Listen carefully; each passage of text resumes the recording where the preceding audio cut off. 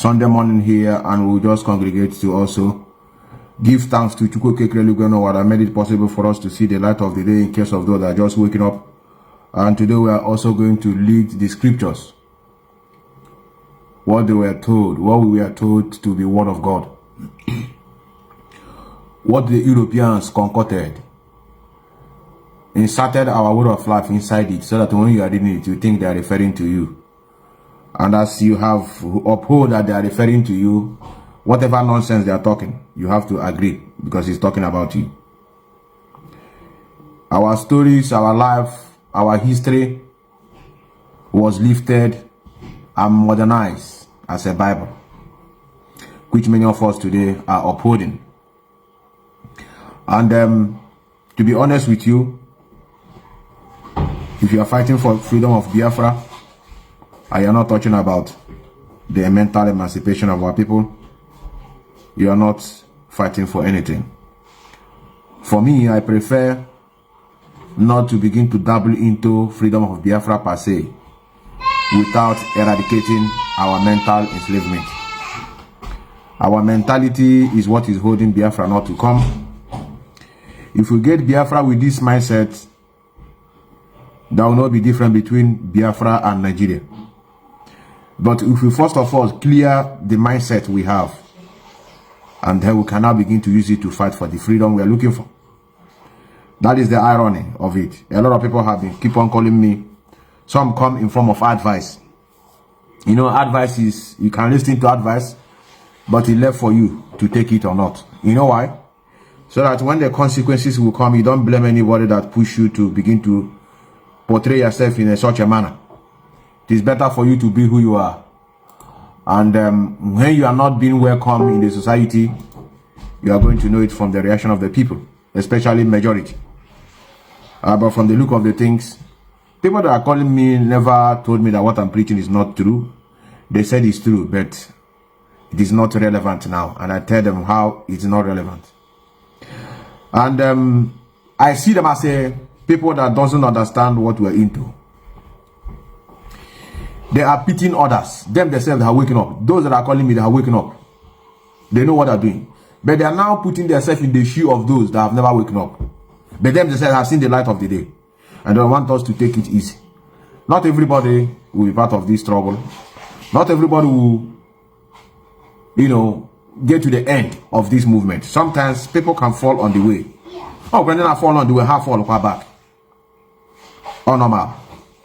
So, this morning, we are going to listen to a man that is also helping to wake up their society up, because this is what we are missing in African society. We don't have religious leaders that thought about humanity. What we have is people that cram quotation and point out, all in the name of sowing seed and paying tithe. So now, let me just allow you with Sadhguru. Sadhguru, somebody stood up and asked him about his belief, and you are going to listen to what Sadhguru respond. Very, very important. I know why I decided to choose Sadhguru, because a lot of people are tired, they are confused, and they are disappointed, because they always come and tell me Mazi Nnamdi is not doing this, Mazi Nnamdi is not doing that, and I show them where Mazi is doing what they are telling me he's not doing. Some of them get confused, some of them shut up, some of them we are disappointed. So let me show you that what Mazi is saying is not just only unique to Mazi, it is general concept of those that are waking up. This is who controls our life. That is a question. Who controls our life? Let's go here. Let us leave it in this way. And this is the religious leaders in India. This is how they are training their citizens, and that's why they are progressing in life. India is one of the best countries, whether you like it or not, even though they have a very greater population in their society, but they are proving, they are waxing. They have engineers, they are good with engineering, India. And if you go to other countries, you see them progressing. And they have the unique style. When you see them, you know that this is an Indian person. Both their attire, their religion, They have their own religion. It's only Africa that inherit the religion of their colonial masters. If you go to China, they have their own religion. So to Russia, they have their Orthodox. Now let's go. Let's go. In terms of people, this is in terms of existence on this planet. And the other question is, which again triggers my belief in God, is who's the person who controls our life before we are born and after our death? So you believe lots of things. So you believe before you were born you were somewhere, after you are dead you're going to be somewhere else. Everything you believe. Too many assumptions. When you have so many assumptions, no way to approach truth, isn't it so? If you want to approach truth, the first thing is, you don't assume anything. Is it so? If you're interested in truth, if you're searching for truth, that means you have not assumed anything. Is it so? If you already made your assumption, you're just trying to find a confirmation for your assumption, that is not seeking truth. A true seeker of truth has no assumptions, he's just looking. Shall we just look or shall we try to confirm your assumptions?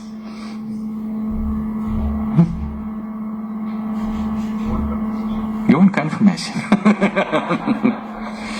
You're right. Does that get you any closer?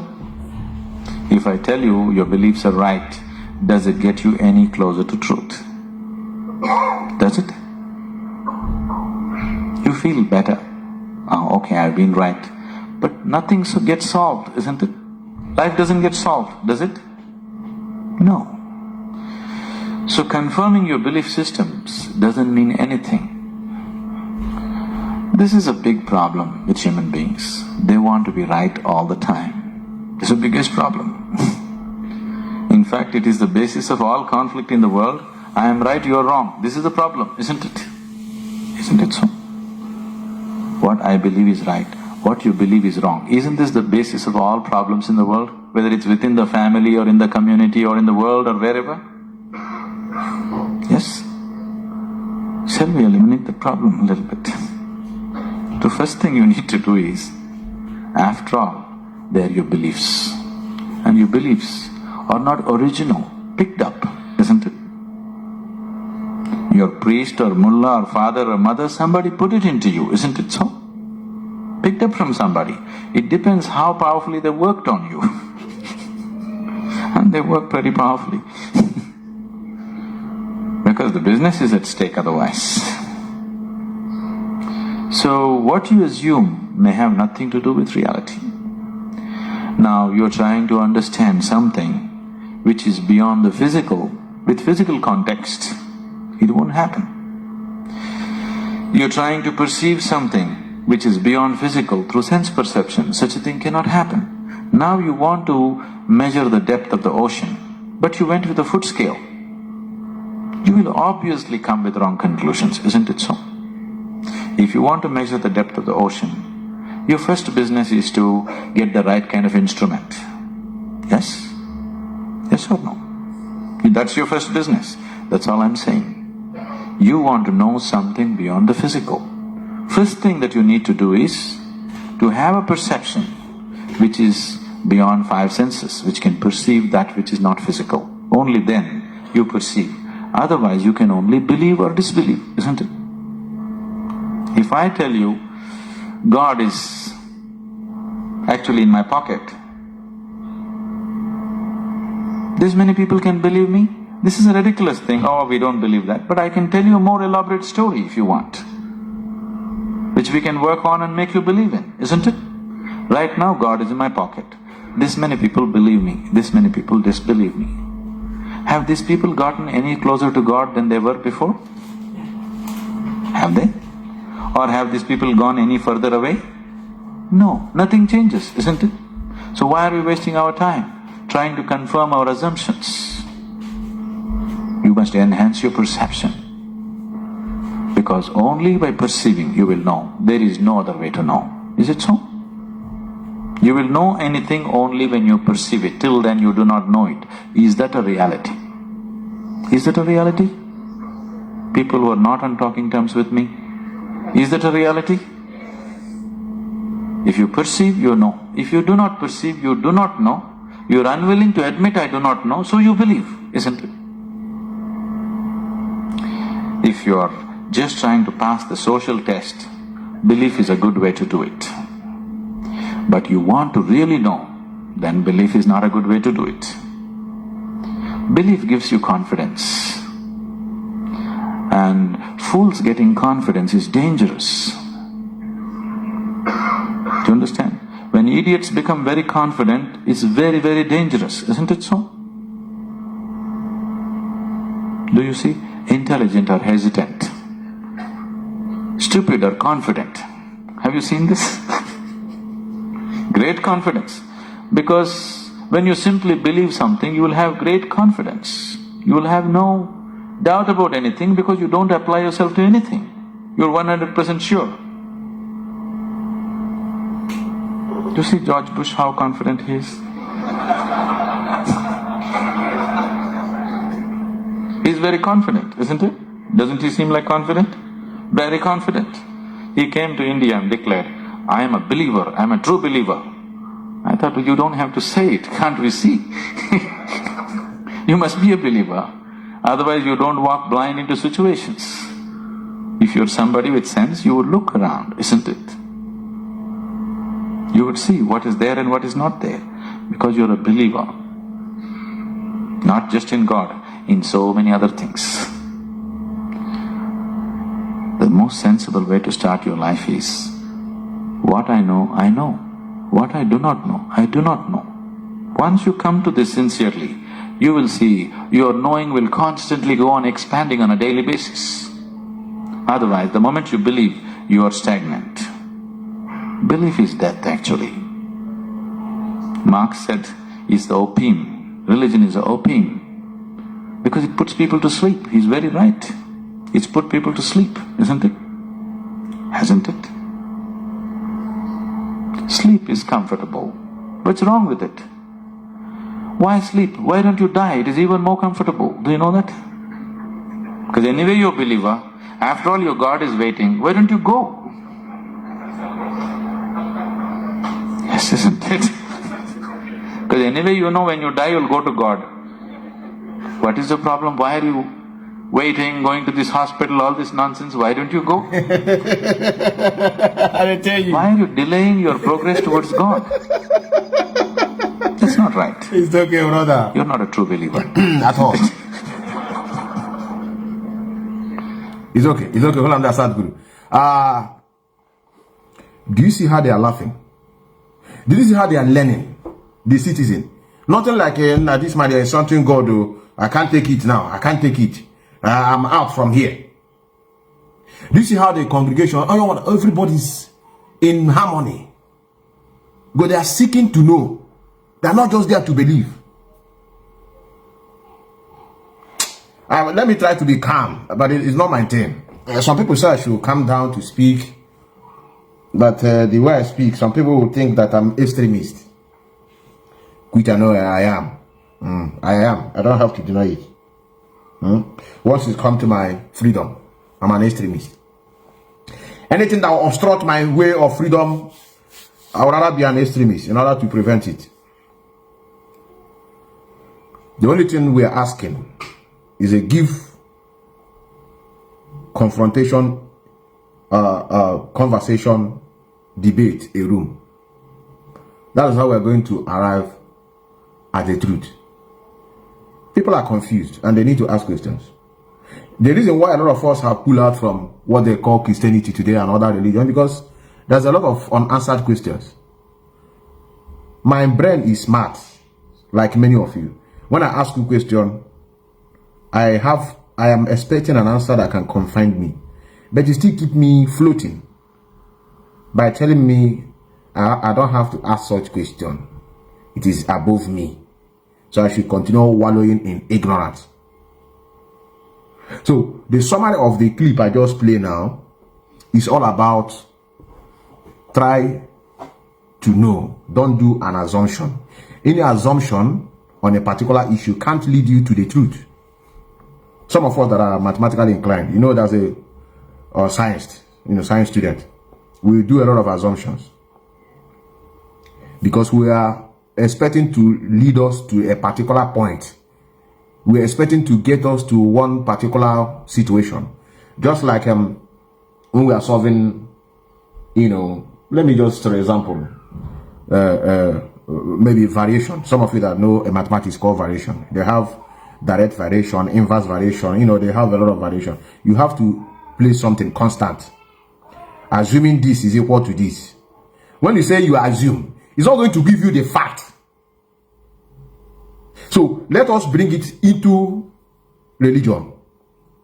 If you close your eyes for a moment, like he said, religion is an opium. You know what is opium? Something that you can take like this can allow you to sleep. And when you're sleeping, you don't think of any other thing. You are comfortable with your sleep. This is what religion does. It consoles you. It's not that it's not telling you the truth.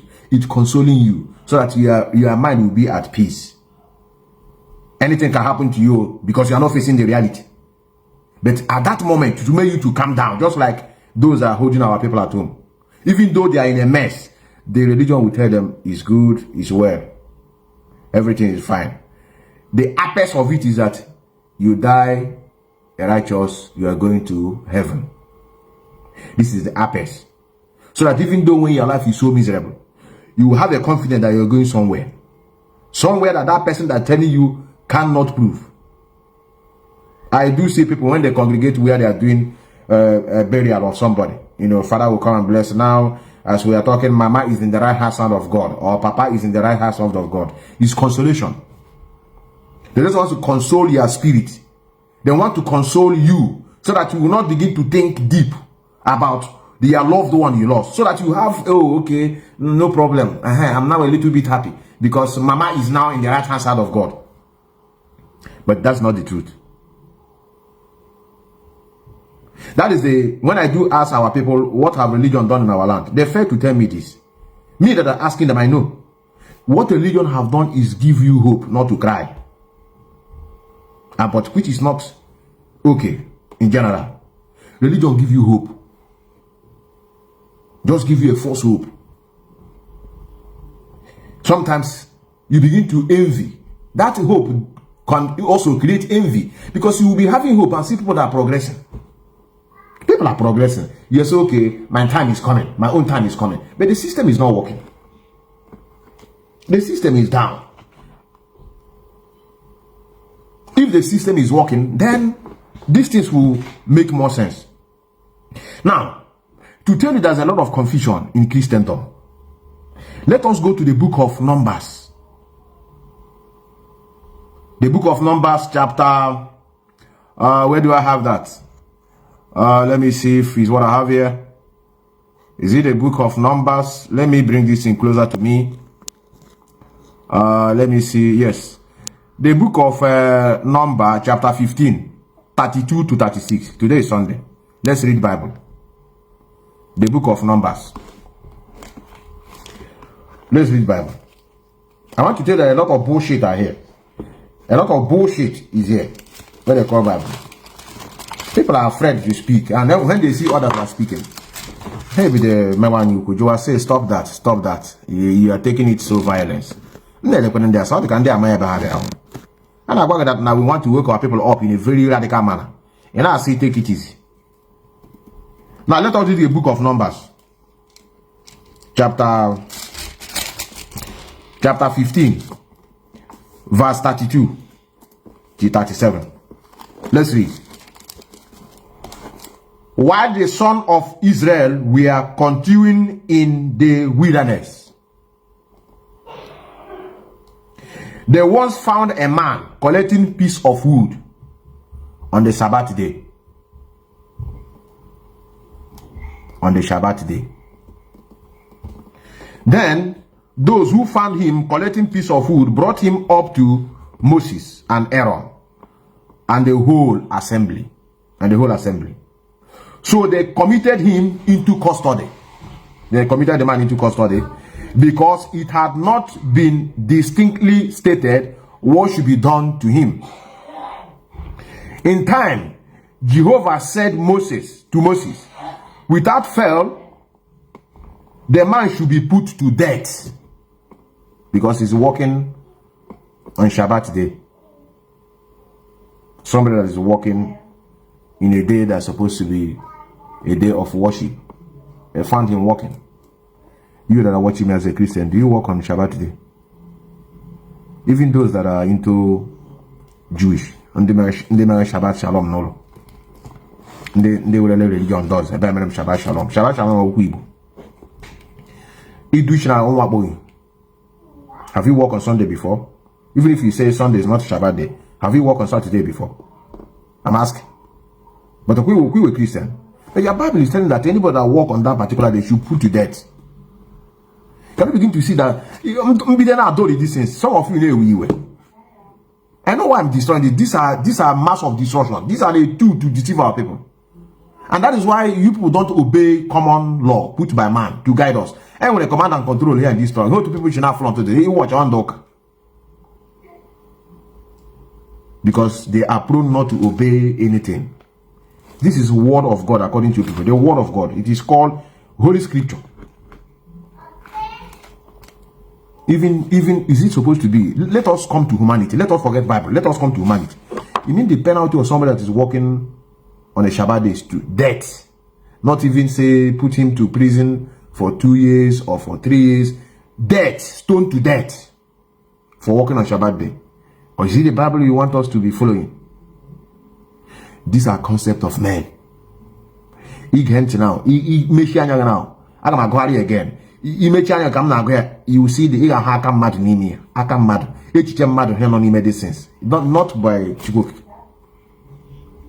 Not by what we even we that are saying Chigok is an assumption. It's an assumption. We don't know what made this place. We don't know. You don't know, I don't know. But it's just that in a society, they have what they used to hold themselves. Generally, as a people. Why? Because of what is obtainable in where they come from. It must be related to the environment. That is why when you go and pick other people's way of life you call religion, you'll be seeing disaster. Because it doesn't emanate from that religion. It's just like you coming to Austria here, take their constitution to go and implant it in Nigeria. It will be a disaster. And that is why Nigeria is facing a disaster till today. Why? Because they went and combined the constitution of America and the UK together. Forgetting that the same people that in America and the UK has nothing in common with the Nigerian people. Their system is different. The way they do things are different. The way they assimilate is entirely different. Just like some of us that used to build houses. When we are building house at home, we don't consider snow load. Why? Because there's no snow there. But here, there's a snow load. You have to put it in consideration. The same thing with earthquake. There's a place you have earthquake, such as, in Turkey and other, even here. Even though the one that do exist here is just to infinitesimal, they will still put it in consideration. But since we have been designing house at home, nothing like earthquake load. In other words, you have to use what is obtainable in a society to govern them. We are not Christians. Christianity is not from our land. No matter how you try to convert it. Some of you say, Mazi, we have become Christian before we were Christianized by the Europeans. It's a lie. We don't know what is church.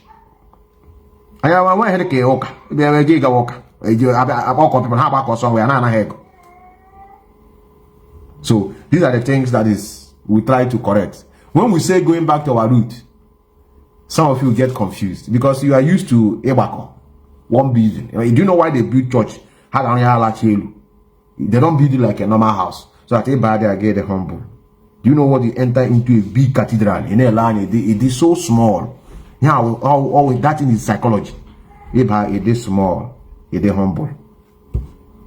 So these are the things they used to hold us. And that is why we have been telling people not to take it so, so hard. Don't put it first before your own word of life. I have problem when we don't work. And when one of our reverend sister, normally I'm able to get your sister. He watch your movie, man, always pure on your man. He love the way of his people. One of our sisters in UK.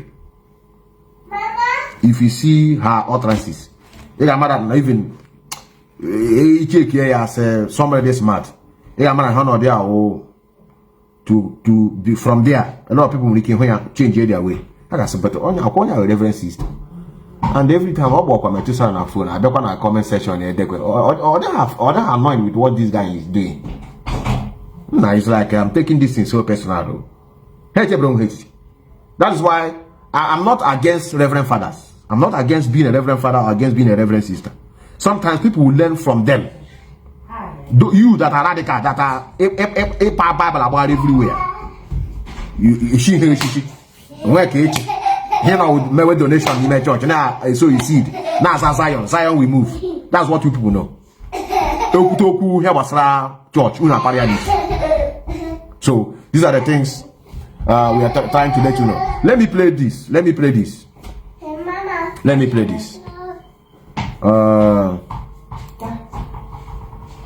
I think I have this here. Let me see if I can be able to bring this.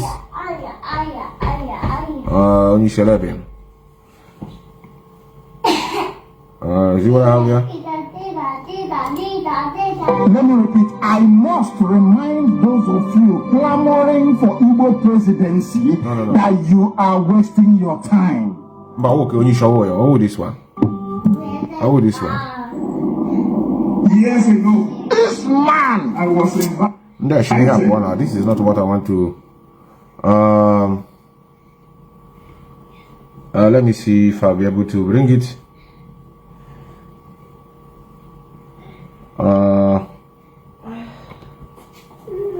This is this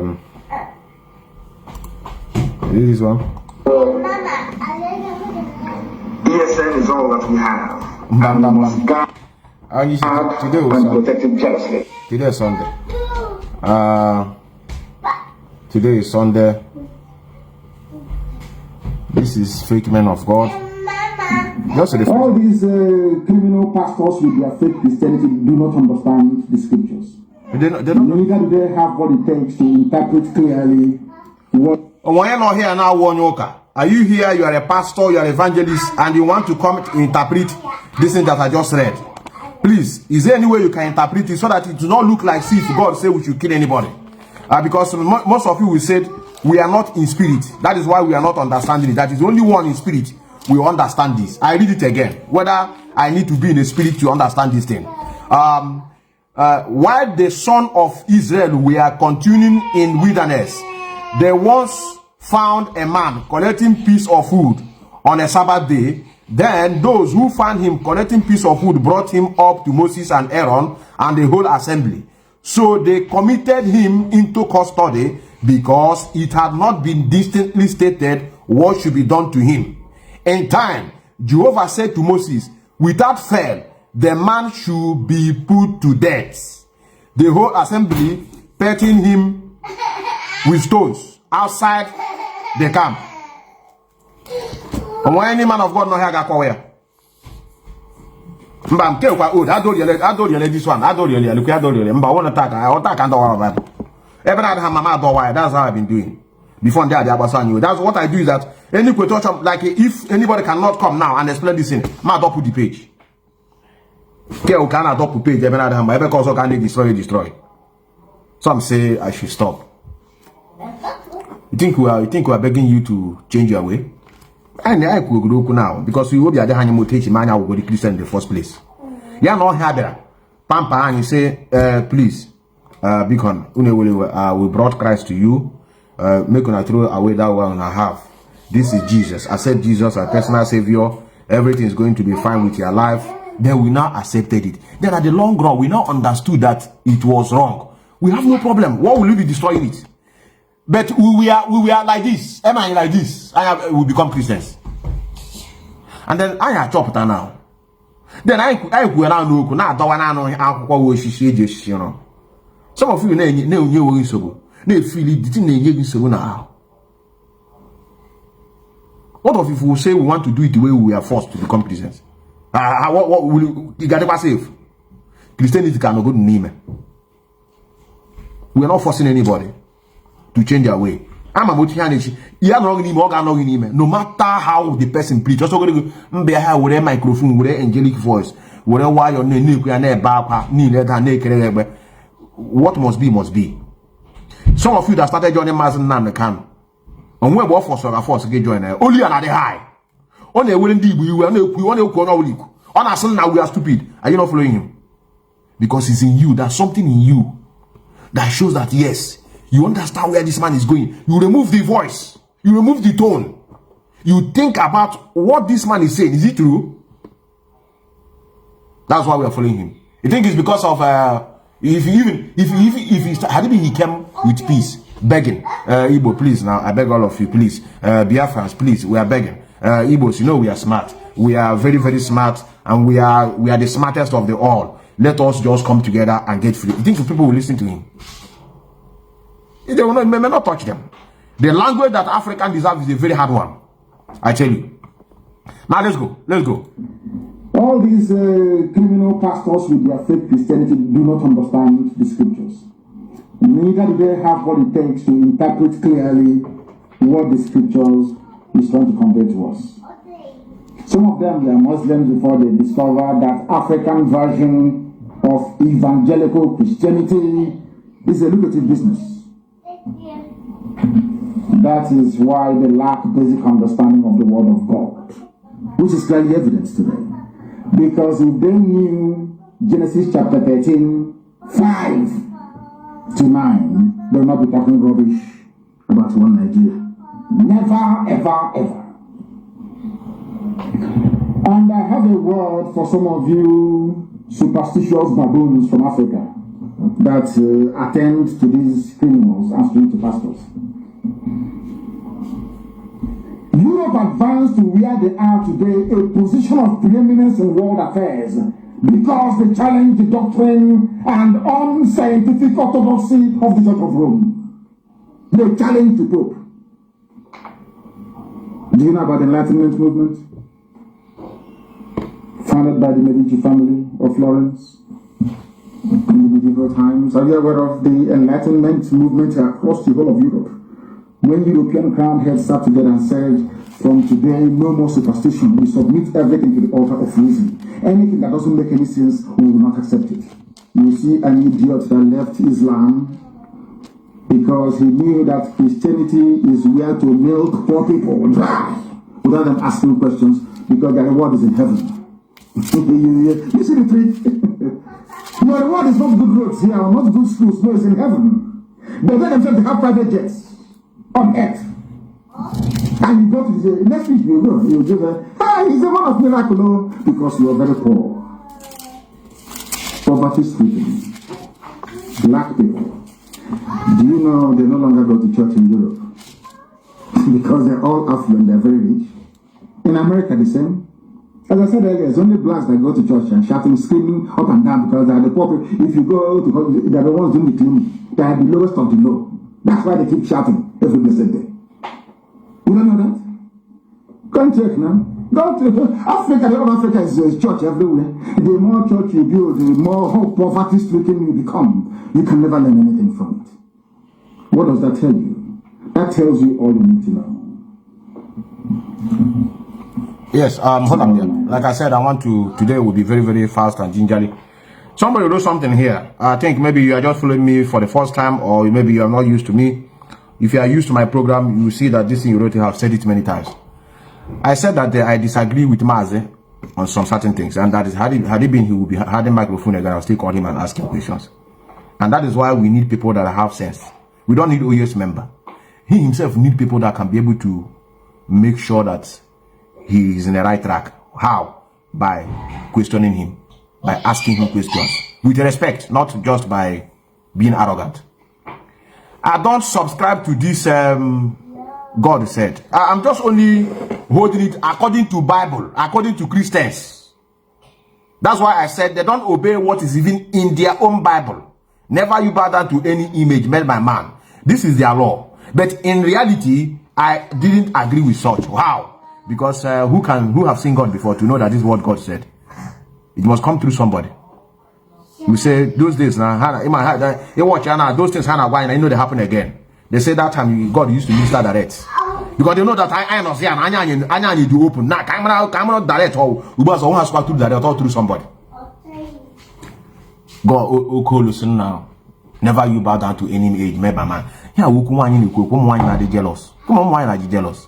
Yeah, it's wine. I'm a jealous God. Don't bow to any other God. Don't worship any other God, because I'm a jealous God.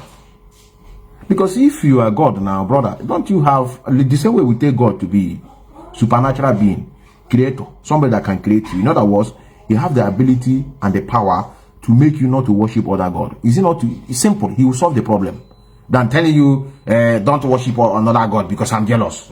You're one. So, brother, what you are writing here, I will have across around the stage.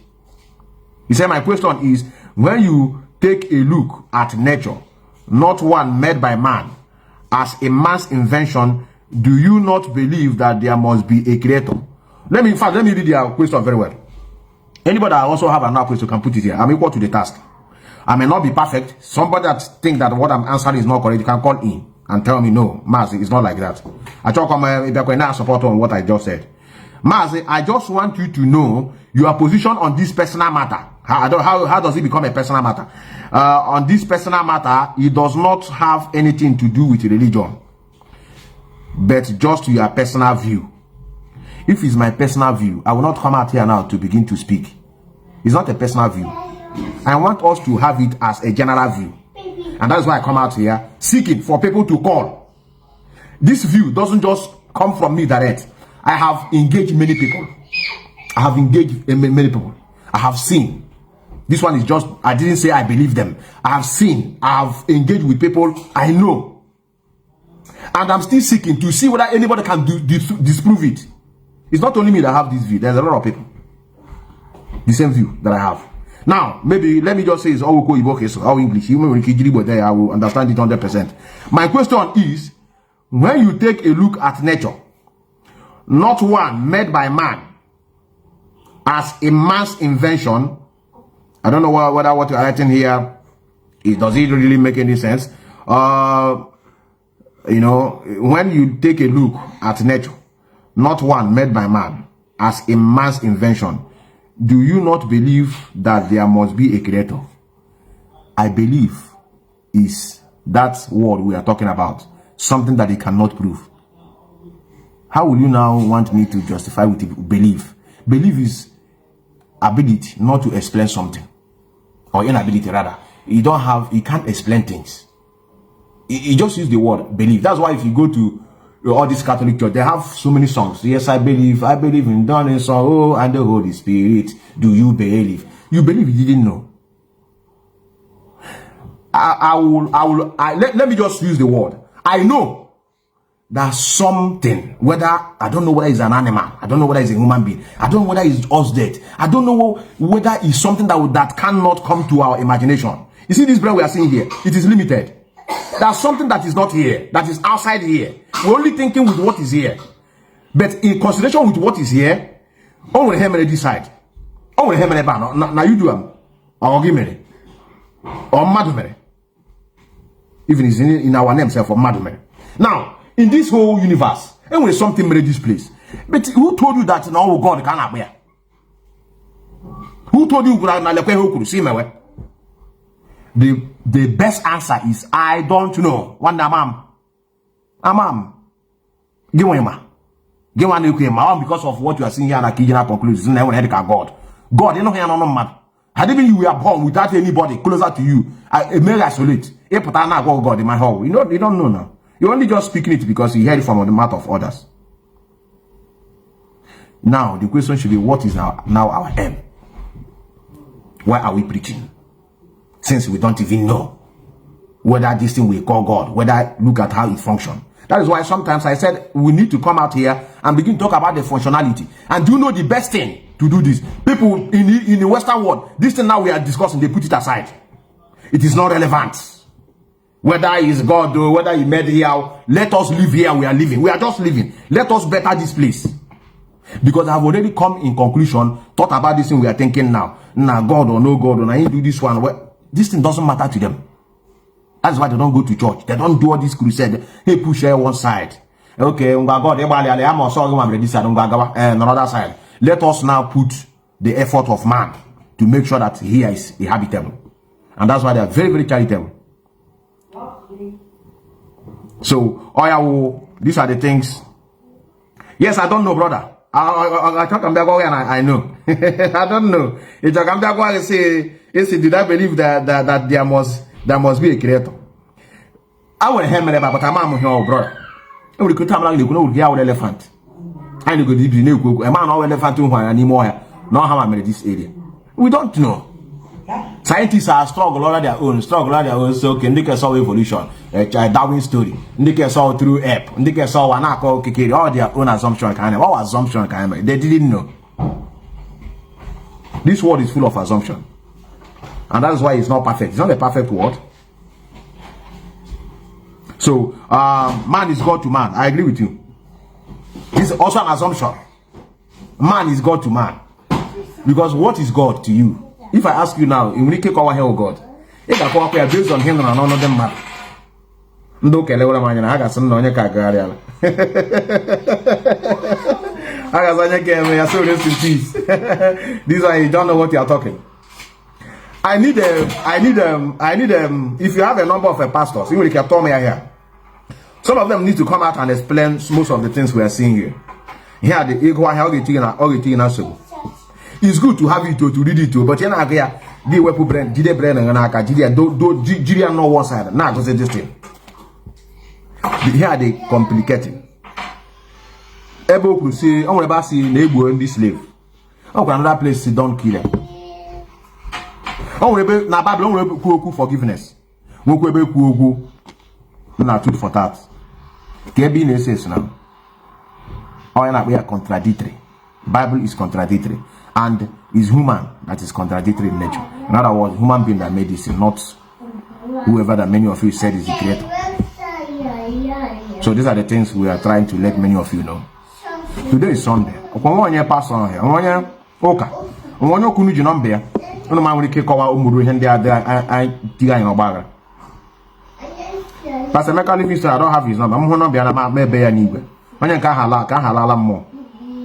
I saw him speaking one certain time that if they put a religion and put Biafra, he will take his religion. Why you hang the this is now. Do you see this statement? Why hang the cook now? Or say Tigre religion, they will Christianity one side, they will his freedom. Now they will religion.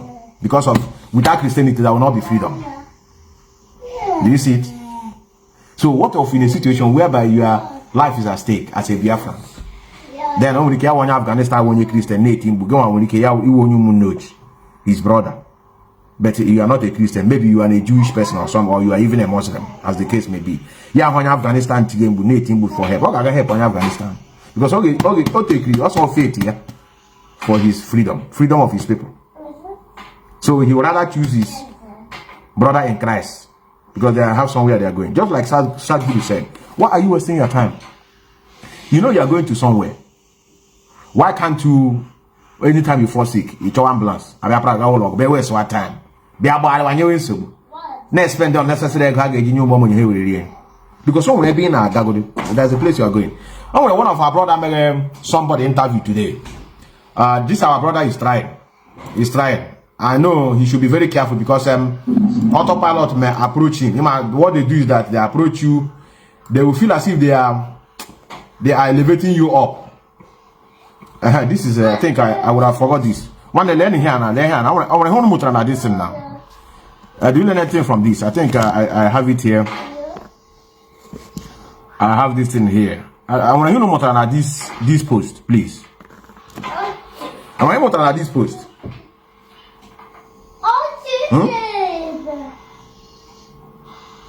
Is your number go be there? Bible take well. Mba. E Bible. Yana Bible I don't know about the other. I don't about for but who today? Bible there on about this side. I don't clever. But who Bible on brothers?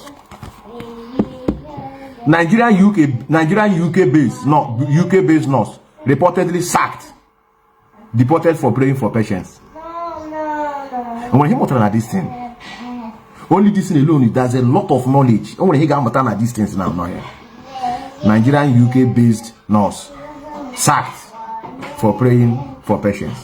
But I thought that prayer is the key. Prayer is the key. Prayer is the master key. Jesus answered the prayer and end up with prayer. Prayer is the master key. Prayer solves every problem. I want to chop here and I never about it. All the land open her. Man, I didn't see. God, I got body work. he watch and I my hand on caregiver. Oh, the call on your question just a party I got your mom every day needed that we do man. No, sir, not the chef are down your daddy. So what are you doing there? Yes, I'm praying. I'm praying for her to the guy. And I'm sure you will transport her to psychiatric hospital. They check her or they are mentally ill. I saw okay with disease. That's why I don't blame them. Hey, Lelanya, these are nonsense. I tell you one side, face humanity. Physical. Actually, yeah, John Zion. What all around, yeah, John Zion. Zion, we move.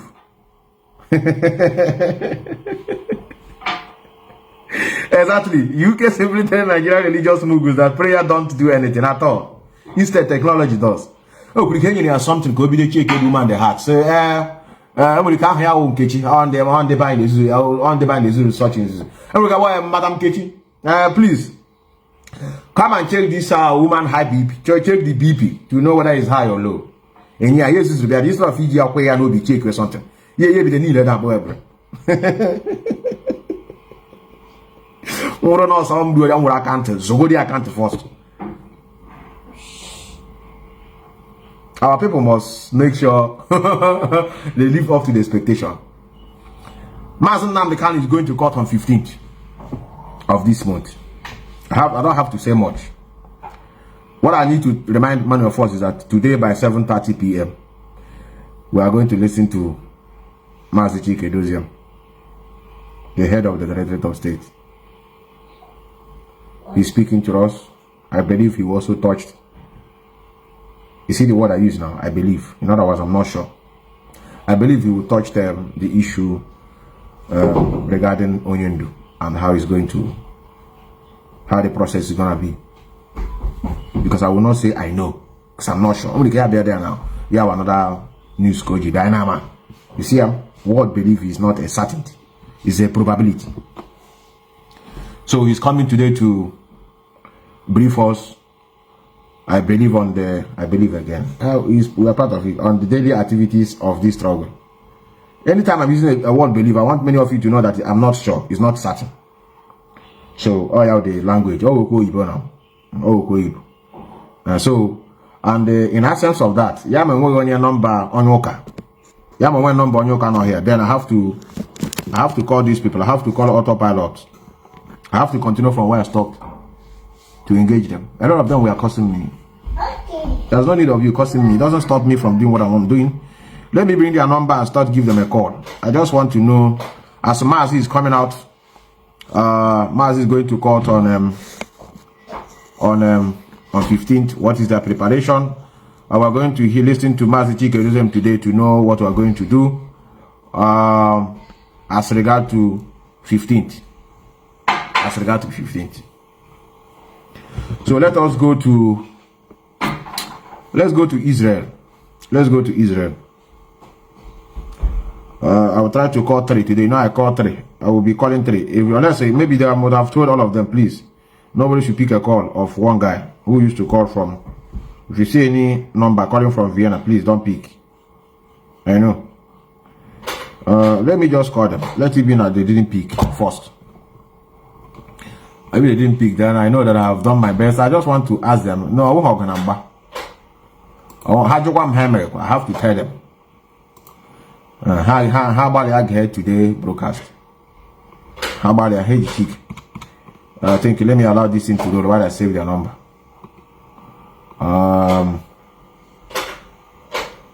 Let me allow this thing to go.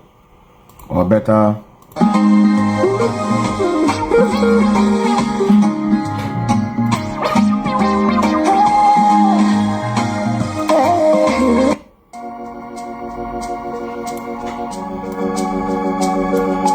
Biafra is all he asks for.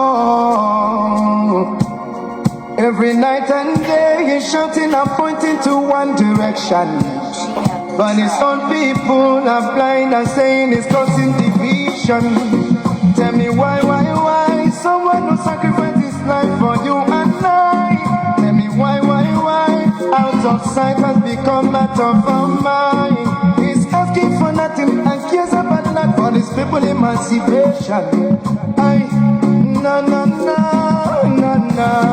But there is a breaking news to those who never knew. Permit me to give you a clue. In the morning sunrise, there is a breaking news to those who never knew. Permit me to give you a clue. In the morning sunrise.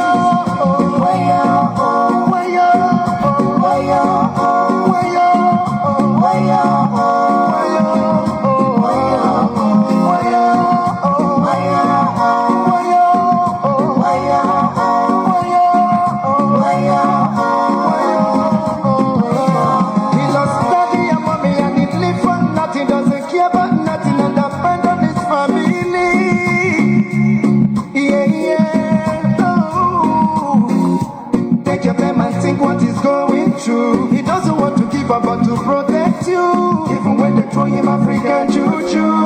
Oh no, yeah.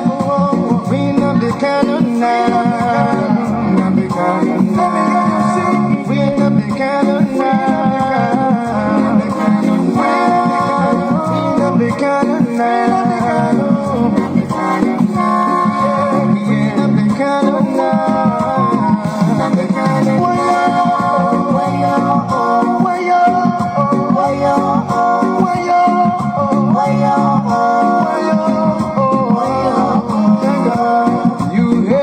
Because of envy, we love him, he's one and only.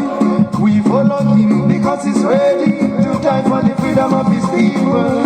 Whatever he said, it's a prophecy.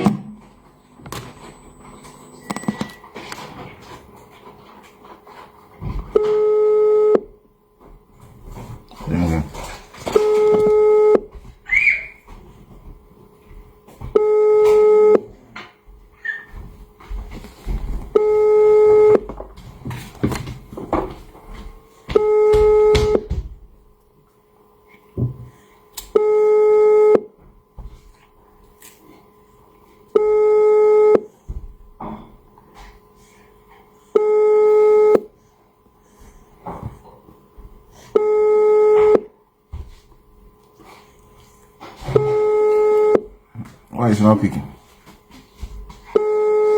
He's not picking. What's his low?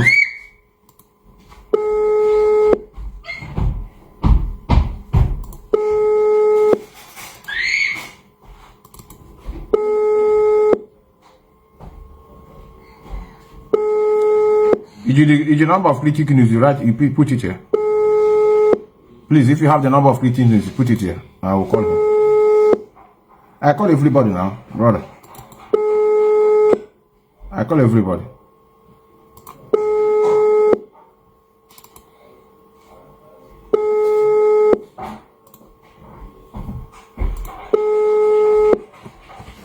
This one is not picking. Let's continue with our music. He's not picking. He's not picking the call. Let me go to another country. Let me call the one that is on Austria here. I think he didn't pick my call that day. He's supposed to know me if he's here. Austria. Autopilot Austria. Autopilot Austria. Auto. Keo Ghana. Keo Belgium. In Togo. Let me call Togo. Togo.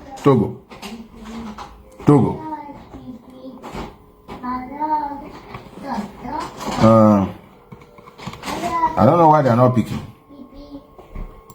Huh? This one is ringing too. This one is ringing.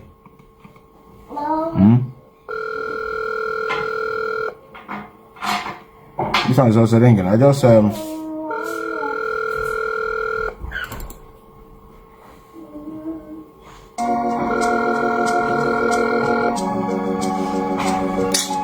Biafra is all he asks for.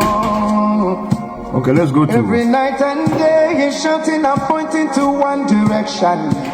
You number, I give them here. People are blind and saying it's causing division.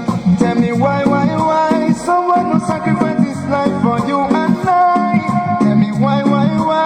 Out of sight has become out of our mind. He's asking for nothing and cares about that for his people emancipation. No. But there is a breaking news to those who never knew. But make me to give you a clue in the morning sunrise. There is a breaking news to those who never knew. But make me to give you a clue in the morning sunrise.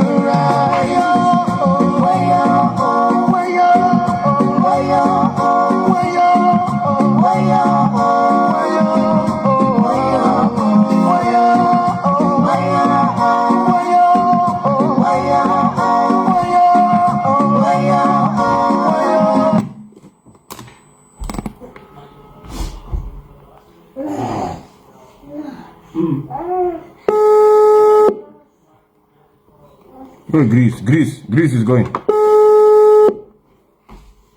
My daddy is not here. He's sleeping. Okay. When he wakes up, you tell him that the member of autopilot called. He should call back, okay? Okay. Alright, bye. Alright. The son pick the call. Only he wanna. Ain't gonna by 1 o'clock. Only call gonna by. When the question by the law.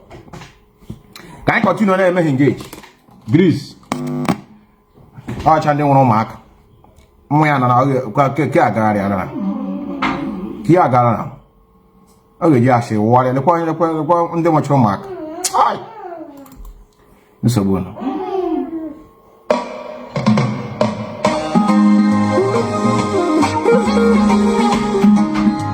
Kanga Malaysia, about how to come out how and then you can put it here. I can never forget that day. I can never forget Biafra falling heroes day. Biafra falling heroes day. I will always remember those who die on the way to our freedom, on the way to our freedom.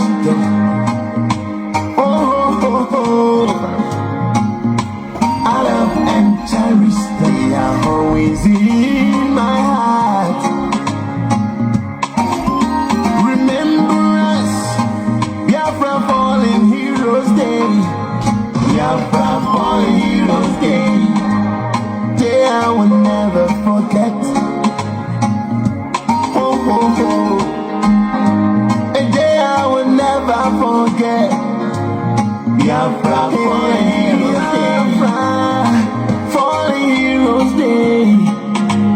Biafra fallen heroes day. It's a day I will never forget.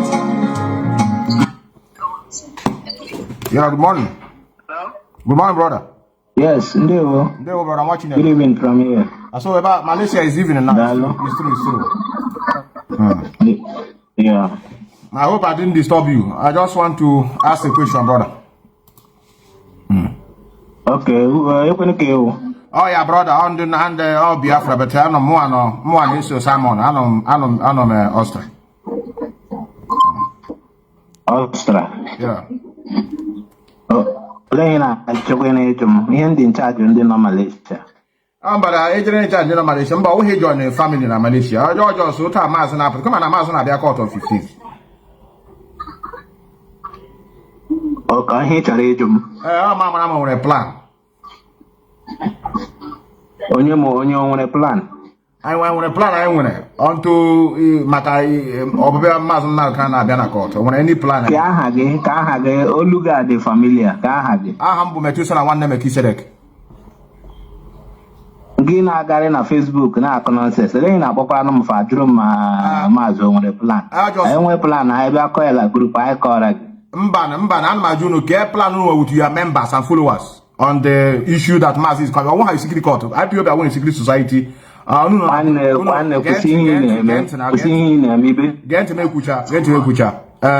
Gente. Mbamam na bola, amam na bola just gente.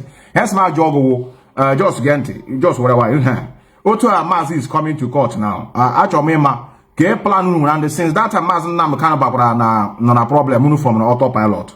Ke the benefit, ke hunu me achieve since then. You need just one. I ain't get time on life, all life program. Come take on West. I don't like program. Ko hold that na anima atera atena ngwa ku bro.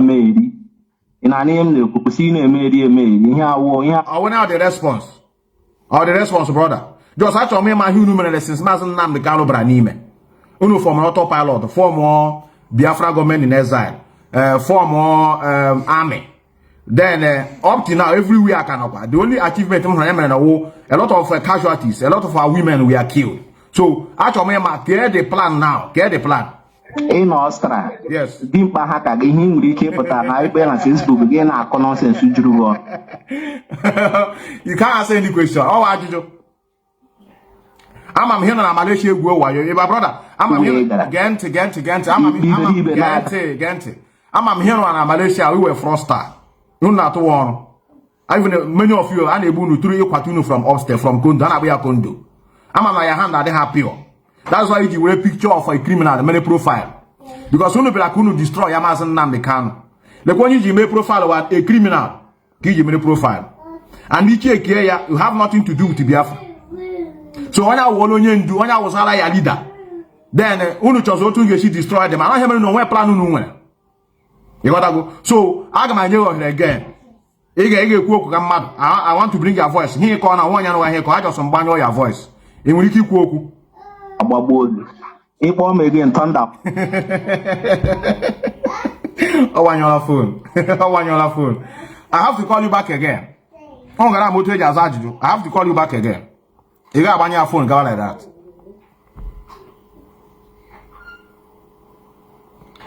You get walk come mad. Hello? Ipob again. You get walk come mad. One and one he could. Abandon your voice. Abandon your voice. Nobody's hearing your voice, but I want to read it now. Can you speak like a human being? Can you behave like a man? I'm that many of you are saboteurs that want to destroy the journey of this man. And that's why I ain't gonna more than no. That's why you're supposed to know my voice. Oh, Methuselah Enlightenment. Oh, you I want to get on that babu. Don't call me again. I want the response. I'm not in the engage. Ever hear no one him eh? Your voice with more than one. Ipob again turned out babu going iberibe. In on his na Facebook. You could into game. I will him when he kill you. Only to destroy this man. All your aim. But I June and Gojo. I gonna hunt you no down, man. I'm mad, man. I'm more. Until all of you will turn back and begin to apologize to those many of you have killed. I want to raise your voice again. Speak like a human being. Speak like a human being. Be matured. You are in a live program. You are leader. Thunder fire you. That's when he will respond. I put your voice out again. 1,000 teeth, 70 teeth, old man deka nga pogide na program again. Unless power me na po mi hanga na pogi until gi mwana ewu thunder. One give me shabo. Go one of you people. Give me shabo. Yes, can you hear me? Yes, I can hear you, Methuselah. I remember life for much. I wonder the government in Ezra. I'm a government in Ezra. I'm calling you from Nigeria. From Algeria? Yes. Correct. It's very... Gente. It's very... Hold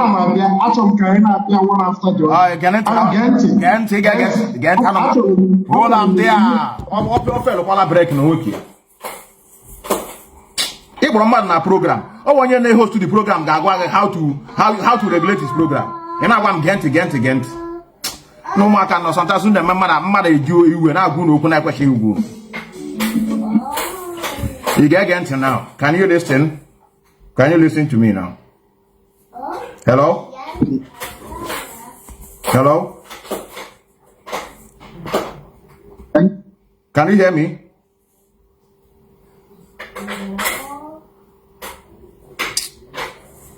Let me call you back again. At least on your cage, Jackie, I walk. You are planning on watching Echo. This is his. I'm happy with you. Yes, can you hear me? Can you hear me? Yes, I can hear you.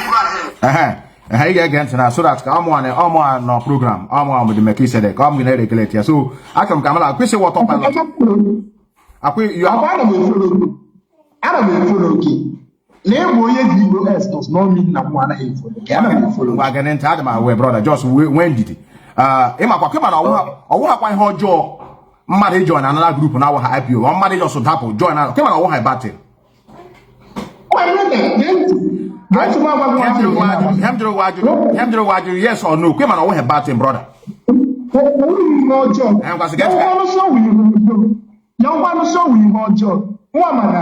a member of the US.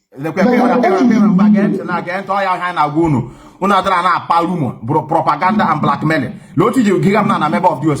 Can you prove it now? I'm a member of the US. Whether I will prove it. Now I'm a member of the US. I have every right to prove it. Prove. We are listening. Okay. Methuselah, first of all, let me start in this way. I am not a member of propaganda. Okay. First of all, I will tell you that sometimes you come out and say the truth. Yes. Methuselah, you be one of somebody I respect so much, even though that you don't support autopilot. Prove what I'm a US. Not for you.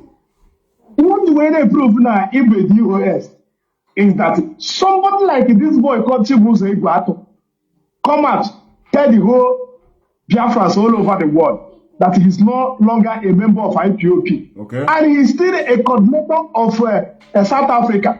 And they go about Methuselah now respect it so much. Have never ever one day come out online and debunk it. Chike Dosiemo can never come out. Somebody say I was a member of DOL, I was a member of IPOP. He still hold post. Oh yeah, explanation now. There are other than one about inside because I jump Hannah and you know now. A little thing you remember a member of US, brother. Remember that late is a gandar. Even na issue that he does it. He not check on. Go to here, you remember a member of US. You show what each other have my brother. Here a member of US. I'm not going to get a member of the US because I'm going to need the US. I'm not now. What I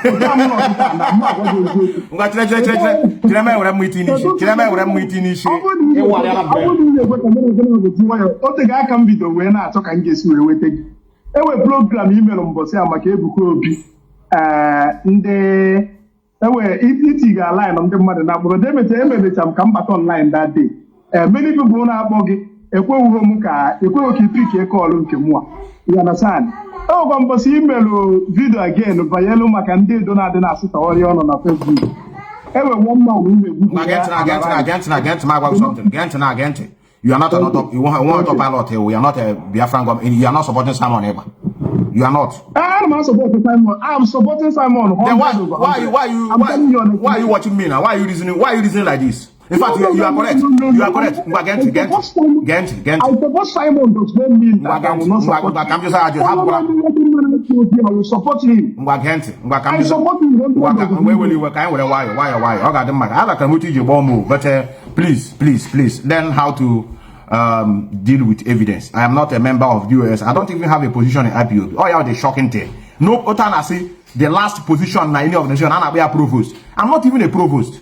I'm not any holding. But to I'm not so many people. Even some people say I'm the brother of China Sanworu. China Sanworu, how be before? But how am I to China Sanworu? Now more the brother. So can I have that accusation? Can I have you are prime minister? Now I want to ask you, since you have been joining these guys, since you flow to, because I came and hatch with the US. I say it is all about US. The evident vote of no confidence. Her take is over. Take in other words, he take you over. All the knock up can you umbrella me example. US is your umbrella. Mazi Nnamdi Kanu nyere ha ya wụ na that umbrella ha ejite ihe ha si o nwere ndị a group si na una no handle this umbrella well na onye na ya n'ime na mmiri na ama the person then una ejishike vote her out na ha the umbrella meza be drop what the umbrella ga zuru your own. Then in other words, each of he bring it down indigenous people of Biafra as a movement. Get create your own war prime minister. Then Ajum Najugo now. Can you tell us, since at least you man on a program, the achievement women achieve since they form all this other group? Get a web Tamas and Nnamdi Kanu from Ebono and the girl with Biafra. Pico.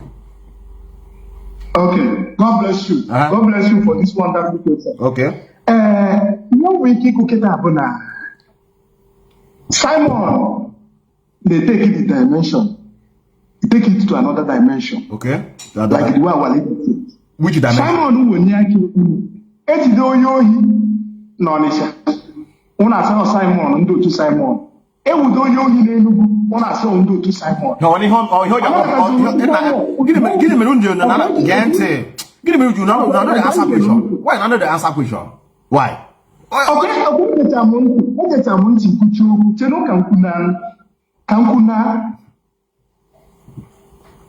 hello. So ndo share gile na ha wote ya wopta ma hem tro ke hiru me ge wopta ma san na me na agba be gido nyocha asam gi allegation na etige Simon e ba ni so wo hem tro ga chom gi ke hiru me since that time aga eji wote Biafra na aga eji wopta ma san na me ka obula my question ina agba m de gide na onicha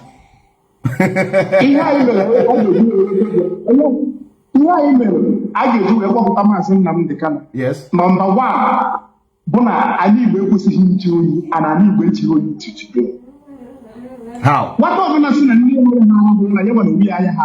it's a new by you. Nigerian government have their own Nnamdi Kanu kidnapped from Kenya down to Nigeria, lock oil up since that time. Simon will make sure that those people they don't have less of mind since that day to today. How? That is one thing Simon achieved. Who? Wait. Can you kidnap prayer force? Bam di kidnap. I ain't gonna say. Can I hojuru you? My hojuru you? Can you kidnap prayer? Because yes. Can you kidnap Mazi Nnamdi? Yes.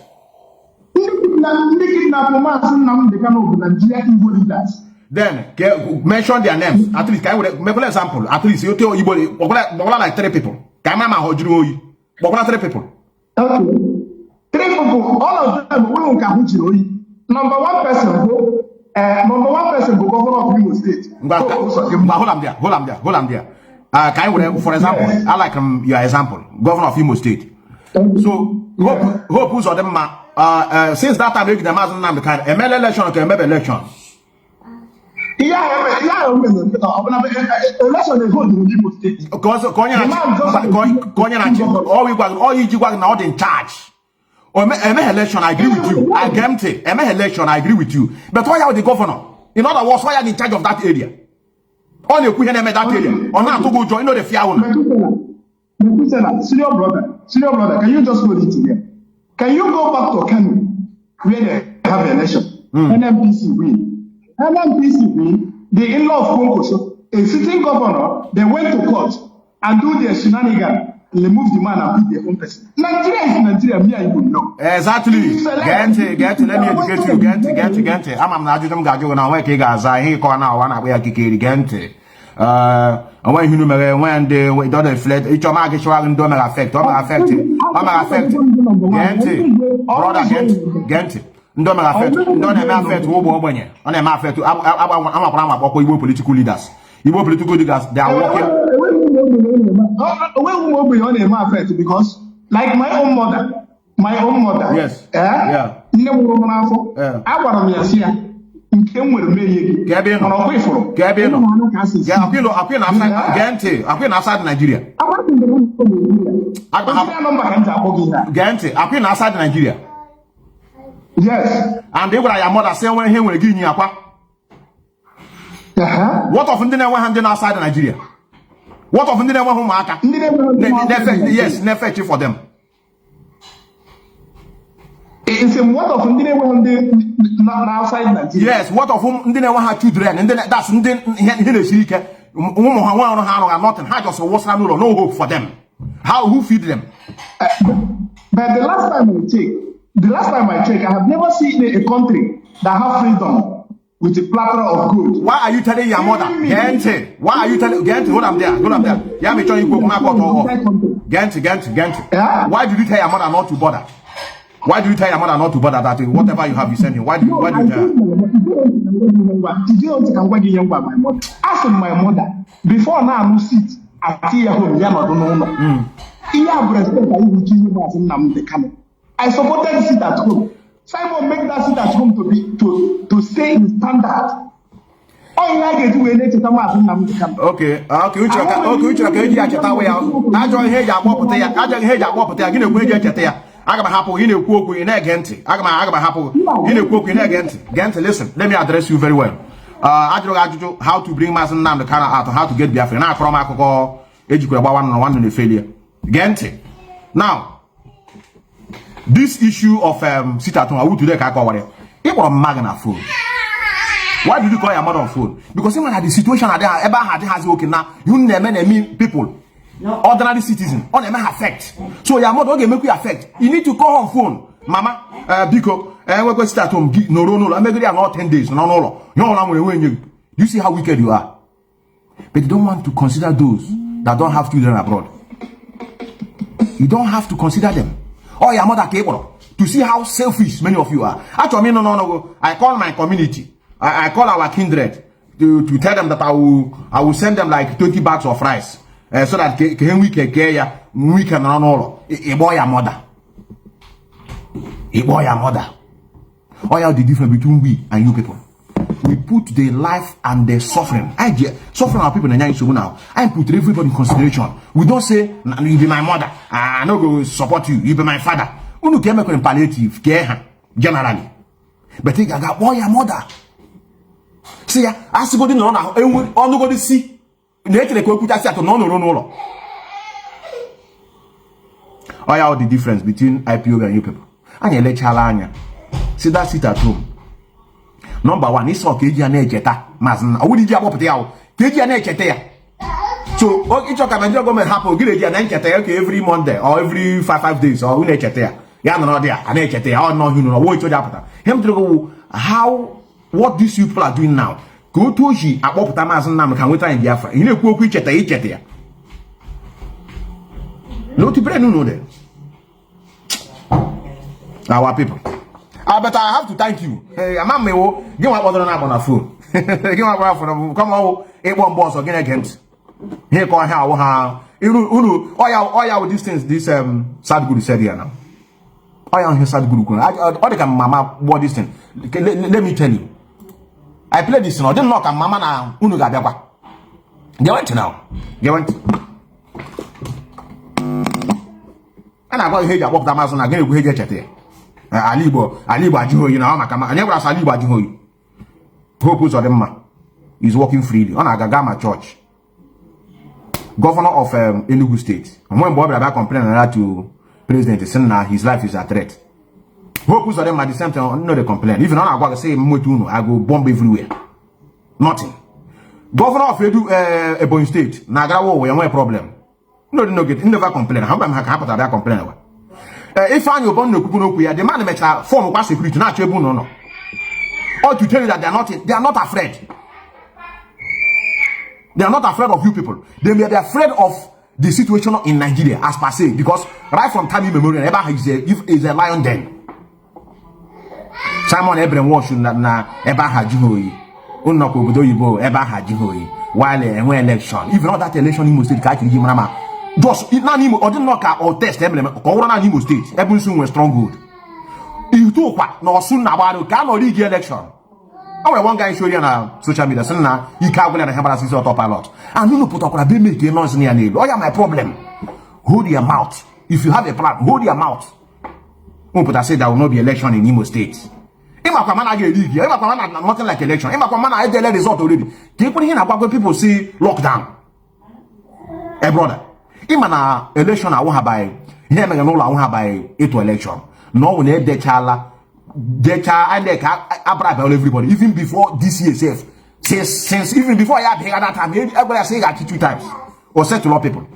Imma if you aware no one election. If you people say lockdown, curfew. Go in the now. No, what is it? What will be achievement? A mecha here be upon chichi. When after the people, he rig himself inside before we man. Ungere church too. Brother Ungere church. Ungere church.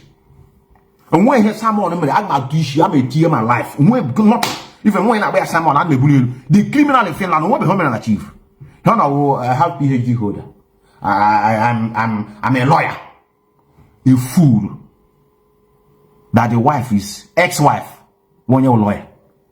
I have said it here many times. If I lie, let all my generation perish. I give the evidence, naka.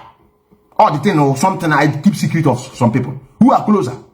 I give secret in naka. Shirika. Who can point out who can try the person. He's a dropout in Yabatek. Uzusu to Biawa Obodoyibo. Biawa Obodoyibo. Okay, man does something. Brother, a long line. King we Kabachako. Will I blame him? Or a woman. Luckily, the woman always a lawyer. The woman is okay now. You are here. I want you to go to a translation school. Or learn how to translate. Yamo Finnish language. On your grad school, you question how to be fluently. Or the fluently now Finnish language. No doubt about that. Because all grad school, they did the Goga more. In my own head each and every country. More language. So many places. Or teacher. Now when you are learning the language to be translating people, you get one stamp page and translating. You translate. Or mayor. You know, no office do man or on a way boss side. Okay, when do you problem? Or can do you corner because no channel get time. Why people go straight to the appropriate office? Imandoji gonna is worry. Now Johnny again hacker. Hacho maybe only can be I get contact. And you qualify also. They show I bear through him. Hey, she from him. Yeah, it will tell the problem in English. Yeah, translate it in Finnish language near the woman. That idiot will a lawyer. Certificate you give me a large career na his house. I swear with my life. Ever hand on here, get home. We confirm you, we certify that you are holding a degree of law. This one. Mangano make graduation, more convocation. Mangano nyawa had this time you confirm okay me in large, you can make a B board. Okay, me a B board. You want it to one. Cause we are when a program game here and I say. He's nobody. He's nobody. The G8 to go on, brother. You're willing when the G8 to on. You got the lawyer. Also, warrior have brain. A lot of our people are gullible. A lot are gullible. Especially in India, no Asia. I tell you the truth. You got give up. The way the Malaysia, Pakistan got return. That time, sir, for as of 2010, 2009, 810. Ever had or not? Just so you need a certificate. You need a work. Just I call the thing. Submit here. 2 weeks. Give away your visa to Malaysia. That idiot I called never knew that I was in Malaysia, Florida, Masa, in Kuala Lumpur. Kuntu, I never cannot know. And it's about Patua. Police about how walk. That idiot and I who is where I am so admin. The guy just tune on. Okay, intelligent people now. But I like from the situation I'm on email. How many differentiate here the do's. Oh, when they make one the guy but because only the people around and then I support to the group. He's sure one or there. But inside them, how that idiot is doing nothing. To bring Mazi Methuselah out. Hey, kid, 15. Tell him you're not born now. 15 till now. You all about what will happen. Whatever happened now, he will take the glory. I hear you then yet. Sit at home, lockdown. All this time, Mazi Methuselah want to come out. Hey, you sit at home. Hey, you lockdown. So that almost you pop up where put aside. That's all because of the pressure. I need the pressure now. We pressurize them. I say, if you think release him on that, how many automatic hanging? 48 hours, 72 hours, 150 days, 12 hours. Hey, me, I play a game. Who know about betting? I play like Tottenham are playing against Man City. You will predict and they get win now. Doesn't not mean that you know it. All guessing. So here may all those while. Yeah, Mazi Methuselah can release their sins. I get claim responsibility. Since how about now if not because of the can't you see because of Ali Bowa? That's why they release on you because they think we told them that we're going to make the adoption expensive. And that's why can you see it now? Hey, claim or didn't know Kachineko or Hawk. He postponed the Kwanaya, had the last to another strategy. He postponed the Habia blame game. I say, can you see the criminal DOS? They are not doing anything. They are just only talking. Only is suffering that is there now, is there now. They cannot do anything. Ordinary lawyer there to sell out lawyer because they didn't come out. Is a mark somewhere. Yeah, that again here. I will tell you, if not because of Simon, who else? The disciple. The disciple Agraga Wonishi war prime minister. A disciple. That's why I'm here, Torah that our brother and idiom. I ain't some brother and ye chon Macam. Rain is falling. All of us go. Let me use canopy. Go open water for people, a group of people, not canopy, need years and many. Give what the leader give the canopy, say any. Now this place you are not doing it well. We have to remove you people from this canopy. I will be in charge. Okay. Can we plan now say okay you remove already Onish. Then I'll go na chikota so here under that canopy. Out of a sudden, they destroy the canopy. Guys, don't say your own canopy. Change the name of canopy. There was a sergeant on your own. How to say the other one? What does it show? You want to destroy that one to form your okay, they're relevant. And you know no I'm not here, pay this year. Instead of you're going to Biafra government in Biafra. I rather remain in Nigeria, combined with Afghanistan together. Unuji Ashi, G propaganda, Choroka and Bia support. You people should stop attacking each other. Why not support him? You support. I heard it. Like when I know, we blame US. Only I couldn't have US. All Panania is everywhere. I'm a member of US. US go Yakamuga, Omuna, include since the people were here. Maybe all the quality have in me, your brother. You don't think so? I will come with one quality hairline, so on your nuclear, I would US member. Mazi Chike, those make take note to. They can take note. They can take note. I welcome the quality. Yakamuga, we know what I'm not the second. I'm going to know Madden in charge. I'm going to know assistant media department. My head to other side. Because people I won't handle this guy now I'm a member of the US. But some US members. That's why you what I'm having to do US member. Yeah, but you can't go. You can't go. How you gonna make I didn't come out. I'm very quiet. Is it true? Was I quiet? I'm descend on you can't go now. You don't see me. I will enemy me also now. Enemy also. So why will you use this thing as a propaganda? We don't do like that. You see, I'm no more a member of Ipob. I've resigned. I say okay because nobody have to force you. Ipob. You never educated some weeks back. You better educate again. They are going. A lot of people call me say I should not go. After I'm here, why another? Ken Abe wasn't the reason why you came as US member because I didn't talk to Ken. Do you see how they lie to people? Don't worry, we'll get all of you. Upon Biafra, I couldn't exile. On through Unakanka. Let's go to Onyaboma, you autopilot. You're autopilot. Let's go to Kazakhstan. We were trying to Kazakhstan, we can't run down Nanga. Kazakhstan, the one who I just gave us and we call him this country on our admin. And we call on another place. And I know in my hand, I mean Pompo. He let the client get Georgia, and you go now, and a family. I have the Ipob autopilot family in Kazakhstan. Okwa Kazan. Reverend Chris. Okay, and I did Kazakhstan now that you know these US people that are criminal. The pastor say yes, yes. Even though we don't have evidence. Please, can you become an admin in Kazakhstan? It doesn't matter, you don't need to go to meeting. Just you and your family. The only thing you just put your number, let it be as if in Kazakhstan. Come boy now. Come boy, let me call him. We will confirm that Nnamdi direct to Kazakhstan. You know what you know? We have a family in Kazakhstan. We have a meeting. They're not do meeting now. Men are the meeting here. Men are the meeting. Come back on the meeting. I got better the meeting. Can't you hold faces in there and all these things? Local hanya so uno there because uno so now. The girl is on social media. Uno grana Finland. The game you know about yourself. Referendum. Okanyona now. And Wakulun again. When I go Helsinki declaration. Obre one eju na boss. Biafra na Helsinki. Oh, so that okay, I just saw Helsinki.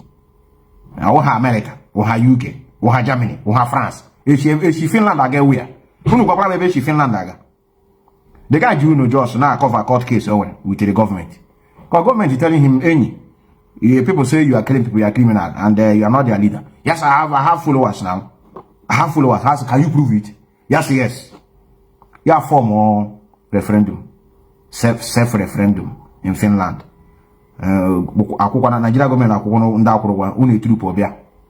We'll take the video. Kukwana di security ogo sabe chewe because on na get bloodbath that day. You look any bulletproof on your nail. Then we had the video submitted. So I told the people that I'm leading. You didn't see them. That my group. I told you. You say I'm not leading. Hey, I made joke now. Who never channel alpha? Ogula now. Ogula. On your son in a game. I'm sure you are watching me. In a game to get the dumb like this. No, so an idiot. You man that now, brother. You know. Why am I not that guy? Nothing. Before the saw envy. And I me envy. Money, get a money as well. Come on, Kazakhstan, na Gapanaga. My boy now. Kazakhstan. I was saying how Obadi Bluj. Let me put it. Kazakhstan. Okay, honey. I said it. Autopilot in Kazakhstan. I want to hatch. Can't boy on a phone. Can't boy. Kazakhstan.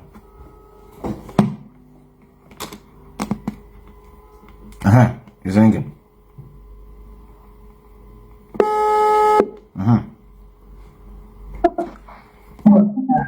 Yeah. Good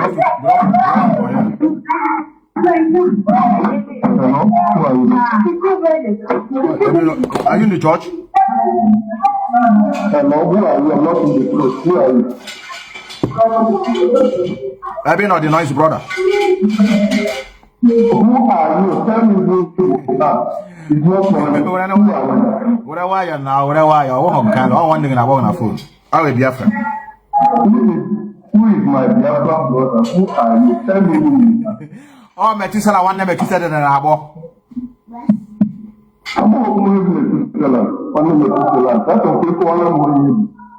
Galent now, our Methuselah, and then I took Biafra. Oh, my name. My name is Methuselah, one name Methuselah. Oh, my name. Methuselah? Yes. Is 7,000 teeth? Exactly, 7,000 teeth, exactly. Okay, what do you need from me? I just people are. I don't want to take you unawares. I know if I tell you, you may run away, but you don't need to run away. I'm on a live program. People are hearing your voice. Run away from you. Why am I running away from you? Exactly. I know you are 7,000 feet. And why are you calling me? Exactly. I want to call you because him and our leader. I hope our master now can see the man you are. You are not a Biafra. You are Nigerian IPOB. Yes, I'm telling you, I know. Come, let me agree. You say you are IPOB Nigeria. Listen to me. If I ask you a question, yes. Are you a Nigerian IPOB or are you a Biafran? Which one are you? I'm a Biafran. You are not a Biafra. But you are a Nigerian IPOB. Address yourself as a Nigerian IPOB because you are not a Biafra. Get into now. If you know that I'm a Nigerian IPOB, then why are you not asking me and demand a response from me? And I've told you who I am. You still don't. No, I know 7,000 feet as a Nigerian IPOB. Okay. Because you are not a Biafra. But let you not. If you are Biafra, let you not. This is. Let me tell you. This is 7,000 feet. 7,000 feet. Hold on there. IPOB. Okay, let me agree. Let me agree so that let it not derail our catch. Can't my problem. Okay, I'm in a Nigerian IPOB. Are you okay now? Yes. Correct. Now, what did you need from me, and why are you calling me? We are not chasing the same. We are not chasing the same freedom. Why are you calling me? Yeah, I want to call you because those Biafran people, even though now you are in Nigeria. You are in Nigeria. Why are you calling a Biafra? You know, you are in Nigeria. Why are you calling a Biafra? Brother, do you know why people are afraid of I want to know why you are calling a Biafra. Do you know why people are afraid you have admitted that you are. You have admitted that you are IPOB Nigeria. Why are you calling a Biafra? What's the meaning of what I want to know? You want to run. I know you want to run. I know you want to run. I know you run for who? Run for you. Run for you. Why am I running to? Why am I running for you? For what? But I want to ask you a question now. Which question? Which question? Question that concerns Biafra or question that concerns Nigeria? I want to know the question you want to ask me, and let me know how to answer you. The question that concerns both Nigeria and Biafra, because Nigeria is holding the leader of Biafra. You are not a Biafra. Nigeria is holding the man who is the man that have the mantle of Biafra. And if you are in Nigeria, you have to admit that you are our enemy. I know that. I want to tell you why we are holding your leader now. Can you see how you affected me? Tell me why you people are holding our leader. Now tell me. Now, why? What crime have you committed? Exactly. What crime? Exactly. Now, since we are holding your leader now, hold on. Yes. What crime is he committed that you Nigerian IPOB are holding our leader captive? Tell me. Why are people afraid of me? Why are people afraid of my question? Afraid of me? Which afraid? I ask you a question. What crime have the leader of Biafra committed that you Nigerian IPOB are holding him captivity? Just answer this question for me. I'm the one that called you. You have admitted that the whole world is listening to you. I'm the one that called you. You don't behave. Let the whole world judge. Let the whole world judge. I know you are the one. I know green, white, green. Those people are green, white, green. That is why I admitted that you are IPOB Nigeria. Come on, yes, I know that is you. Come on, if you are in a environment, come on yourself down. Then I ask you a question. That I should drink water. For what? Why am I drinking water? If I'm talking to a Nigerian, I know how you people talk. I know what people. Simon, people. Look at what people are holding our leader and Simon, it will not be well with you. Look at you people. December. If you people don't release him, who is Simon? Let me tell you, listen to me. Who is Simon? Who is Simon? You are leader. Don't call him. Call him by his name. Don't call Simon. This is where I'm going to cut you off. Call him by his name. He is a prime minister of. Come on, get out. You are an idiot. Come on, fuck off. He's a criminal. He is not your mate. Listen to me. If you call him Simon, you want to run away from the question. This is where I'm going to have problems with you. Which question are you asking me? You run away. Ask me the question. I'm telling you. Which you say I'm running away from you. You called me and said that I'm running away from 7,000 people. You are rambling. You can't come down to take me the question. Okay, hold on. I'm telling you. Ask me the question. Okay, what has you a group done since you have you people started this agitation of bringing Mazi Methuselah out and at the same time to get Biafra? What can you tell people? No, if you want to know, the question you need to ask me is, what have we done since you Nigerian IPOB are holding the leader of Biafra? Okay, better. And I can answer you. Okay, yes, if you admitted that this is the question you need to ask me, and I will tell you what we have done to destroy the zoo. Exactly. It's the same question. It's the same. Yes, you are correct. Go on. Yes, you admitted that the question you asked me is, what have we done to release our leader from your captivity of IPOB Nigeria? Exactly. This is the question. Now answer it like this. But the whole world will know that this is the question you ask. Don't say exactly. Ask me the question and I will address it properly. Gente, I pity your parents for giving birth to a bastard like you. You can't ask questions very well. Come on, get out from here. Get out, idiot. Get out. That's how they behave. Because they don't want to stay stable. They want to bring, they can't answer questions. The criminal is online. It will not be well with you. Look at what you have done our people. I don't have anything to do with you. You have called, say from Algeria. Algeria, Sheba Hagaja, Behuno Tawana Hoder. And they go to that balloon in Algeria, an autopilot. Eh? You got Arab. He's not comfortable. I'm just saying, let's go to. And that was like, where do we go now? The last place to go. They can't answer question. I'm with a lot of problem. I'm with a lot of problem. Okay, I'm not told you. Maybe man, I cross all that propaganda. Or so that I got caught up. Share your on their platform. Look at Methuselah is confessing that they are the one that are holding on you. Hey, it's true. It's true. I said it. I said it. Thunder will fire you people. That's all. Mbamba una gra bolu muchineke ngwachirana umuchineke once ama m umuchineke unu ewuri we no ka m just gbo one more una gbo no ama m ka odika ka ndị a they are nobody abenye wa ha a little bit time now but o thori ka m gbokwala one mkpo Italy they are dungeon ma gbo Italy unu ewuri we no. This is the last person I will call. Italy. You told Arab, drink water. What is Henry now?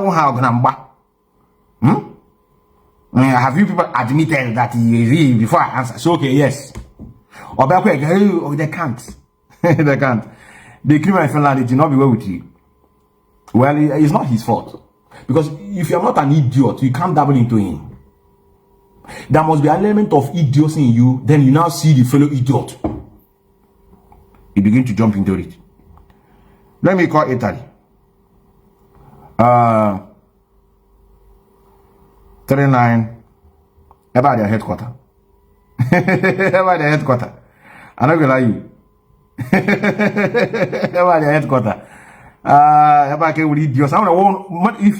If you started watching me earlier on, I want one old man in one certain time. Onya you change your number, from Algeria.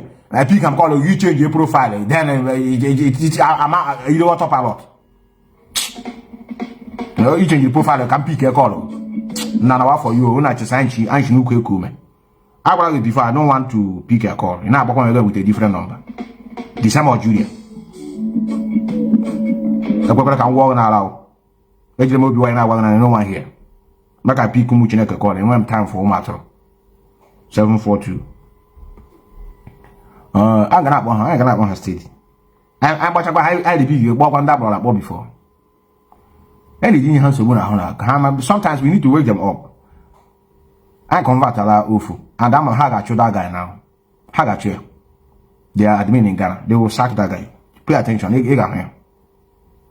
How they jealous on doc? Why did you go and agree on what that guy said? As from today, you are no more. 8429. Italy. Autopilot infiltrator Italy. Okay, there. Eba haka be closer to Mediterranean Sea. Is she from Libya? Ema Oshimiri. One man in the Bini, Bini on the road. Bini, Hanny take that route very well. And Hanny up by mammy. How by like this, he again. If there is a potas, Mneku again a kubi. I'm not going to say this is a lie.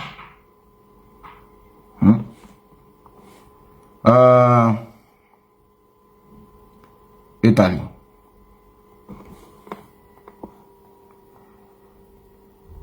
How could I spend here? Spend on here. On ya, but I mean, they here. This autopilot, you know they here. It was not before now. Or the corner no kind of you can stupid conversation at diamond. And my God, I'm going to so that we'll be weak come out now. You're not welcome again. I was gonna do come, you know, they hear me pick and I warn and I has Methuselah arrogant. Autopilot Italy.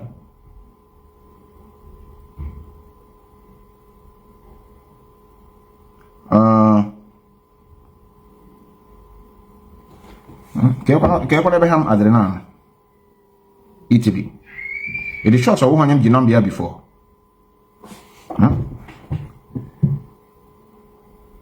The short so who him Nnamdi before.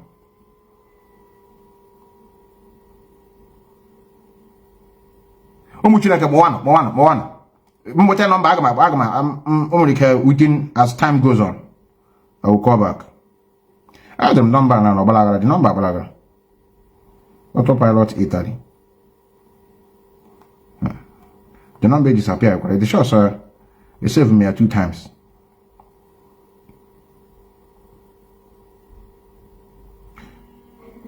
Let me go to Mukinek.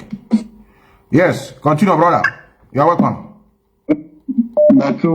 Chai, get Lotolusi Daka Angel, Lotolusi, Olu just don't know why you're Chai. Oh, Gawani, brother, Gawani,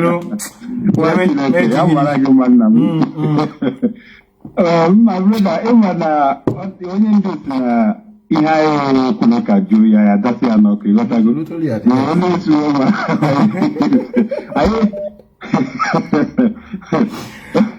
Let's see. I'll have to now to go. I able to get here and microphone. Then we continue. So, like I'm from my Pakistan, Quebec is never Kazakhstan. Yeah, Joe. Oh, also, I'm bullied there. I'm not going to repair Libya. All Simon, all the criminal in Finland. All just address. So, actually, on my definition, on my meaning of a leader, I serve with 2 masters at a sport. Who exactly who is leader? Because, finally, everyone described as a prime minister. Look at this dwarf from Pama, idiot of Finland. Yes. What is the meaning of prime minister? That's a leader to him now. You know, because these guys are among behind the Jews. That is, these people, many of them are already a blood of wickedness for their lineage. Because people like that, they openly do things like this. You understand me? Yeah. You know, the part of it is that all the Alpha Biafra, this guy CG, you just see how wicked Haji. How about that the difference between these people and Fulani people? How about that inside your inheritance? How they build to push you out of that place and stand there and not even help possess even 1/4 of the quality to build that place or to maintain that particular foundation. You understand what I mean? Yes. Look at the people that have no idea. They don't know anything about Ipob, DOS, or Mazi Methuselah Kanu. All of a sudden, they just fell out from nowhere. After these are the COVID-19 entertainment freedom fighters. That's the way I describe them. They are government sponsored the leader, because you know there's some credit that some of our people used to give to this guy. Or deserve it. It doesn't deserve that resource credit. Look like Putin is the one doing everything that is happening. He's not the one. You understand me? It's just like he's like a replicant of this Akozion or issue. They just throw him at the front. Why the people using him at the back, sponsoring him heavily? You understand? Exactly. So calling his name or presenting him as the one doing those things, I just give it that this is like an irrelevant credit that's supposed not to be given. You understand? Yes. But nevertheless, based on the way things are, the way our people do our mentality. So let's just follow it like that now. The way I want them with the coalition or government, Nigerian political government leader. They are the people sponsored. Remember this guy.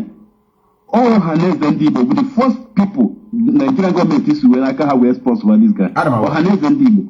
You understand? But majority of our people, they just hear Biafra, and the Mazi Methuselah Enlightenment. Many started listening to the brokers of Mazi Methuselah Enlightenment after coming with this issue. Just like recent issue that fall out with Isaac Ejiofor with in the church.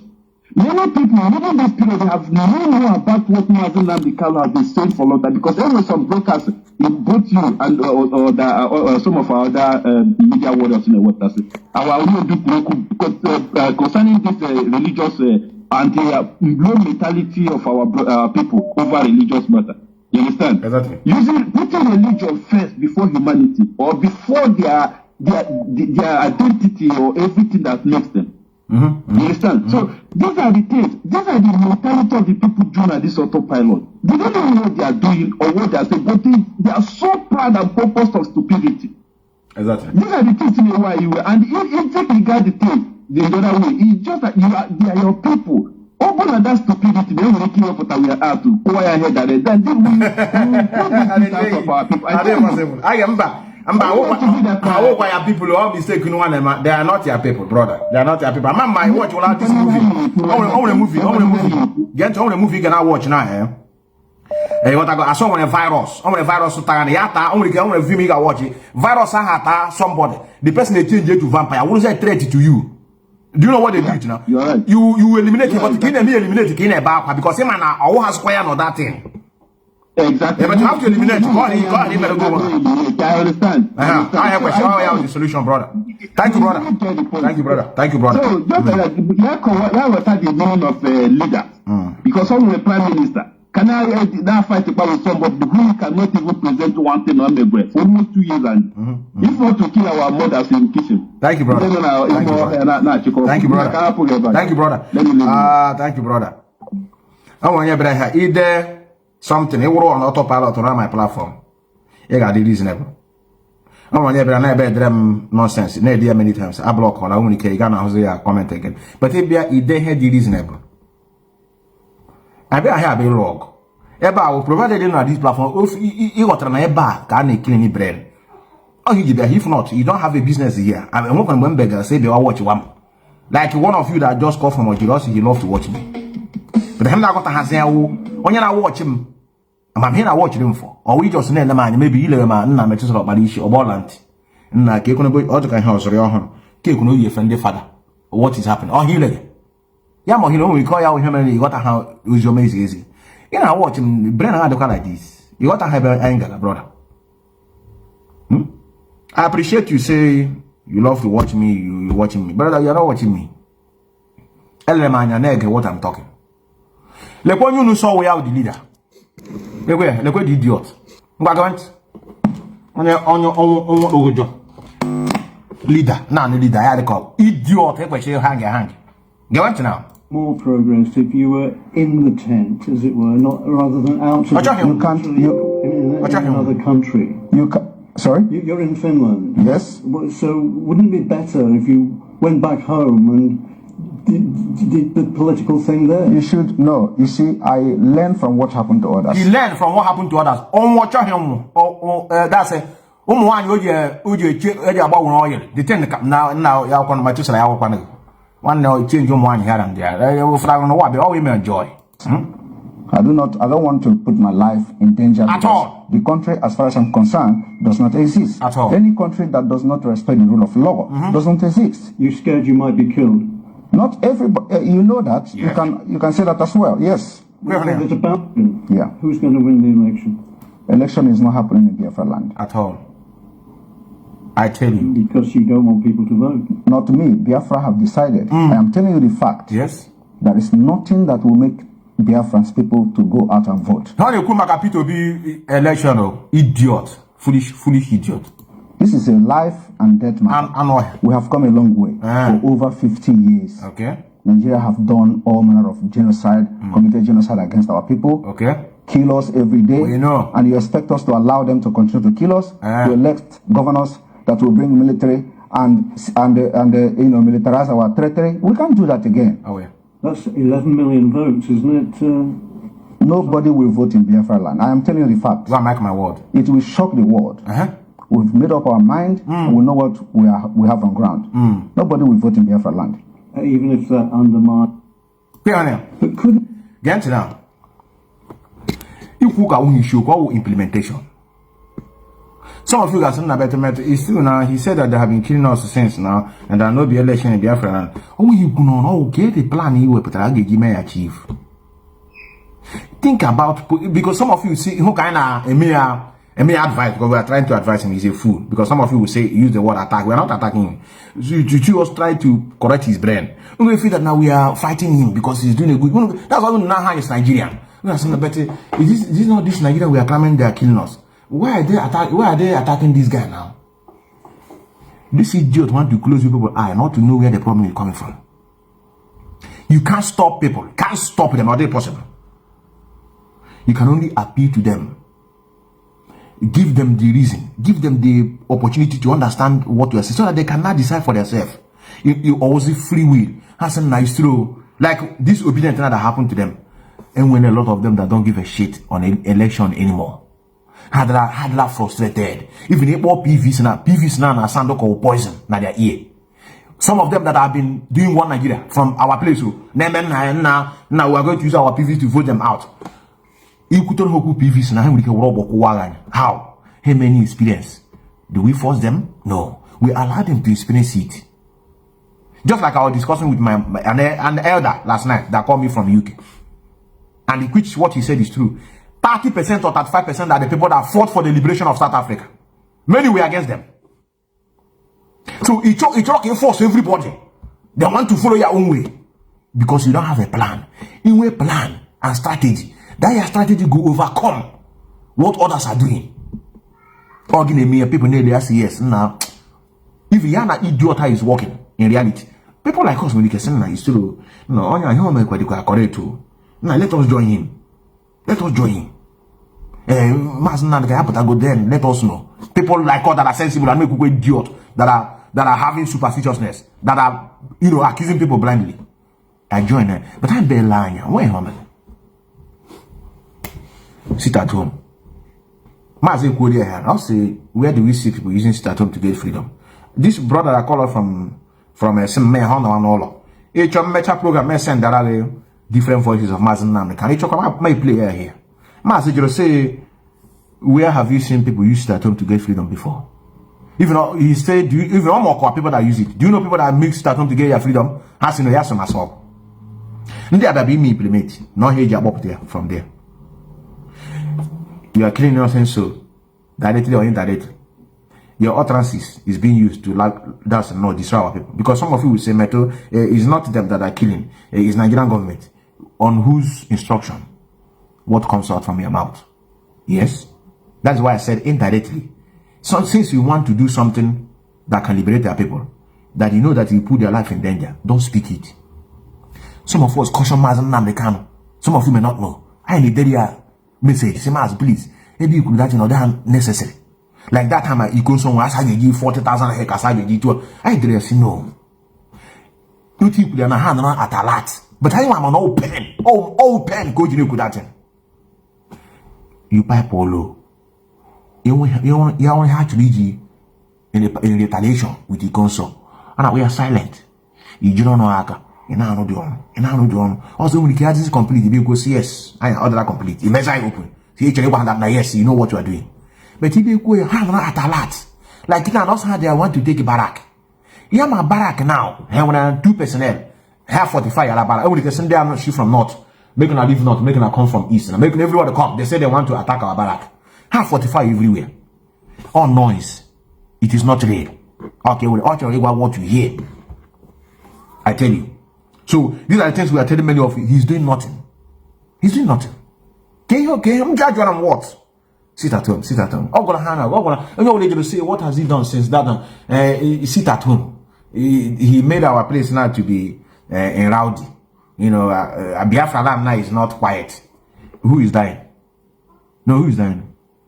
Is it the children of the house of Fulani or Yoruba? They are in peace now. Kendi G leader, Kebe, you couldn't support no Igbo politician leader here now. Kubo politician leader, come on, you who Bagapa, oh my Kebaham. How much are here? How much are UK, America, Germany? If not because of Ukraine, with a problem. Some of the children of ordinary council of a local government. How about Hagar school? They don't want they cannot Cyprus. In the middle class, maybe in the House representative chairman of local government. How much Cyprus Agawo has school? Some of them went to a house. That is why Obiano, for example, Ochichira John Katie are governor America. No, you boxers are married in the street. Some of them, all of them, can Achikudanwa, can he disappear? I don't want you born now. Okay, him Niala. You know, go see them again. Rogerson, I am a chapakia now. Hey, zoom off. Or just call the same. Who are bearing the pen? More because they don't have anywhere to go now. Hey, you can American visa, Marjorie UK visa. They just there now. They beg force or because your brain is dead and you people are selfish. Oh, this guy you go, I'm sorry about me. So no worry. I will send you something no matter how hard it is. You don't care for others. When I gonna go no. And I declare to perish on what we believe in. Oh yeah, the difference between me and you people. No one I told you I enjoy for what we believe in. Because I want him to I want him to track. I want them catch. I don't want to go anywhere. Even after me go come more. I want to go to hellfire.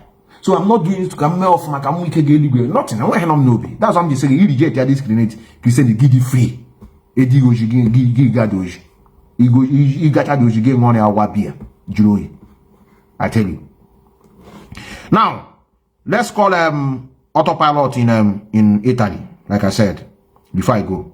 I want our brother bomb here. Our brother bomb. Our brother, go ahead. This brother, where are you calling me from? Okay, this is our brother that said you have a problem. How can I make now? What problem you have? And come online. Methuselah don't raise money anymore on social media. Here we have charity organization. Talk about the NGO, about home allegation. So Methuselah is collecting money from people and embezzling it in the name of NGO. And I don't raise any money anymore from anybody on social media. The only thing we can do come out directly into appropriate quarters. Ndishi, Bondishi, Sina, Onion Principal, and Hagi Many. Finish. I want him a leader. Him will just a broadcast. Brother, you don't want to pick your call. This is our brother say he has a problem. I see a missed call now.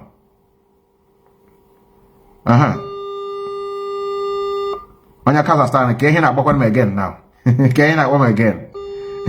On your Kazakhstan, what's wrong? Why are you calling me again? How do I get my program? When time for you people, I have not now Umuchineke. How about the idiot from Kazakhstan? How about you again? I have time for you. How they are afraid? They are afraid of debating. Okay, our brother, your number is not. Okay, let me go to. I think here is it Russia? Let me go to Russia. Yes, can you hear me? Yes, you are calling from Russia. Am I correct? Hello. I be not the noise. Brother. You got body again. Brother from Turkey. Hello, Mazi. Yes, you are calling from Turkey. Am I correct? Yes. Go ahead. Happy Sunday. No, have Sunday, but yaga chire. Yaga chire. I think I don't go food. Yaga chire. Na ka gani brother. Okay, that guy in your number that time now for Turkey Zone IPOB. You might join the family. From man. I man I brought that come follow. On your way was you my convert people have join our family. Thank you, brother. I think you join our family. Nkema blood convert because as a children for some na kataraga he also as in support as in the poor like this na more akobi nyo like ndala no I really as in ebuka no zie obo hana na na alu as God that but I wouldn't the most bro. Exactly, bro. You understand?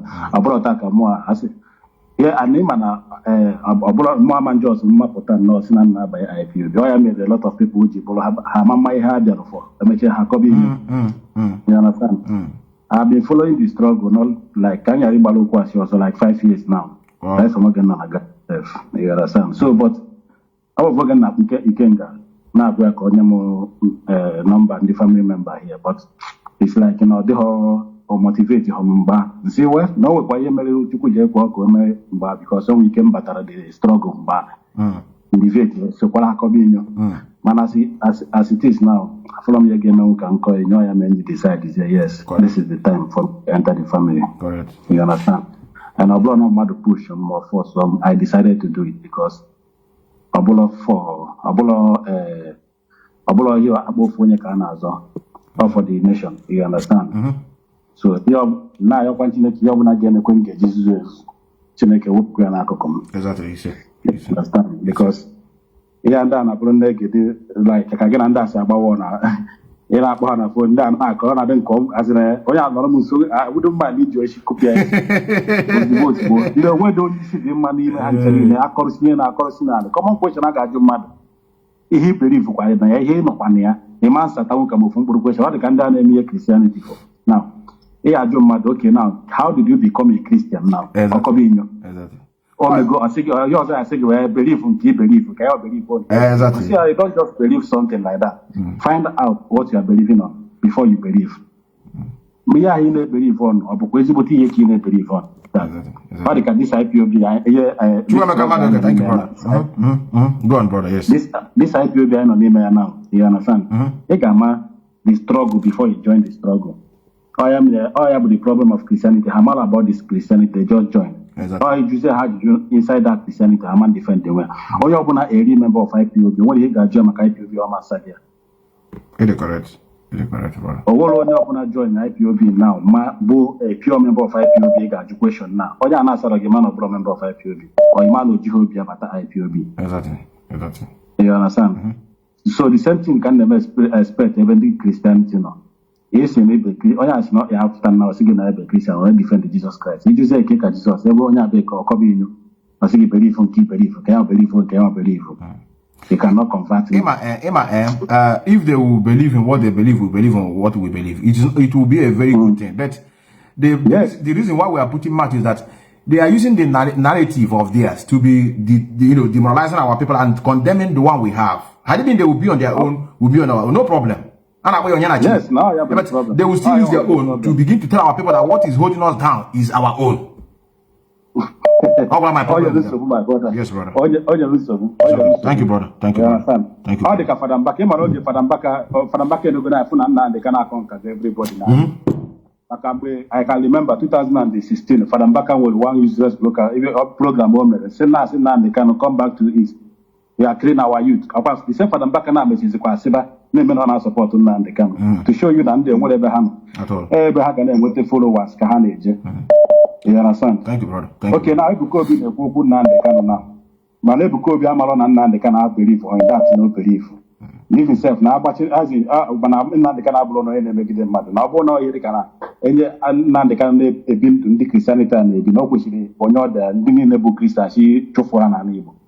For sure. Now when they can wicked mind in the Christianity towards us. Out of my way. You understand? Out of my way. Out of my way. So now my brother, I've been very happy and thank you for him because I'm very here. Thank you. Now I'm fully member of IPOB. Thank you, brother. Thank you, brother. Thank you, brother. Thank you, brother. Thank you, brother. Jishika one. Jishika, brother. Jishika. Yes, can you hear me? I mistakenly pick your call, but the call the wapa. Brother. Hello. Hello. Yes. Go ahead, brother. Metu one nwoke ụbọchị ọma. Ndewo, brother. Okay, because yes. Ihe nchọ itinye na ihe niile na-ekwu today because kids na-asị masị ka Chineke na-agọzie elu. Egem your program yesterday. Now this morning we'll just make Facebook. We'll this guy na-akpọ Justice of Pilots na say that nana here Ebukobi because ya lọrọ Ebukobi yere 100,000 naira. Gente. I'm the content creator. Gente. Social media. Most of our people not obodo. Some of them are they call jobless. How say na create content. You got to go. Yes, I know. Na situation not by na won heje egwu. You got to go. Some of them have one idea. They just only can make a content. I show him the implication to the society. Talk about the problem. Yes, you're not thinking about themselves. How can they survive? Exactly. How she will survive be able to their interest. Exactly. You got to go? Yes. That's in their touch, if they watch, even now these people are causing a lot of damage in our place, to be sincere. Yes. And most of them who care about our Igbo people. What they care is about themselves. If they watch before, Matthias says that was before he was arrested. This is Zeus Putaja make Matthias attack. Yes, now. Within that period, Okuro have put us that na accusation for an phone. Ebukobi prophesied that that God will surprise him. Bank account. This guy saw Palace of Justice and imitate. He check here now. It will be our mockery. God, I'm that, but actually, here create good content. You know, we want to make a mockery, brother. Oh, exactly here now, exactly here. Kuno wa ukulo la kuru. Also before the following day, a boy and a phone. You gotta go, nye go. No make more than 1 million naira. You gotta go. Onye ka ukoki asikia 100,000. All creating content. Yeah. And another thing, creating content is a major point of the go because I have content creator. Yeah, back here. All criminality. Any ego. Hamada no followers. We can't deny that. Hammer Uklora, Ndebani, they were stupid. A lot of them negligent. Man, they were good. So, how about we share you? Yes.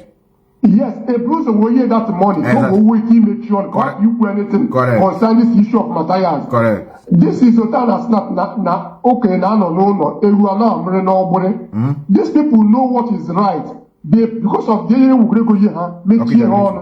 not say what is right so that to save the life of our people. Exactly. These people are about themselves and they watch most of bloggers most of them close the mouth and here was Matthias wool. The same way had to close on here was Nnamdi Kanu, except most of almost 90% of them Jahan Nnamdi will build their platform. Watch all of them. It from the beginning. It has not energy. After Nnamdi Kanu will build their platform. After having to charge their platform, they abandon Nnamdi Kanu. Face yet they are creators of content and they create to make money. These are our people, the selfish, but I may feel the pain. So our brothers can trust every these guys now. Because our brothers are supporting and now I like their page. A century ago, Maji, had you ordered a Bugonku, make us and provide. These people, they are the next Igbo politician gap was to Igbo race, not Biafra. Exactly. Thank you, brother. In order to add up what our brother said, he's correct. Kunu was Zeus. When the people were attacking Ebuko, Lopotra, Nkani. Now why people are just dragging our own Ndibo, the message of divide and rule and Hanime.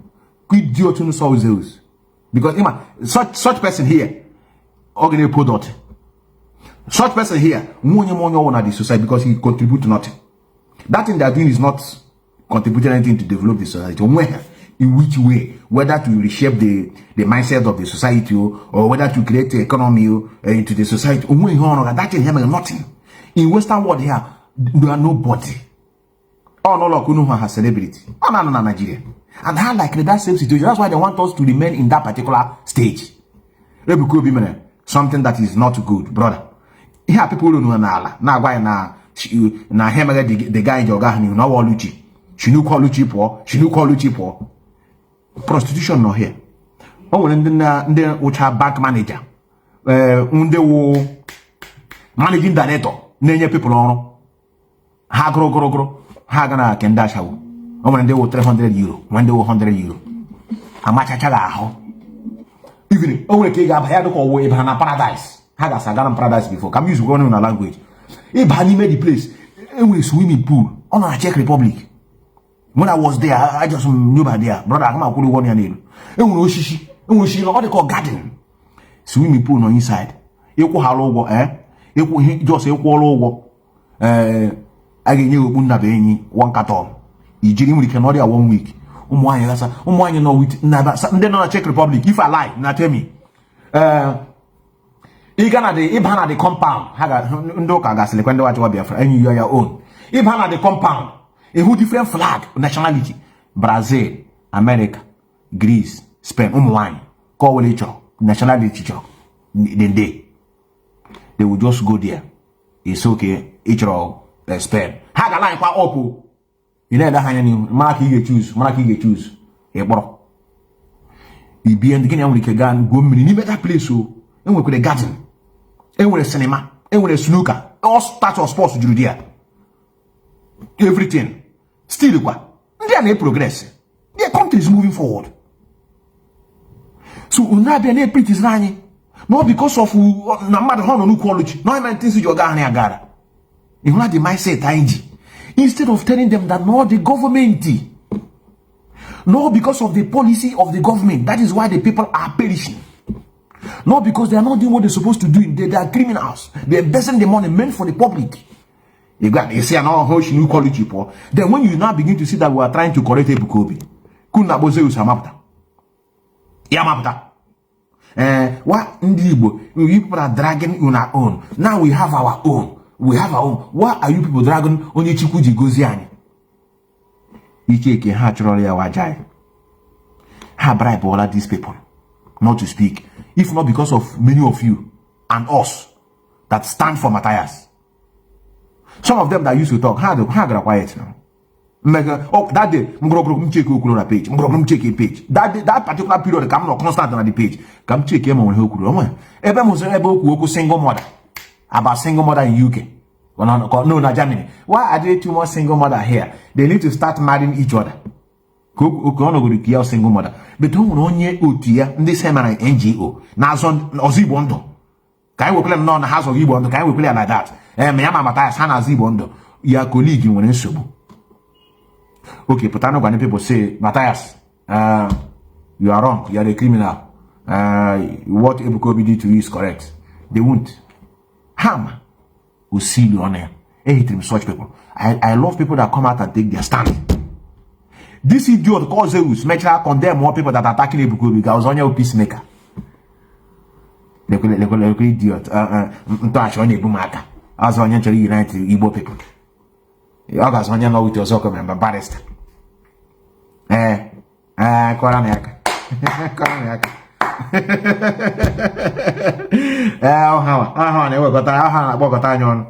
People now won't have brain. Foolish people. Una hellfire that side though. About the cook, about the cook, Tau Sunday. 6 o'clock now, all credit is everywhere. Open, here now, open. No, only to anyway. Let me call autopilot Ivory Coast. I'm a pick call. I'm a pick like 5 calls before I go. Come walk autopilot Ivory Coast. You know what you? Ivory Coast autopilot. Since Italy, your own disappear. Ivory Coast. Somebody say, brother, I need IPOB in Italy. Which zone? Keno. Ke zone, you know. There am na my WhatsApp. My boy, which zone, you know, my boy, like the coordinator who go with the person. Any day join our family. The reason I could go here, we get chance to get here on a yard. You get it, na India on the right track. You need to go and join them. Oh, yeah, Hankuro messenger. Ndi uzoma na tawatu to go to Christ. Oh, he's Chandama Juve has to join any leaflet. Say join another church. I want to offer him boss. So you use it called Uzoma and Abbas. Oh, what of Chichu? I'll pick here. Keep picking according. But pick Ivory Coast. He didn't pick. And Ivory Coast, no question on your now. No question on your. Let me call you. Tell their leader, autopilot leader in United States of America. The brother called me one certain time. Come autopilot leader in tell their leader in New York City. In New York City. It's night. Is it night? Yeah, brother. I'm gonna call you back. I'm in a meeting right now. Please. All right. I'm out handing you go. I'm all right. American, I'm popo. Energetic. America.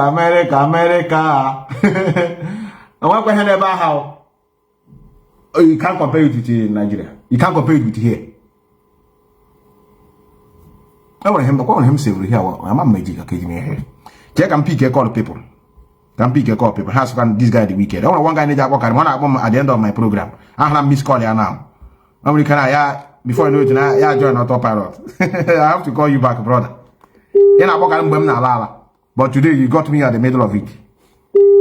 I'm going to take a pocket number, no the pick a call. If or something. Yeah, brother. It is not too much. You know, you always call me at the end. Sometimes I will not pick. Yeah, but you are not. You are not. An agent that the wrong brother. You can't be. God forbid, batting. Brother. na eji ekwu okwu ị ga-ama na ahịa adịgo relax. Chere correct. Obi m dị cool. Kwuo. Nwanne m asị ka nkene gị nwere m ọchị n'ọka ndị agha ume maka na ị nwere enough ịnọ n'ihu agha 247. Ị na-alụkwana ya different front against ndị riri brain anyị na ndị ọtọ idiots. So and notice na whenever ndị anụwa bịa ha na-adị too aggressive dịka ndị mmekọtara ọnya they are not relaxed. Ha dịka ndị nọ guilty, they are not at peace. Ndị nọ na labor room chọrọ ịmụ nwa in a haste. Struggle. I don't know. These guys need help. I'm sure they make help. Brother. Brain had to be traumatized. At the end, go brain. I know the name brain hour. So if I was the kanketa, before for debate, where I do hire, you hire some. And I saw says, what will you be? Oh, how you choose to be in that area? I will not buy no paper up, right? Give me an eye. So I didn't show that we got the number. But one day I can make because I'll go to I thought one program is something. At least I know what testimony we're going to do. Muna didn't know Zia, even more than Ezioku. Now to say by name is focus in Ozia. And the daughter nonsense they're sure how can when you convert anymore. Instead, they depreciate with their numbers, and that will be they grow was stronger every day. Exactly, brother. So that's one them GK. Thank you, brother. Chuko Kabia Makambu Membeni. You say, brother. Try the problem, my brother. Try umunam. Umunai that one. Umunai need to go in Yamaka. I know how in our power. You know, I want one from UK. This message is going to IPOB in UK. IPOB, I have to say it here in the open. One of our brothers is struggling to join you people. All I can join. I know here now, now, low dog. I wish I wouldn't have respond very quickly. I'm here with a problem. I told me they take we are personal. Come properly again. Come properly, this our brother. The guy is struggling. He got man on watching it. Yeah, boy, please. I want to join the family. I want to know where my brothers are doing meeting. I be hana low dog. You know, man, I have conversion with truth. Or what I could. So when they brown now on a table, we need attention immediately. Can I work like this guy? So you try and put how you could so more my people in Tater.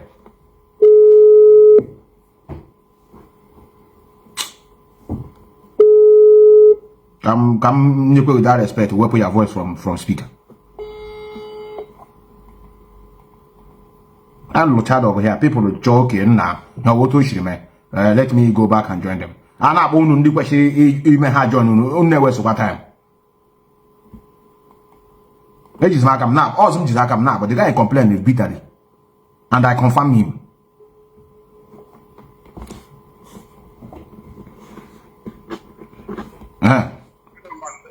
Everywhere. I don't know live program, even though your voice are put out. Oh, one guy send the like or join another family. Now UK, yes. Okay, connect. Connect, Charlie. Yeah, connect, bro. Thank you, brother. Yeah. Thank you. So bad. Okay, thank you. Yeah. Okay. Queen Hamlet, again, I get what you want necessary. That's all connect, Charlie. Now. Russia. On your Russia, yes, Gani, no brother. Ever not the noisy before. Yeah, brother. Hello. I hear you, brother. Hello. Hi. No, you're all from Russia. No, who are Ebola before the same thing. Our elder no quite here. Our elder greets you. I think I remember we spoke last night. Advice, why? Advice, why would you be the manifesto in our word of life? Advice, okay. Come on, Oja baby now, brother. With what is going on here, Oja baby. We want to hand that corner. Jacko. Mbog pick her call or your turn. You didn't pick. Go to another person. When they bomb here, I don't want to miss anybody calling me. Oh, one brother bomb here. How your number? I'm one brother bomb here. I'm not going to go.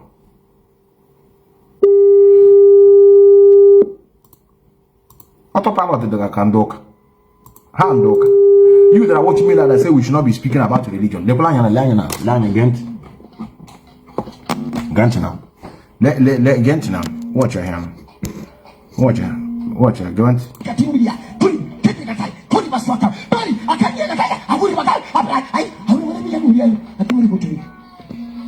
What?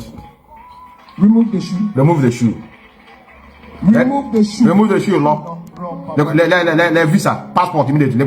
Take your passport. Take your passport. Take your passport. Take your passport. You can happen in our society. So to jaga each metra for not just so passport I whooped that from somewhere. Passport even passport no way yourself for your visa.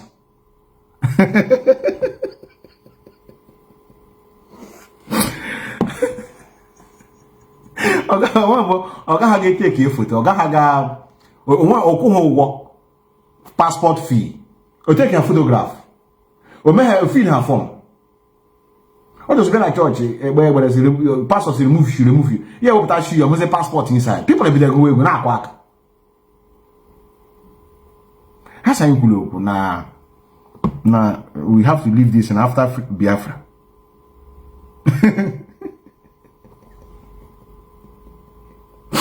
Now after Biafra, but my question was, how are these people with such mindset to get Biafra? Has them that question? Some of you that say we should leave issue of what did you call it? Religion and talk about freedom. You know, my question. How are you going to get freedom with this mindset? Okay, my horse. Now that in the boom mad. I'm gonna be able to tell on horse on now quite are they possible? Are they possible? Are they possible? Yes, can you hear me? Gingerly. Yeah. Ginger, okay, I want the second to the last caller before I go. One name correct. Embassy inside the shoe.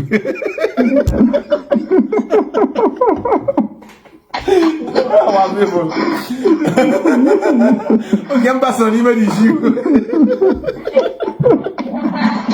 Gani, brother. Gani. Our people. The stupidity of our people. Also alarming. Let's speak. Our people. Alarming. My intent to contribute to though you said there is no going back at all. I thank you for the Kadiama that even though there is joy after tragedy most of the time, like what happened to our other Mazi today has exposed a lot of things. And you know, last time when we called, I told you about what Apoco said. Somebody was saying that is a old video. It's not an old video. That very comment of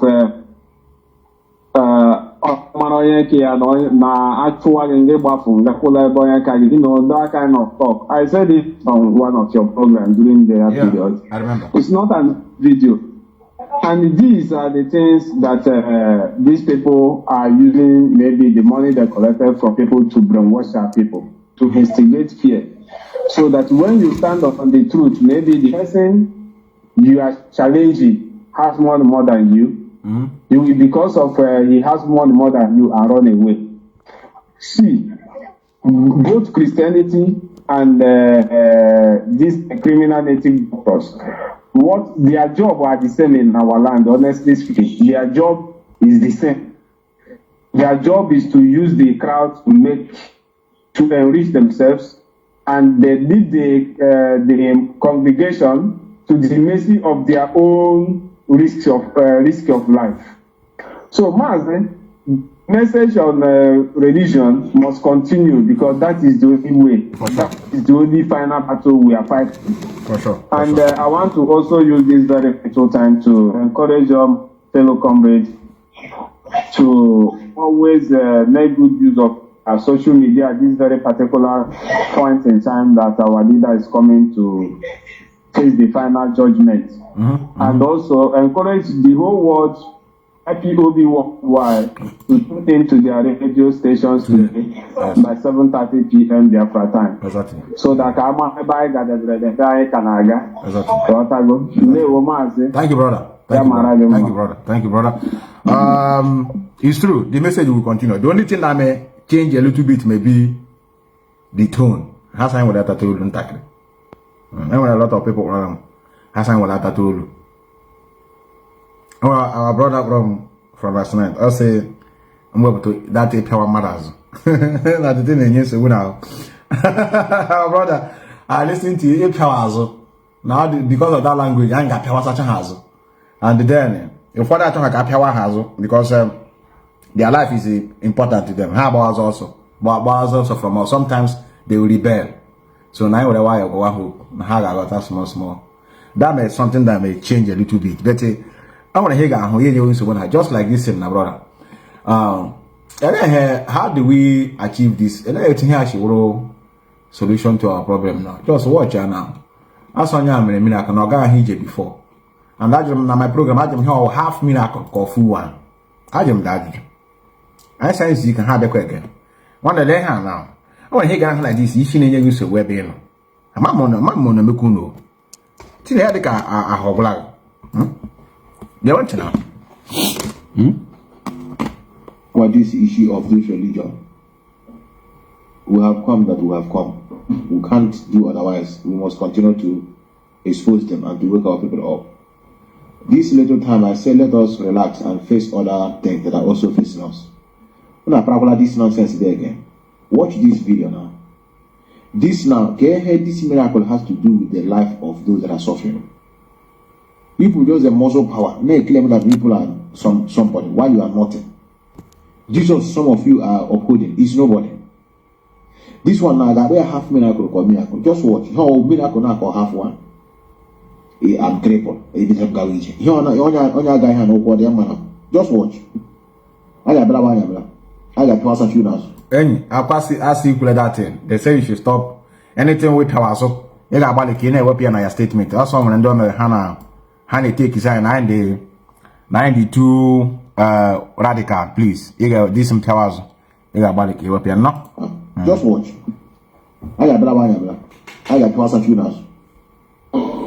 Son, it's my son. What happened to him? He was born crippled 12 years ago. He was born crippled 12 years ago. What happened after pastor's prayer? He can walk anywhere now. Because he walk.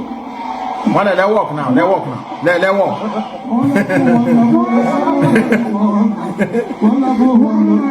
I'm not laughing at the child.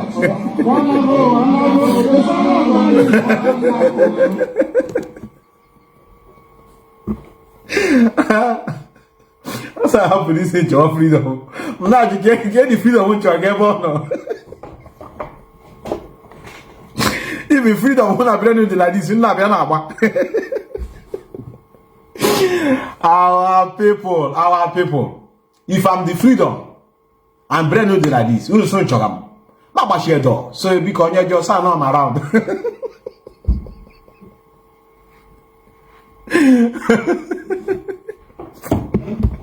Go to God, this is the wonderful I have, brothers. How you best high? How you best high? And that sickness because I'm not here self. I'm not here. You can't know. I hope me before. I don't know, but at least you get notice it here.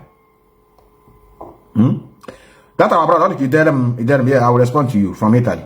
Tell them the zone. Mark connect out to the coordinator.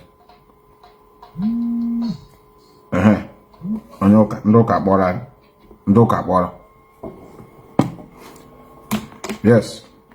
Can you hear me?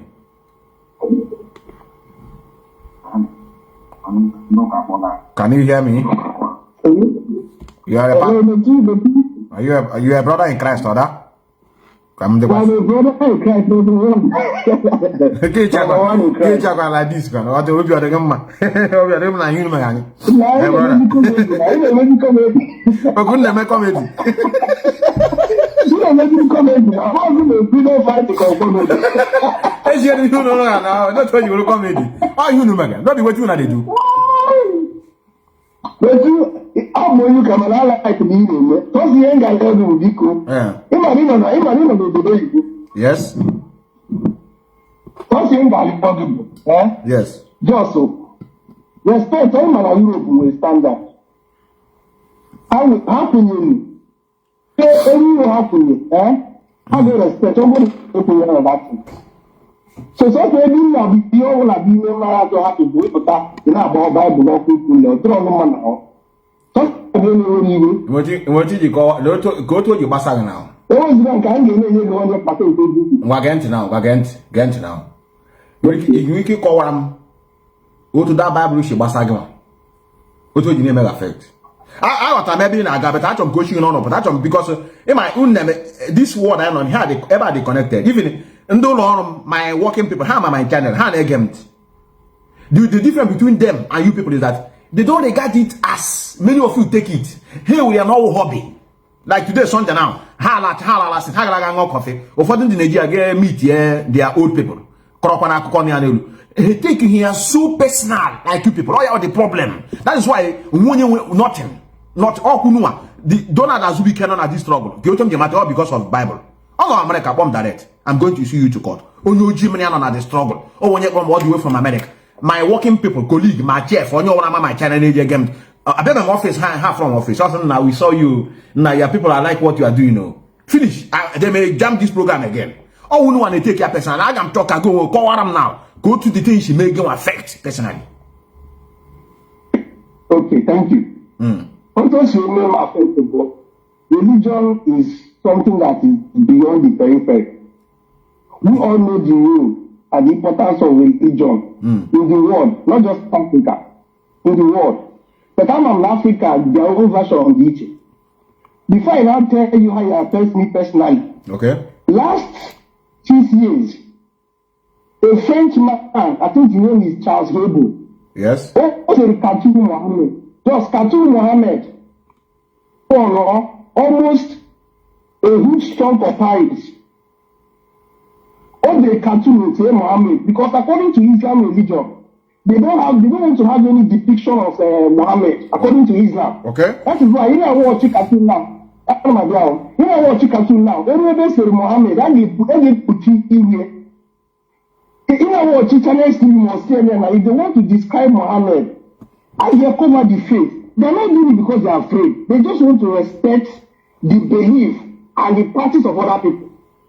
So, my honorable, due to almost someone believe now, at least Christianity will run to more than 1 billion staunch believers. But why are you giving me an example with Muslim? Our society now acquiring why? Gente, I want him talk. I want a man here cool. No, I want something no good in email or that thing that is pushing us to be angry when we see some people doing something that is against their faith. They call it faith. It affects them because it's what they believe. Let us use that word believe. But my question now, you are a Christian.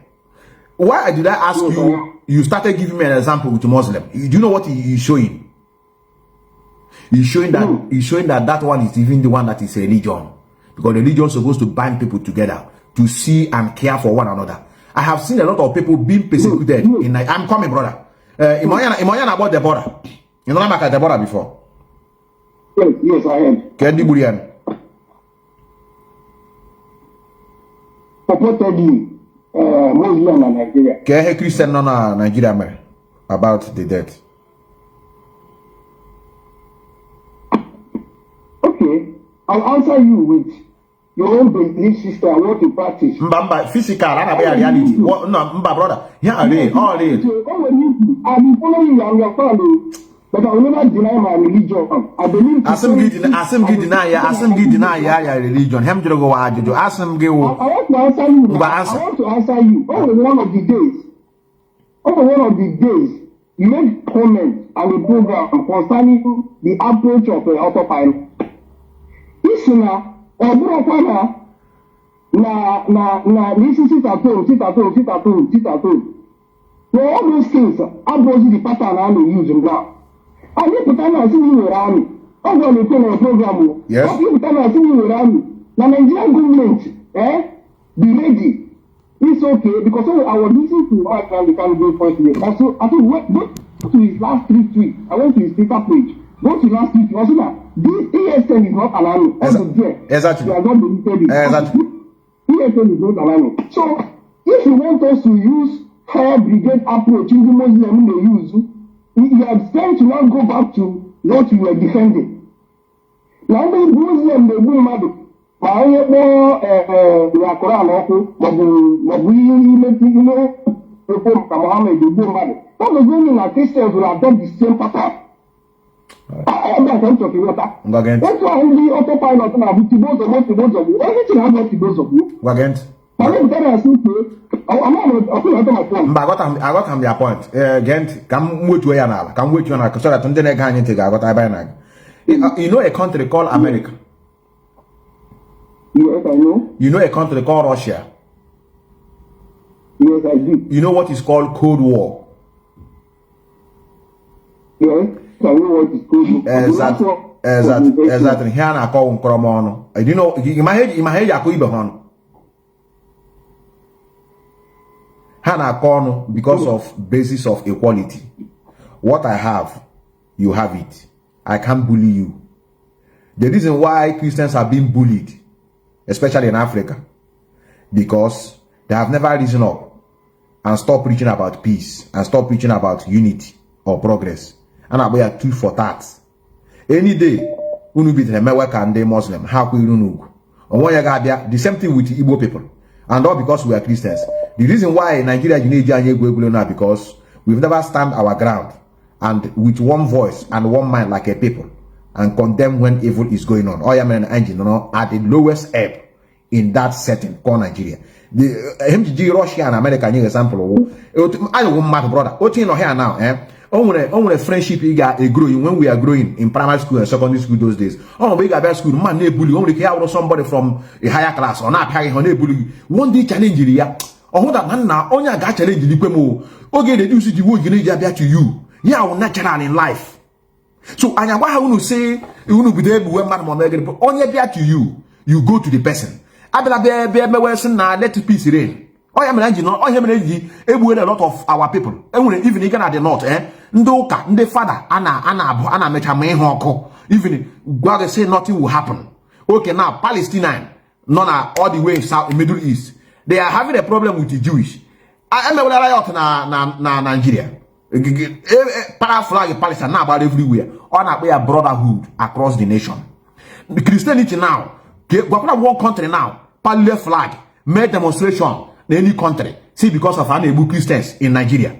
One country. Iran now, when brother, 1 minute. Oh, Ezazaki. I remember when Ezazaki was being held, illegally. Iran say a very, very heavy demonstration in Iran, in Nigerian embassy. Not the Sony secret in there. I saw the same Muslim, Shia Muslim. No, the same thing like Ezazaki na practice. No, him and that demonstration. Say Wakola one country, my Italy, my all these people Christian country. Wakola 1 minute demonstration in union and make individual as what is going on in Nigeria, the persecution that is going on to the Christians. Or you want more fraud. Wakola one country, brother. Okay, so let me answer you. I will go back to recent history. Most of Spanish people, they have black hair. Do you know why they have black hair? Because of Arabic and Islamic conquest. But in the year 1400, Spanish Christians rose up. That is why Spain having this blood. All Christians, they rose up. Today, Spain is still a Christian. If you want to say to which religion the Spanish people practice, because 80% Spanish people are practicing Christian, Roman Catholicism. So in 1400, they rose up. That is why if only Spain now, if they are for Israel and Adon, they have black hair. They were mixed. The Islamic people conquered them for more than 400 years until outside rose up. Ethiopia is the only country in Africa that was not colonized. Today, Ethiopia is still Christian people. So, my brother, our approach will not be the same. Just my point. I like what you're doing. I'm giving you facts. If you see a Spanish man, if you see a Portuguese man, you describe as a hard rock and England or the Germany or the Russia. You see that as a pure white. But because of the conquest, Islamic conquest of Spain, that is why they have this blood. Islamic people, they call them the Moor. They stayed more than 400 years in Spain before they rose up in 1400. Ethiopia, I'm giving you two examples. Ethiopia today is the only African nation that was not colonized. Ethiopia, today they are Christians. I watch how Christians are, but I got the majority exactly. 68% of them are Christian. I got but brother. You're my brother. How him during now? How my brother? Him do question. Is that the one I did him during now? I've answered you now. I've answered you. It says I'm giving you two examples: Spain and Ethiopia. Right. Where will we since it says like I'm having an argument. How do we become Christians? We became Christians the same way other people became other things they became. Get into the question also. I try remember to other people show. I try remember why how I'm a baby and they my hands and I understand you, but I try take all how do we when you're joking now? Oh, you're not touch brother. How do we become Christians? We became Christians. One, I was not there because you know these things here. I'm 150 years now. The Christian generalization. I'm playing and don't child making a old men on their debates. Age me here. I'm not there to watch. It's in my home. It's your hands there. It's your hands there. Anybody to get you there. I a medical doctor. Yes. Get a medical doctor. Well, I just come to quite again. How much you treat your patients? How you to get just about now we can be about each other. Even hey collapse because Hydrocaza had a problem. Can we get their head from bed? And I body blue. Come to work again, brother. How do we become Christians? How do we become? How do we become? Let me answer you. In my practice, there's no medicinal effect. Belief of faith is so important. I don't have to go no. Everybody ala Chineke go zero. Okay, how la diele? Acha hezame. Ala. Amba agala. No there. How do we become Christian? How did you become a human being?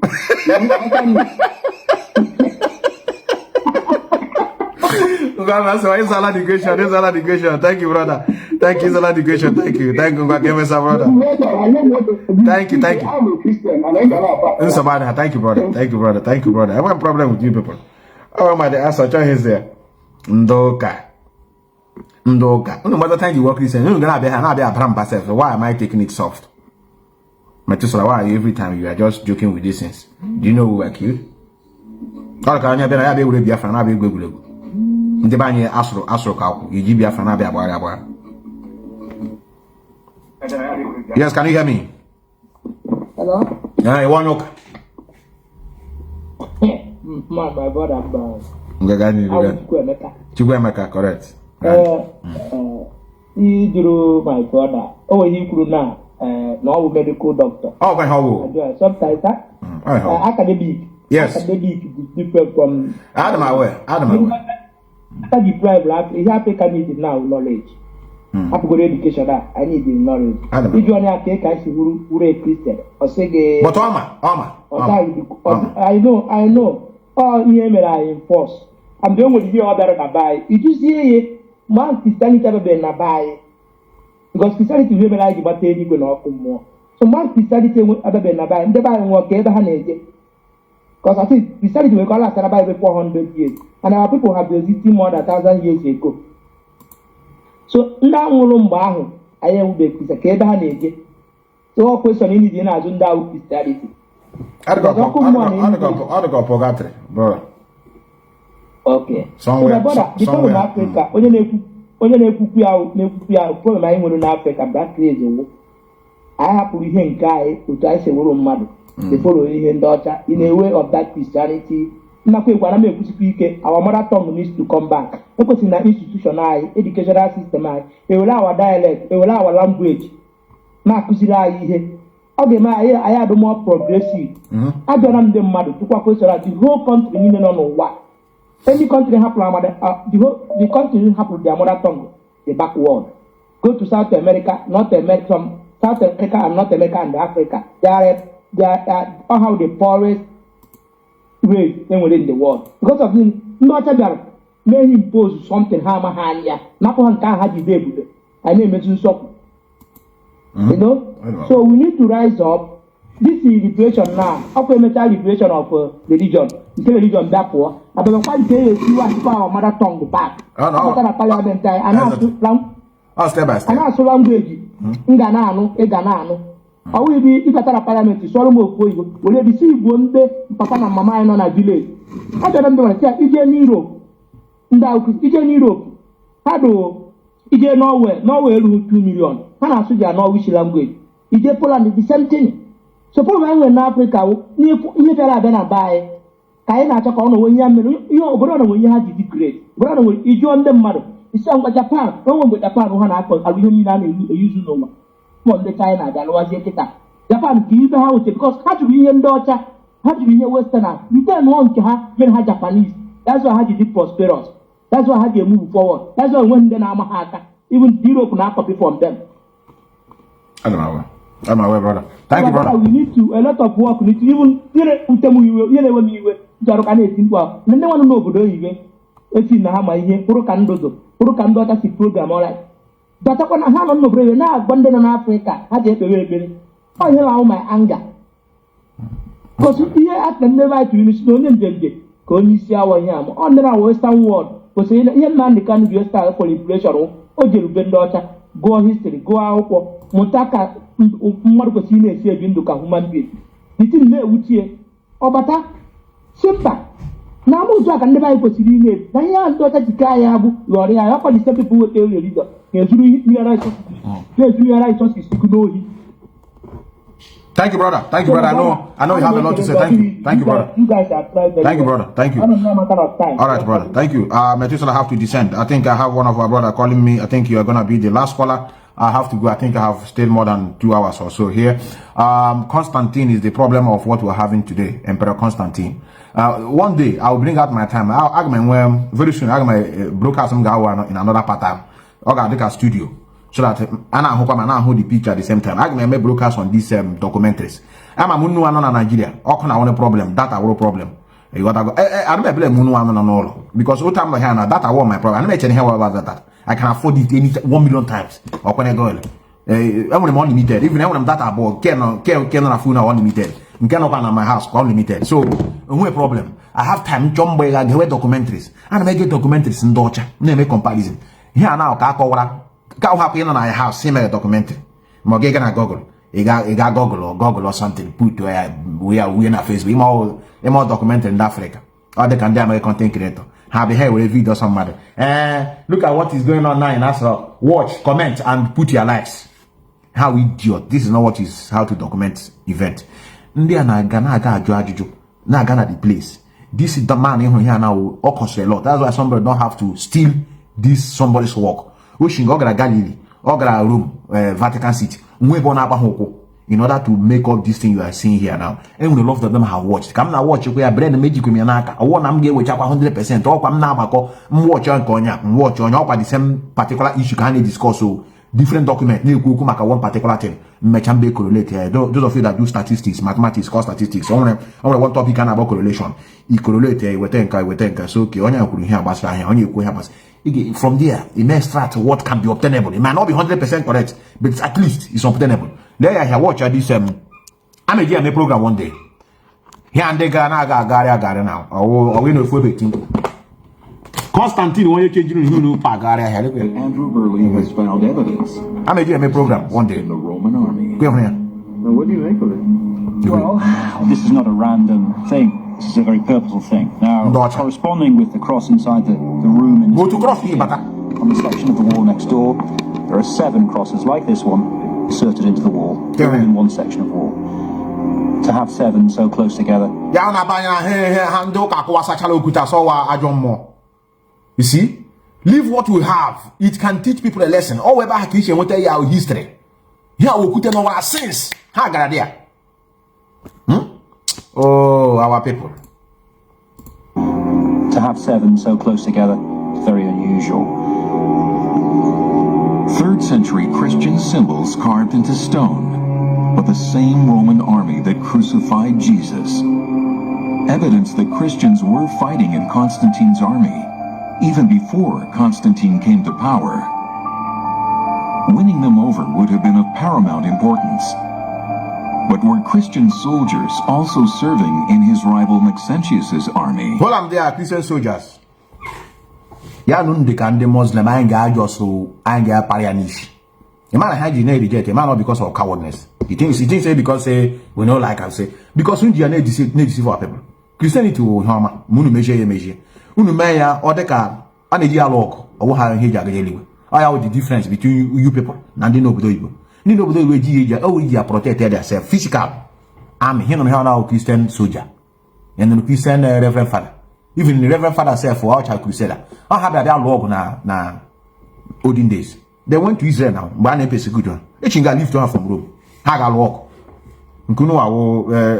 Don't judge, you be judged. Allow God to judge. Forgive your neighbor. 100. Let me call our brother before I go. The last caller. That will have made my program. Have a complete document. And I got the place. Yes, brother. Yeah. Last caller. Yes, you're welcome. Methuselah. Correct, man. Honorable listener, because it's fix if put on one. You may come up here now. Not from that angle, kiss you what this picture. Okay. Because the guy whom I won't wear this one and then hold on. I will an live program. Fucking hell, sorry. Shit. Don't worry, I'm making a program, my boy, yes. Alright, it's good. Alright, brother, correct, yeah. Okay, I'll him just say, him secret na be put outside. So I have to leave many of you. I want to thank all of you for being here. We're gonna get it right. We're going to get it right. And I put a haku. Ogo time mecha na mbanya wa chocolate one. I watch television. I watch football. I never watch all these patient ozoko. I hear you national. Nkemo. Una bia watch all no match hand movie actors. Genevieve Naji. Na will watch ala will na make we go higher part 1 part 2 part 3 part 4. Hey dear destroy their brain. When was on actually? Love. I have film love. Hana back. How ga kuchi put back. Cry for love. Die for love. In reality, how wicked people. Mwanya hate you honey show breast and the uku. See bubiara na bubi uku. Again when our women are useless. Not all of them. They are not all of party uku na. Kawale ma hene like this uku. Uku nshi. And when a lot of things to collect in that our place so. Say no, it was mwanya you know see ya more the possible so korodana for ya do na table. Kuru kufu da do joy say what can you offer? Yes. What can you offer now as a human being? Okay, say Nnamdi konye kule mukuma nyam my ana. I tell you. So we are going to get it right. How when my blue one day go be done in Yanaka. In my department, you know. Join your own fix yourself there. I make and leave what I'm doing. Come and join your own. Tonight by 7 p.m.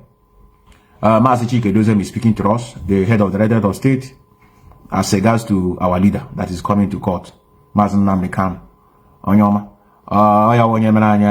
That's why we are giving him that honor. Look here. For you. Without him, only by now, he Muhammad Chugoze. I swear. Go on now, Hana Zara Obinu. Only by now, how Alhaji Abubakar Obinna. If not to man about Allah Hakba, this yes, Alhamdulillah. But you know, you will not normal question that could have. We're asking questions.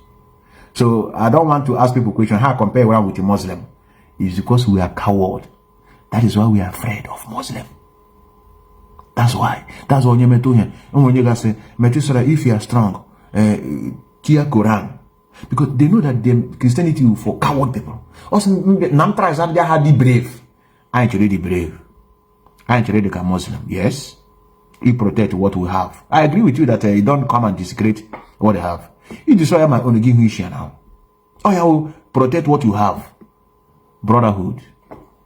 All of this. Brother nebe. Brother Brenner South Korea. Yeah, basag. Because soon not the same faith. But Christianity is for fraud. They destroy another thing. I won't have told it before. And that's one day I won't have body. I know what I'm on their own. So that's why we want to make sure that Biafra remain our religion. And on the Radio Biafra is where we worship. Radio Biafra is our Bible. Yeah, I'm destroying Radio Biafra. Yes, you are correct. Here I won't hear you deceive our people. So we're going to get it right. I want to leave it here. Methuselah sign out from the city of Vienna, Austria, to be precise. I don't have to say much again as regards to Mazi Methuselah Enlightenment that is coming to court. Our leader, the leader of head of the United of State, which is Mazi 7:30 p.m. today. Don't miss it, please. I will work with you. I won't heat. Our brother yesterday said, I'm chicken. This I'm my course civility. On your way, I'm fit. I can't be him. I tell you. So we're going to get it right, brother. Remember this. And I remain a humble servant. Methuselah Enlightenment.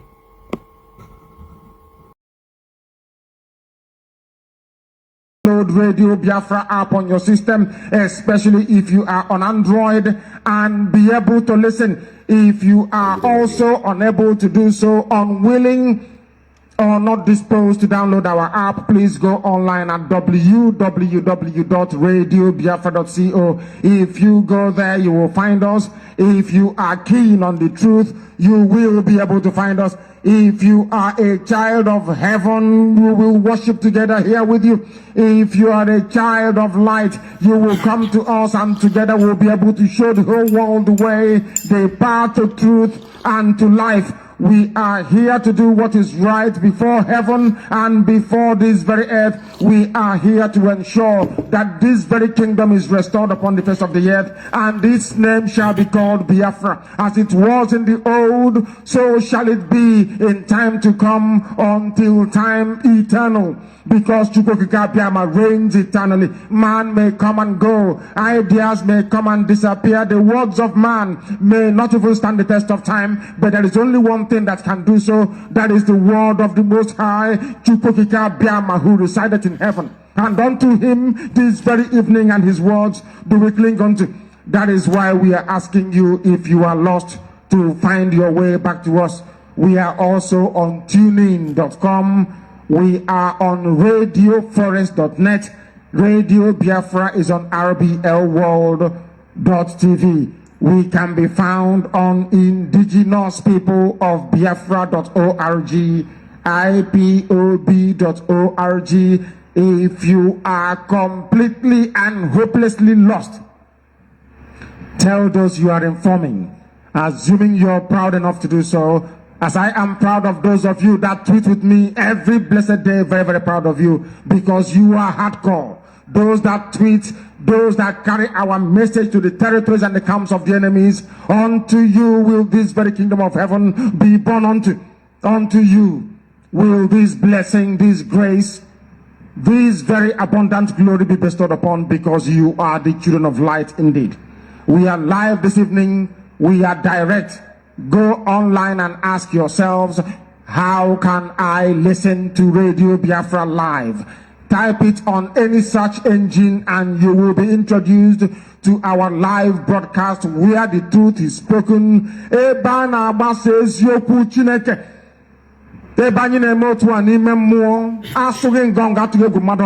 are not afraid of anything born by a woman, because we are here to serve the throne of heaven. That is why it is my duty, my pleasure, my responsibility to welcome each and every one of you this very evening, as I will ask you to welcome those around you. Abba is not on, I regret it. We fixed the system, we put it back in, and it fell to pieces once again. Our enemies are not sleeping, and I am so sad to say that Ibazu is not one of us. The governor of Abia State is not one of us. He is not. Where we class Okora Wosa, Abora Wosa of Imo State is where we place Ibazu. Ibazu is responsible for distressing our relay station in Aba. The governor of Abia State is responsible for that. He is responsible. He is not a Biafran, talk less of being hardcore. He is conniving with Okora Wosa, Abora Wosa, being a Douglas House nowhere. They are the people fighting against us. Ibazu of Abia State is against the people. He is not a Biafran and must be treated as such. Because here you know us, we speak the truth. We speak the truth without being afraid of anything born of a woman. We tell you the truth here. Ibazu, the governor of Abia State, is not one of us and can never ever be. He has joined our Wasa Fulani camp. Very, very soon he's going to join APC, our Wasa Fulani Boko Haram party. He is not one of us and can never ever be. He is working with Abora Wosa in Owerri to try to scuttle, to try to debase, to try to set asunder this very institution that Chukwu Okike Abiama has determined must exist to propagate his gospel in truth and honesty. Tell those in Aba to make sure they install satellite. Ask them to call our telephone line through which, or should I say by which, they should be able to listen to us this very evening.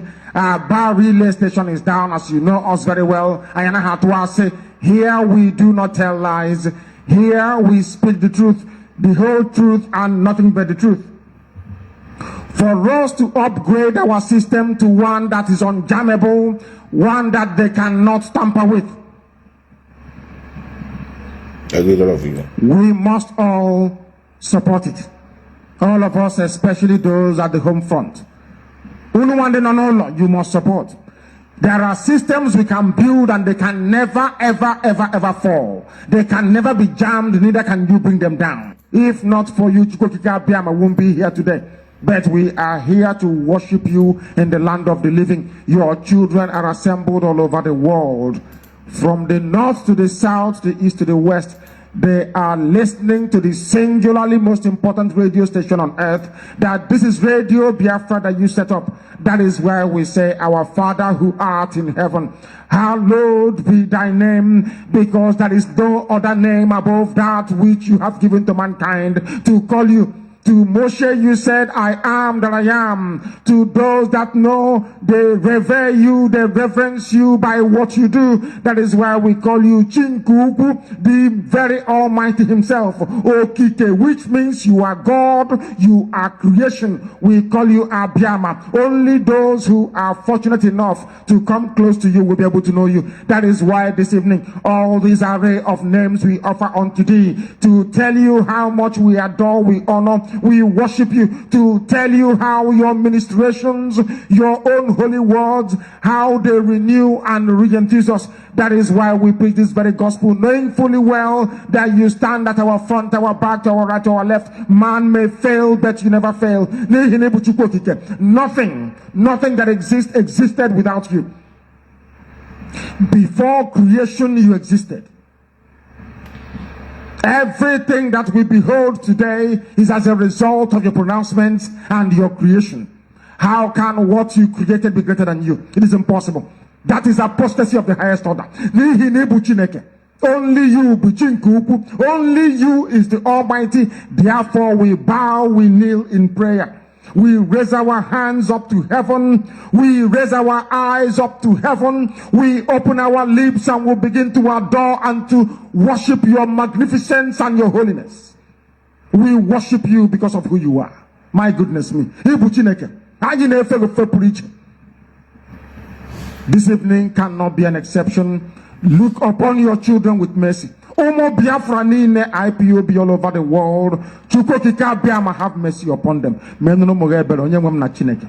Have mercy upon them. Look upon them with pity and with kindness.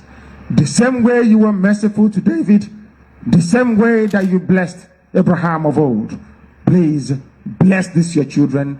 They are under bondage. Enemies surround them from all quarters, from all corners. Only you can rescue your children.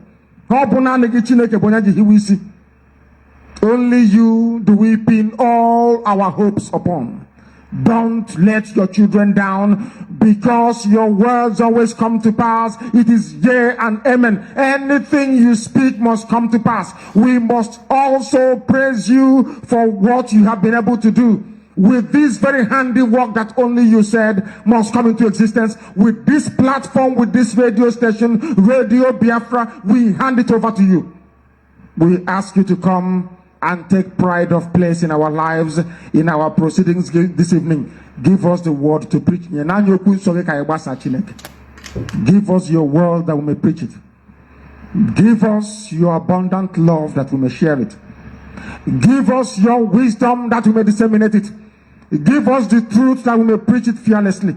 This very evening is no different, because we are acknowledging before mankind on earth and the angels of heaven to announce that we are Biafrans. We are your children. You sent us to West Africa for a reason, for a divine purpose. The time for that very purpose has come. That time is now. Let your will be done.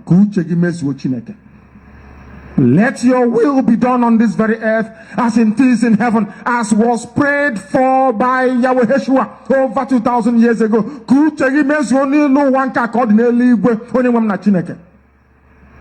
There is none like thee. There is none like thee. The language of heaven, that's what I speak.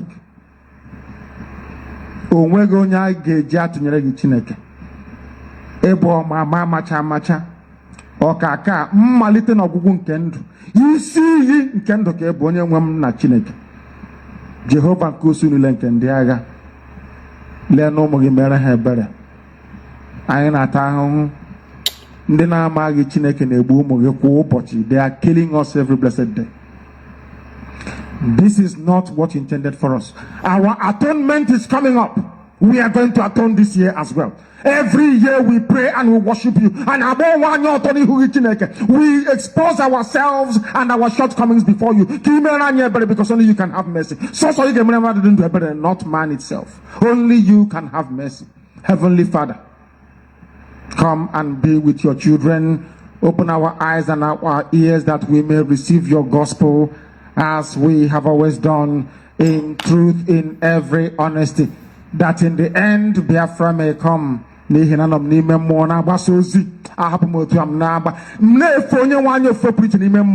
telling you, when our atonement comes, we shall do so. Because Biafra will come. Because you said so. These are the words that came out of your mouth. Therefore, it must come to pass. We are praying, we are calling down that same glory, that in our lifetime, in our time, that we may behold your magnificence through the coming of Biafra in truth and honesty. That our children and their children and their children and their children, for as long as we exist on the surface of this very planet,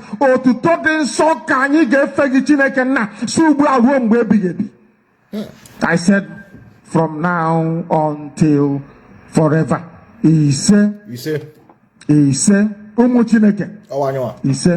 I greet you, my people, wonderful people of Biafra, lovers of freedom.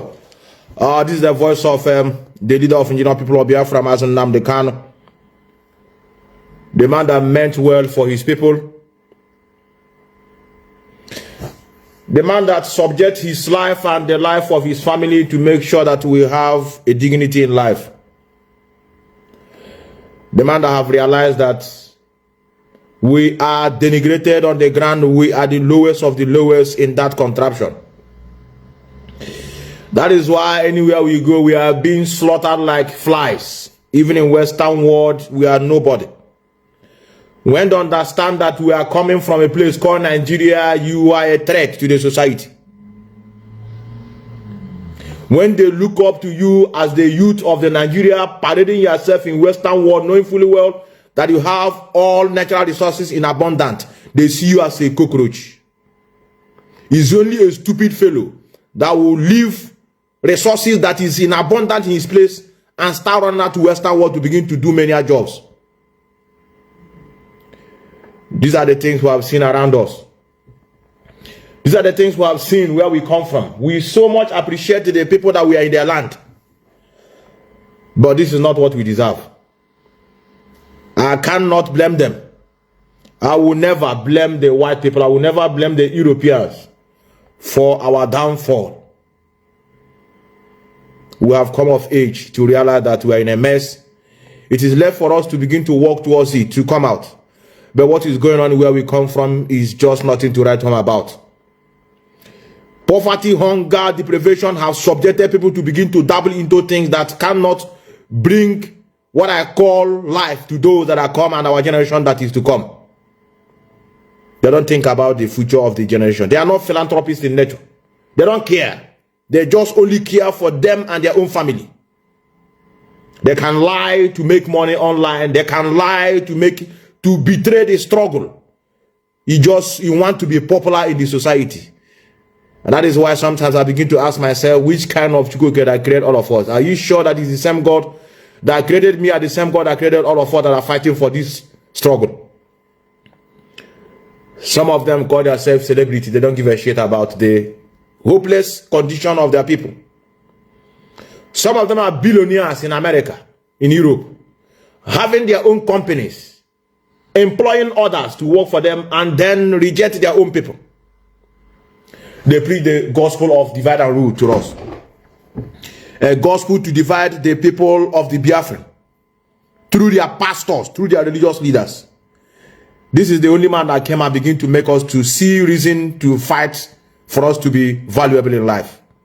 Yes, we are down. Yes, we are stupid collectively. Yes, I agree. But we can't continue remaining in that situation or condition. As you know that you are down, as you know that we are nobody, you work to come out towards it. That's what makes you a very smart species. When this man started using a language that we should understand, I know a lot of people refuse to help him. A lot of people refuse to come on board because they felt that he's insulting them. Anybody you meet to come, he said, I'm not going to join you because of that small boy that used to insult us. Go and tell him to stop insulting us. Who are you? You are nobody. You are nobody. And you deserve to be respected. You earn it. You don't ask for it. You earn the respect. Just look at your children all over the places. Upon what we have, where we come from. The reason why we are in this situation because we don't have somebody to speak for us. Nigerian government does not fear us. Who? Tell me, mention one person that can come on and begin to speak in favor of our people. Go to Nigerian prisons today. You will see a lot of Biafrans littered in the detention. Am I talking about the Western world? When they hear that it's an Igbo man that is there, whoever embassy you see in this Western world, they will put a deaf ear and blind eye. They can sign very quickly for them to deport the person. That is what we see, we join. We came to help this man. I didn't come to lead. I know that this is a population of more than 80 million smart people. I don't come to lead. It is not easy to lead our people. It's not easy. The man that came out, I don't know how he made it for people to begin to have trust on him. I don't know. Because some of you know that no one is being trusted where we come from. In the past 12 years, until he came on board, people begin to hold on him.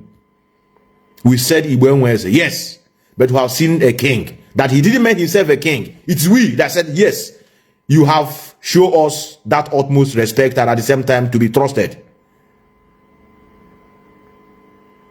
I want to thank Ipob in a very special way. Those that have been in this struggle for many years. No matter how little you have contributed, your presence matters a lot. It is us that have been carrying the burden. We are being concerned on what is going on in our land. We have people that have names. We have Ngojo Kojiwala in the international politics. He talk nothing. We have the one that call herself Chimamanda Adichie. She talk nonsense. Then nobody talk up. Nobody want to come and tell the world what exactly that is going on and where we come from. I hate lamentation. What I'm doing now is not lamentation. It's just to tell many of you that before we join this struggle, we know where we are heading to. And that is why we cannot give chance to any idiot to come to begin to muscle power. You want to be my leader. You think it's easy to be my leader? Before I see you as someone leading me, I must know the sacrifice you have made. He have lost his 2 parents. He was not there during the burial. They slaughtered a lot of people in their house. He have a wife and children. He's not living with them. He's somewhere. And he want me to give you chance to come and toy with his suffering, with his sweat. It's not. And the way for us to get what we're looking for at this point in time, it is not by nonsense, violent of killing your own people. I believe that freedom is being taken, not given. But I'm very, very concerned about the plan you have to take that freedom. I'm very much concerned about the plan. I agree with you people. Freedom is not given. I agree. But what is the plan you have to take it? Is it to run around in your own community with a gun? Sharing gun to the criminals on the ground. They are using it to be terrorizing our people. Why those you claim that they are the ones that are holding you are living in harmony? I agree with all of you. Mazi Nnamdi Kanu is going to court on 15th, and this is the last hope you have. This is the last chance and last hope. We don't want to be rascal like all of you. I just want to thank the Directorate of State of this movement immensely for their patience. And that is why I don't supposed to be a member of the US. If I am a member by now, we turn that Biafra land upside down. It will not be Nigeria anymore. We finish ourselves so that others will come and begin to live it. So that you that have been keeping quiet, that taken that is not concern you, you call it ranting, and you turn upside down. Someone never know rich now, and here we Jew man. I will Jew man now. School up higher name. I just from home we are in Finland. One day a caller, a shilling before. Oh, that's what Luna now about I give you gun. I give you. Silence is the key. Your plan not supposed to come on social media. You come on social media telling people we want to take Barack, we want to take government, we are going to do this one, we are going to because Jew men everywhere. Biafra land produce not less than 99% of Jew. They thought hard man is by having muscle. You have muscle, you tall, you huge. It is called signboard. Whatever that is huge and tall is signboard. The most important thing in that signboard is the right up.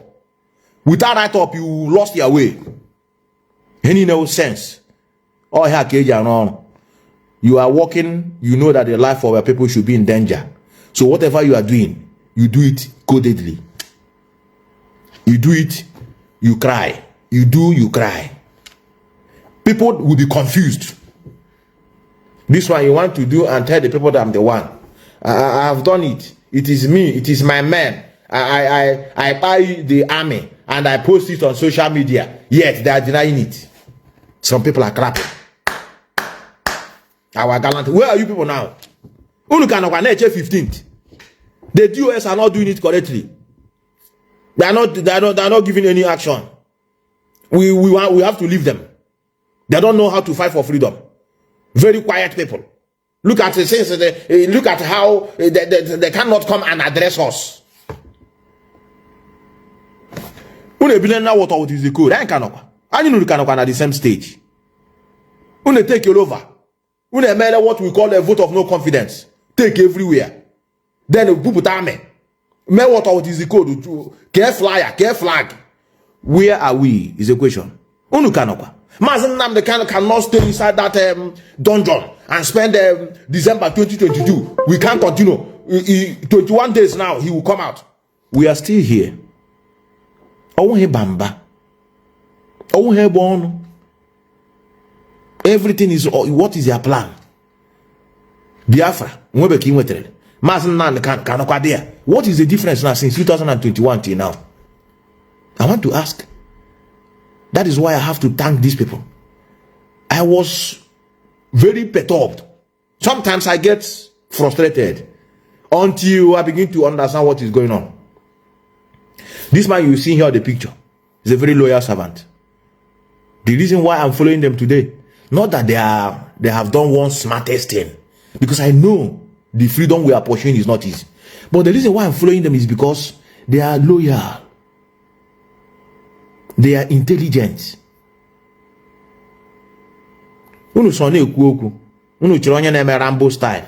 Before this man, your leader, choose to be a head of the Directorate of State, that's something he saw in him. You said that your leader is smart. Your leader is Messiah. But he's the one that approved this man that some of you are accusing, cursing him. So you think he comes out, he will clap for you for insulting and putting all sorts of allegations on the man he selected. Normally, head of the Directorate of State and US, that has nothing to do with the broadcast. Some of you that are just joined this struggle from window because you saw ESN. These people are not meant to speak. They are not meant to be in the public. Their job is to gather information, analyze it, bring out the result, give it to Mazi Nnamdi Kanu. This is our outcome. Or go and use it. That is their job. For the reason of suspending or abolishing the position of deputy leader is something some of you will ask Mazi Nnamdi Kanu when he comes out. These people are struggling to hold on. Some of you have scattered. Where are you people? Foolish people we have. Normally, that is why sometimes I felt that what we have where we come from need to be scrutinized. Sometimes we need to just, if I'm Mazi Nnamdi Kanu, I will just abandon this thing for 2 years. We call it break. 2 years break. You go and just I just wipe the window there. You now begin to see that I'm nothing. What is it called? Referendum. Yes, now Helsinki Charter. Look at it now. We have the Helsinki Charter. Where are you now? Who can up on social media? I saw many of you here now. Some idiot. Well, I don't want to give you people relevance. No relevance. An idiot. Foolish people.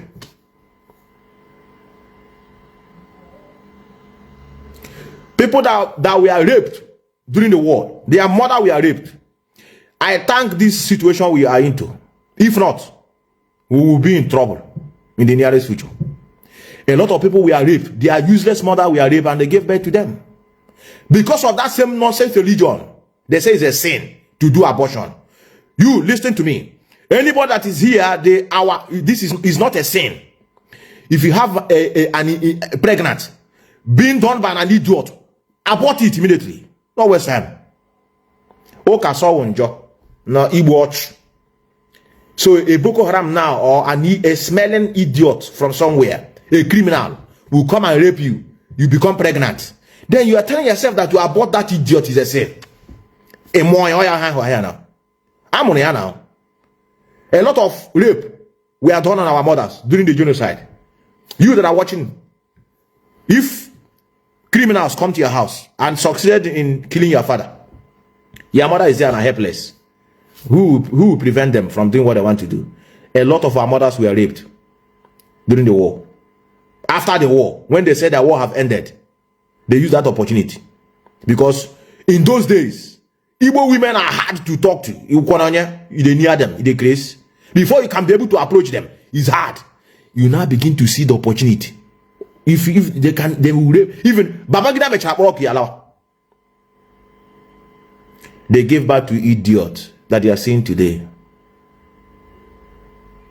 They gave birth to them. That is why we are facing. And we are ready for them. The reason why we are IPOB is not to double into position. If I'm giving position and give me a task, I will do it. If I want to be like them, it's very easy. This idiot that they are claiming to be in autopilot, from autopilot they jump to Biafra government in exile. From government in exile, they jumped into de facto government. Only what I need is just only 5 million is okay. 5 million. Just give me 5 million. I'll go and buy gun. Maybe it's not like say 4 AK-47. Banima have waste their people. Very popular. Other than that, there's one guy terrorizing the whole Igbo land. And I will picture him everywhere. Look at him.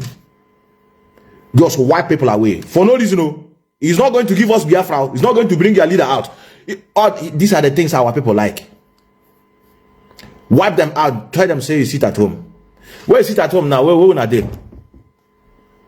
Where are they? Nowhere to be found. So we are doing what we are doing. We are broadcaster. Division of labors. That is why when some criminals come in our platform, they tell us that we should go and begin to do something. We should go and begin to muscle power. Because it is in their blood. It's in their blood to dabble into what they don't know. They are waiting for 15th of December. And to tell you how foolish they are, that 15th of December, they are waiting. Ask them which lawyer do they have to take to go and represent their leader. No lawyer. I want to tell you how foolish these people are. Normally, we just walk at hunt them down. Hunt them down with joy in your heart. You know, hunt her down. You know, quite do. You know, go, happy. You know why? You have eliminated species, virus that would have become danger to the society. That's why I told many of you have to reject Christianity. Christianity will condemn this thing I'm saying now. They will say, please stop. That will be that's forgiveness. Now, Matthias has spoken. They didn't remember forgiveness. They went and kidnapped him. Now, watch this. Listen to that. I just want to bring back a little bit memories to many of you that are here. Now, look at the idiot. He used this thing to get many people that are into religion. Look where. An idiot also hang. He's supposed to be hanged. Either by firing squad or by hanging. Look here. Only in the down. People are joining. Hi. The guy, you know God. You know God. Let's join him. That is why. Let me play this a little bit. Let me play this a little bit. I think you know that a Jofo is working for the caliphate. You know that they are using a Jofo. This one that he's shouting now. Where is he? Look at them here. Look at them. I got a channel. They have look here. That's how they came to deceive many of you people. To stop us from getting our freedom. And you are coming to tell me that you want to be hearing from a Jofo that our leader's health is not. Is he a doctor? We are our leader's health is not okay. There is nobody in this doctor that does not know that nobody will be in this doctor that will be okay. We have seen many evidences. You cannot be waiting to hear from a Jofo. Remember this? I know many of you should have remembered this particular time. Hannah watch her son. Hannah watch her son. Where is he now? Where is he? That is not okay. Let me tell you, revolution is the key. Whether we like it. Revolution that is the key now is Jagaban. Not only Jagaban, no. This time around, he's now condemning this his leader. This is how all of them, I say all of them. Those ones that are still holding themselves, they don't want to speak. All of them are like this in that group. Oh yeah, well, this is what is holding us. What is holding us is not that we have not done what we're supposed to do. Let me tell you what is holding our freedom. What is holding our freedom is the nature of where we come from. We are nobody to the society. These are nothing to do with Ipob, Mazi Nnamdi, Kanu. It is because of our region. We are the lowest. I don't even know is there anything that is more than the lowest. They can come to your house now. Police can come there, drag your mother before the community, before the whole state, rape your mother to death, write a letter, still take the cops, arrest the cops. So you will do nothing. No, you can't do shit now. If you talk about what you do now, everybody will be running. Everybody will run. No, I don't want to talk on how many through that coming. That is why we told you, reject Christianity. You will see the courage in you. Reject Christianity. Denounce. Denounce it. Not just talk with mouth. If you are living in Western world, go to wherever it is. Tell them that you want to denounce. Have the certificate like I have. It has another spirit in you. Reject Christianity. Some of you that are at home, stop going to church. Worship in your house. Is it not the prayer we did now? As Mazi Methuselah said. Some of you will say, I'm an antichrist. Yes, I'm an antichrist. I hate Christ himself. If I see opportunity, I'll crucify him. For many times. He's not our God. No one have seen Chukwuke before.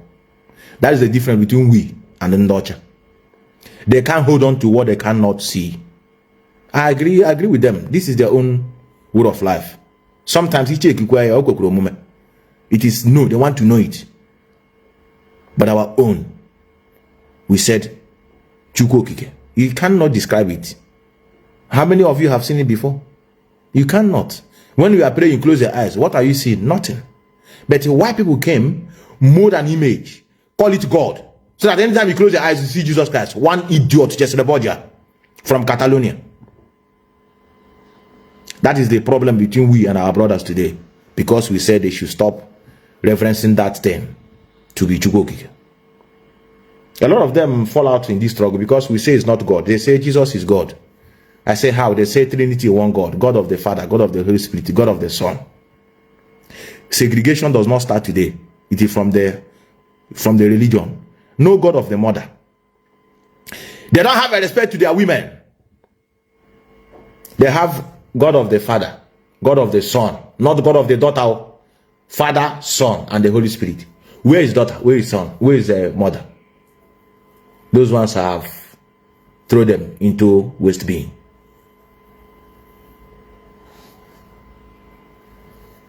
Let's pay attention. Onyendu. This man you are going to listen to tonight is crying for insecurity. I just want you that are about to pay attention now. Why can't you support this man? Why are you people calm in Biafra land? All these bloggers. The only time you can post it is to use it to make money on social media. When we see many of you post it, you think you love him. We know you just want to make your money. The man have feed many of you. The man most of you are Jile Makianolo. Zomoto. Uno put on social media I buy myself a car. You know, Nnamdi Kanu, Mazi Nnamdi Kanu, the way who sold him, the people that sold him must make sure they provide him. It is those that are working with him that sold him. Autopilot are because they were born through way. They were built up to dabble into superstitiousness. They are brain dead. Character assassination, blackmailers, propagandists. The people that don't supposed to see the light of the day. That is why sometimes I blame whoever that created us. And that is why sometimes I say whoever that created us have no power to take us. On where the power. On where you're gonna Methuselah that you are speaking. I'm among those that sold Mazi Methuselah account. That is what is spreading around the social media. That I sold him. I'm among those that get the 9 million. The moment China Sanwo-Olu came out and said Mazi Methuselah was sold 9 million. Almost what I'm talking is $9 million, so not naira. I'm making whether they give me $500,000 as my share. I don't know where they come from. I don't know the kind of God. If I'm the one that created this people, I see you say just coming out openly without evidence. Say he Methuselah is among. He collected $500,000 Mpenyog immediately. Less yage. You go see here crying on where strength. No get power where we dey. You know, na your house, you that are watching, you at your home, you have no hands, nothing, no connection. Mother can call to story, push your people now got it. Give one get mad and then resistant. What will you do? Give less the person, less child no for boy and no Libya anime does be. Because it's a waste to the society. So that is why something is wrong with whoever that is you people say is our creator. Now pay attention to the voice of Mazi Nnamdi crying for injustice and security. Obega kamaka insecurity. Child.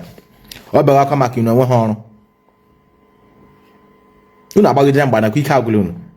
of you that are fighting him, I remember those days. And I you are causing war. You are causing war. You don't want an Igbo man to become a president.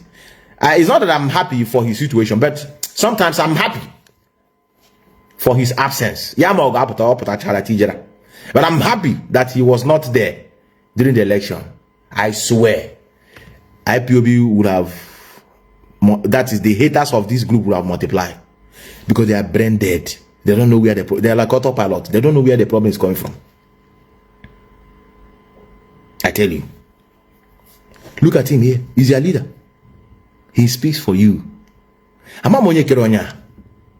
Murea. Ah. Mama na ma was flower sense na for you.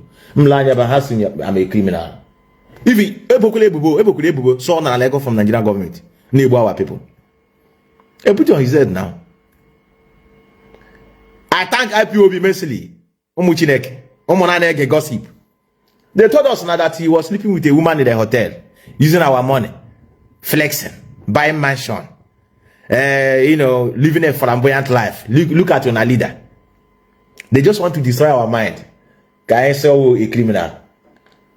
He registered this organization as a personal organization. IPOB is an organization. Is a what do they call it? Is a family organization. He registered as PLUC Limited.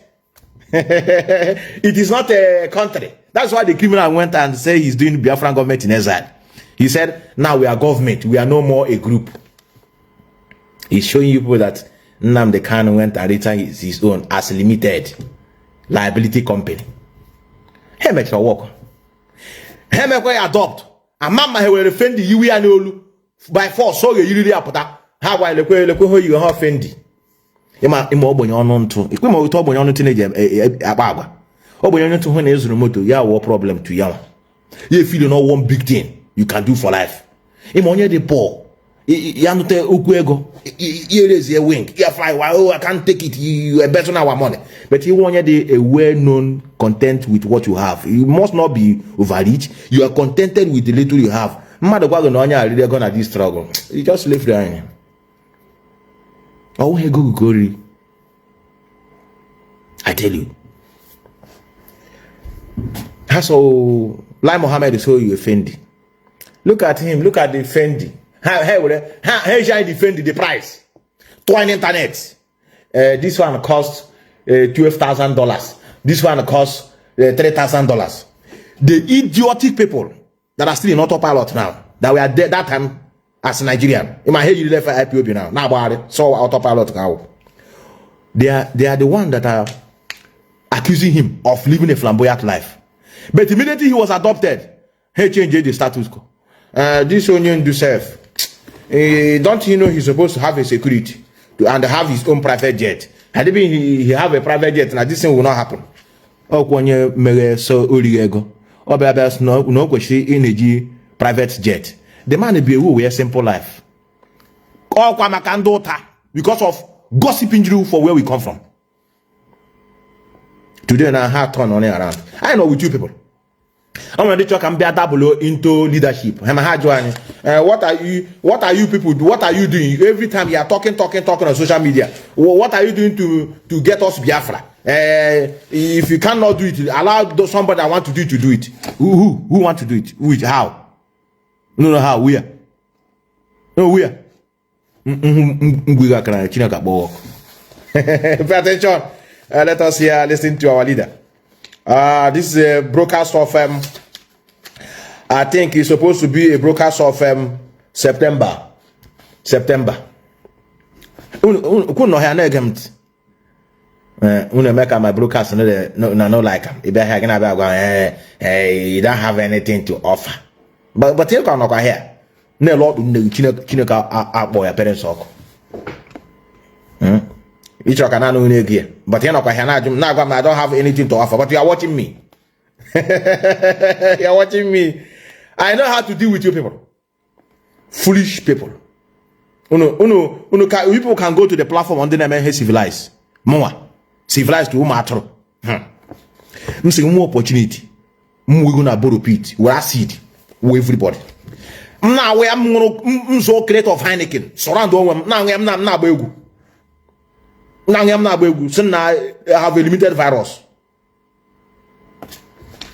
Now let's go. Let's go here. Let's go here. This is Mazi Nnamdi crying for the cockroaches at home who are now against him. Crying for them that they need job. Halali and a content creator. Facebook, very soon I got close everywhere. Nigeria is not allowed to monetize now. Only using them abroad. You know Hawaii. You can praise the country. You couldn't do abroad. I monetize on a page. Foolish. Let's go. This is let us start it from here. Onye Nungwa. I'm there from here. Fidel Kabe. Unknown to the whole world, is Pentecostal pastors. Gunmen have struck in Ondo. They talk about security all the time. The only place in the world here in Kuwait. Do you know how they do security in Kuwait? Do you know? You live in Kuwait, don't you? Do you know how they make sure that crime is low in Kuwait? I was told you can leave your door open. Is that not correct? And nothing will happen. Do you know how they made it possible? Okay, from the airport, when you came to get me today, how many police people did you see on the road searching people with AK-47? Assault rifle. Now, when I say that there is something wrong with the brain of a black person, most people think it's an insult. It's not an insult. I'm telling you the truth. For sure. There are two ways to fight security. Two ways. And if you go back to the old adage and the saying that an idle mind is a devil's workshop, you begin to understand. Once you engage people, give them something to do, give them hope, they live crime-free lives. That's how this world is. Correct. At least majority of them. I have not seen a policeman today harassing people. I did not see. We drove at length. We drove through the promenade, through the road that runs parallel to the coast. No policeman harassing anybody. There is no crime. Buildings are going up. They are demolishing buildings. They are building new ones. So even if you want to be a criminal, when you see what is happening around you, you know there is hope in the future. And then you calm down. Correct. But in Africa, there is one way they fight crime. They've been doing this nonsense since in the 60s and 50s. Till today, there is no security. Because they think with their useless black brains that if you go and buy AK-47 with bullets, if you intimidate people and with fear, you can control people. No, that's how army sit at home. Man, can you sit at home now? If you don't sit out, destroy your okra. If you sit at home now, carry your crayfish, sit at home, they will release on you. Man, can you show how about before? How about before? And I'm happy. And I want her cocoa. If you not get opportunity, collide with Nigerian army, fish them out, hand them over to Nigerian government. They are not your brothers, so hold your ear for people that will come out and say, how are you people fighting each other? Fighting on yourself. Instead of you to make peace. No be your brother. No be every idiot that speak your language, have your name is your brother. Hold your ear. A Fulani man can be comfortable with your brother. If you are sleeping with him, the person, you close your eyes, two close eyes. You than one idiot style okay chuku. Or your enemy. Forget about Christianity that preach about nonsense peace. There's no peace in their life. Each mama haneme peace. Gonna has wakolala. Gonna has wakozala. Do that. I said this thing to Buhari. The place today that the Vatican, St. Peter's Cathedral, in the heart of the Vatican, was the exact spot that Peter was crucified in Rome. Even till today, there is no security. Because they think with their useless black brains that if you go and buy AK-47, bring security to people, individuals, not to a few, with guns and with bullets. What are those security? It means you go to school, you have a prospect and you have a future when you graduate. That companies are, in fact, let me make it as simple as possible. Security means that the refineries are working. Refineries. Security is Golden Genomoya is working. Oh, yeah, security. Ceramics is working. Niger Salmon Kalaku is working. These are proper security initiatives. Because when somebody goes to work at the cement factory at Nkalago, you are working a morning shift from, let's say, 7 in the morning to 5 in the evening. After carrying bags of cement or making sure the engine is working, what time will you have to go and do armed robbery? No. Look at that answer. But instead of them to invest in infrastructure that will lift people away from poverty and from a life of misery and pain, they go to Niger Republic, they bring in people who cannot write or even spell their names. They give them AK-47. So the only way you want to instill calm or provide a semblance of security is by frightening people and killing them. I tell you. And that is why today pastors are being abducted. That is why Olufalaye was kidnapped. That is why Jonathan's relative was also kidnapped. That is why the zoo is crumbling under the weight of crime, because everybody is a thief. From Buhari down to the last person. I'm telling you. Is not either. They are all hypocrites and they're all criminals. All of them. And that breeds insecurity. Buhari did not declare his own assets in public. Foolish people. People must begin to be able to reason. Buhari did not declare his assets in public, but he is asking for Saraki to be tried, the Senate president to be tried. Why? For false declaration of assets. The same thing that Buhari himself is guilty of. But nobody wants to challenge him. Nobody wants to tell him that what you're doing is wrong, apart from Radio Biafra. And when we say it, they say it's because Jonathan lost election. Then we come up and we want the zoo to break.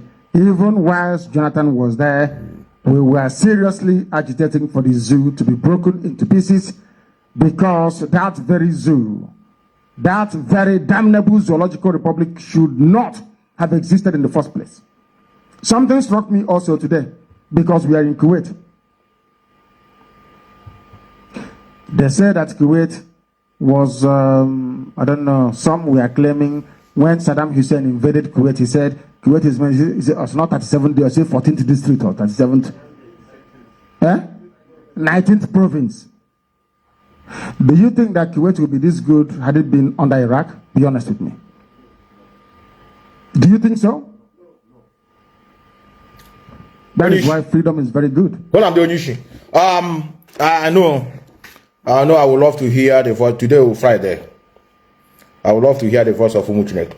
I'm going to know some minutes. Some of you may have something to say, because I just want to update you people that Mazi Nnamdi is coming to court on 15th. And the most important thing is for us to pay attention to the broadcast that is coming on Sunday by the head of the United States. The man is still in charge. Mazi Chike Doziem. Freedom of the Kwanis. Yama this, I will be blaming them. I know what it means to get freedom. I know the terrain. I know what is involved. I'm now. I know, even though I've never experienced it as regards to maybe follow, maybe say we have been fighting one country before I get freedom. But at least with experience I have read and how people have, gone and achieved their own freedom. I'm not doing this now. Our resources we feed the whole world. I think easy. Easy now for you. people be now be I'm a Muslim. I will give you charter. From charter, I will give you freedom. I will come ID card. Have a channel ID card on where I go. Now, pay attention to this. This is, let me define autopilot. Let me define them and the other infiltrators. Liars. Pay attention. Hi, I'm Dr. Tracy Marks, a psychiatrist, and I make mental health education videos. Today, I'm talking about pathological lying. Liars. What it is and how it compares to normal lying. Yes, there is such a thing as normal lying. There isn't an established official definition for pathological lying because it's not considered a mental disorder. Instead, it's observed as a behavioral disturbance that's present inside of other disorders, like some personality disorders, like antisocial personality. This idiot, same mission.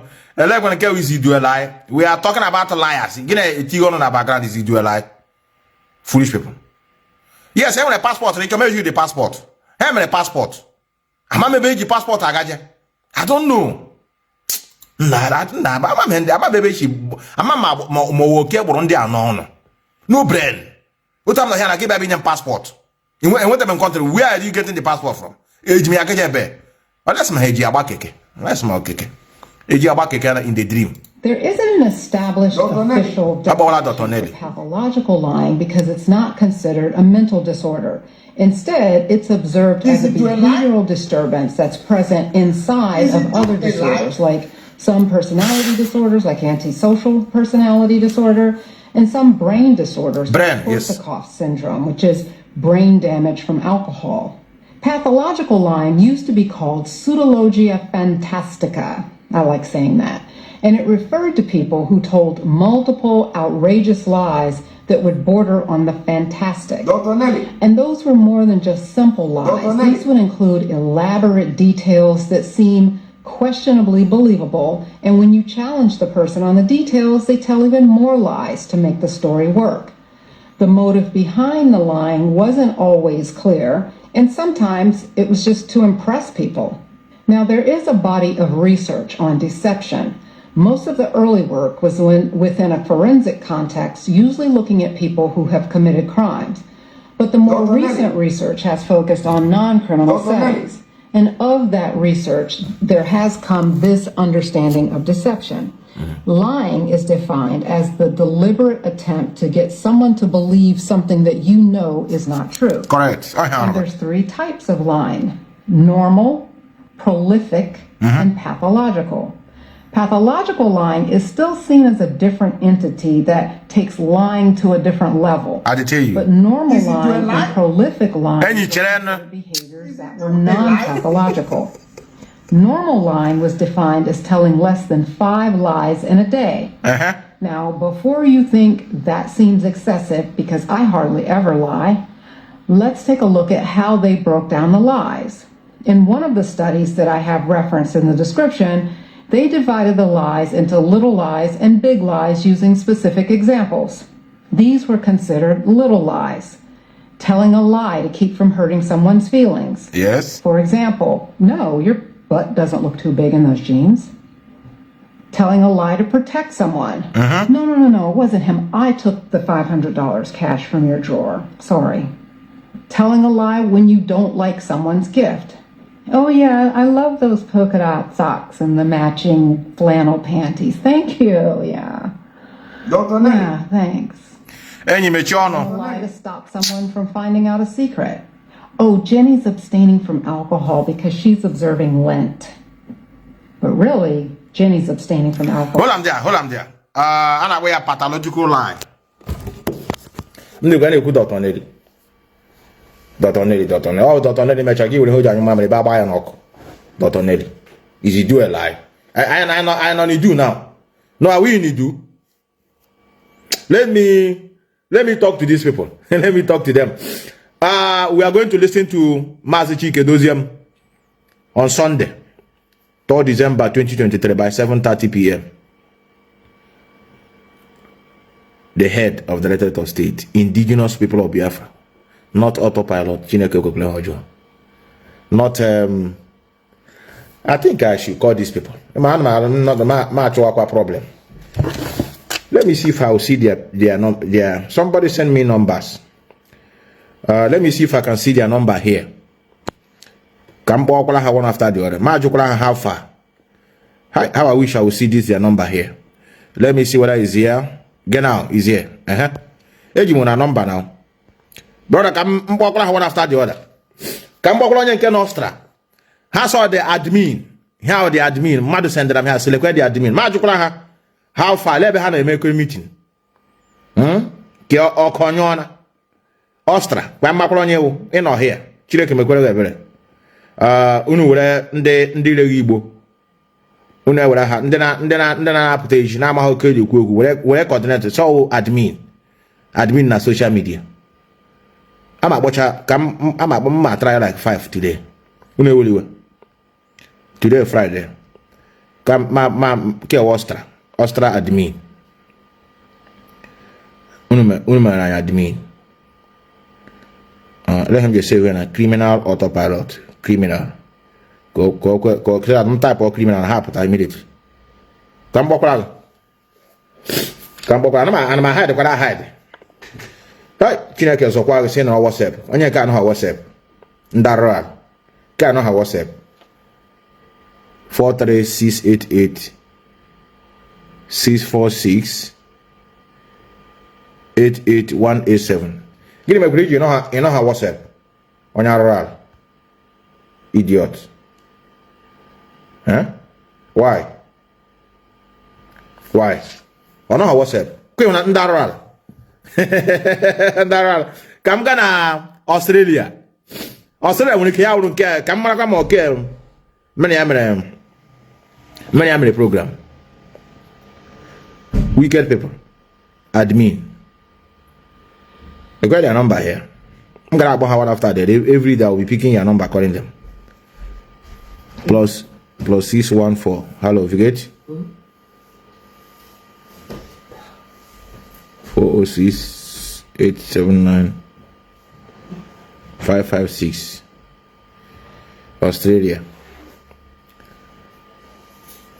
Australia criminal autopilot admin. Australia criminal autopilot admin. Konya kwa WhatsApp kona ndara kana kwa WhatsApp. What is going on? I'm a phone credit amonyar. Is it from my own or from their own brothers? Call Austin. Iji number Austin Okonkwo iji. Acha monya ha nwa. Ọ dịkwa ndụ. Australia. Okay, no WhatsApp. Okay, on her WhatsApp. It's WhatsApp, I heard ringa. I'm hide now. I'm more Methuselah.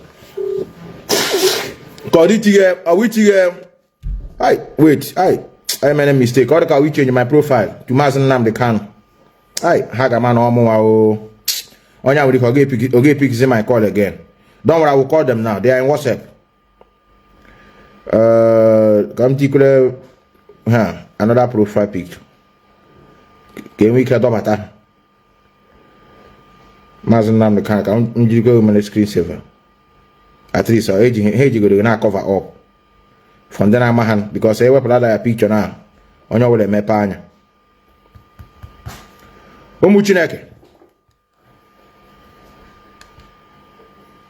Ka we je buko bi my profile. Ema, hane buko bi ja to kona ma small. Umu ano ha Zion. Awran ndike mbra ha bi le mara nya ni. It is say I dey feed myself through blogging. So I go make a joke. Oh, and then I try to lose followers. I try I tell you go ebuko bi him shalom. Ndar. And I'm everywhere. How is it? Australia. I'm about Austria now. Austria can knock here. Yes, good evening. From here. Hello? Yes. Hello. Oh, good evening. Yeah, good evening. Onye ka m kene? Oh, ndị Biafra. Onye Biafra? Yeah. Okay. That's mama na I don't tell you now how we they do now. Get back on now.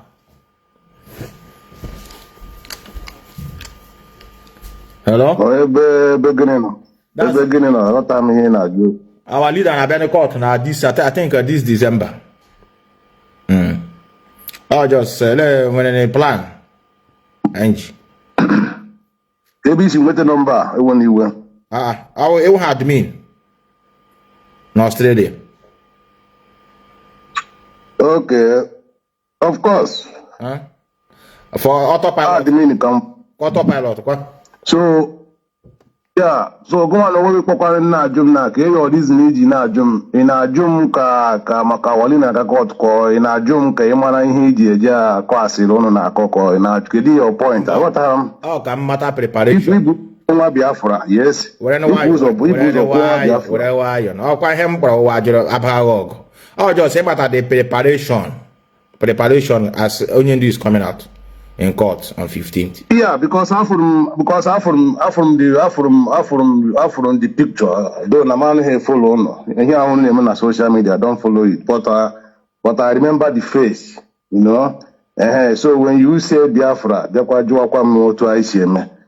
One in our good Mazi now, it was feelings in the only word in Australia, Mazi. But not a public figure, not back on online. You don't supposed to be one that. Yeah, you need to come out, you need to come clear because in here only name na social media aburu here walida na the Kanu kuru. But how we have to media na social media.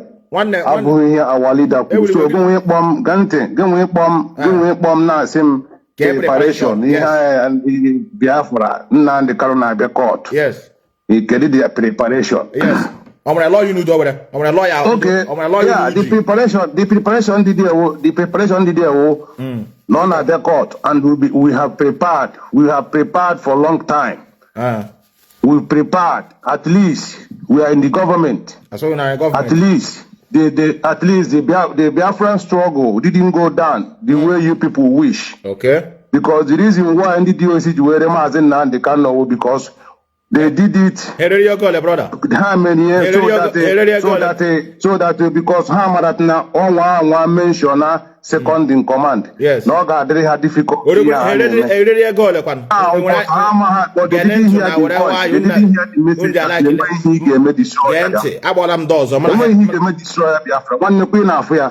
government in exile. Government in exile. And when time come, Naiga form of Biafran government in exile.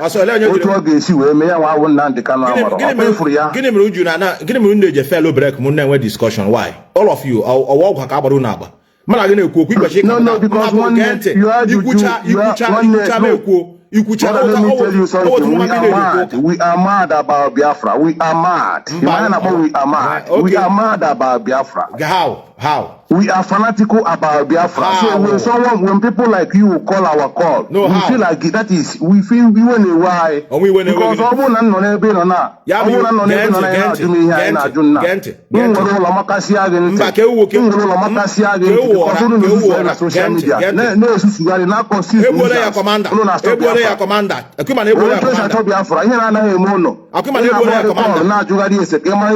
Because foolish idiot. Idiot.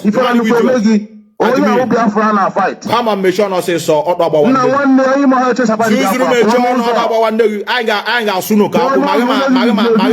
I what is his name? Simon. I get Luno Nando.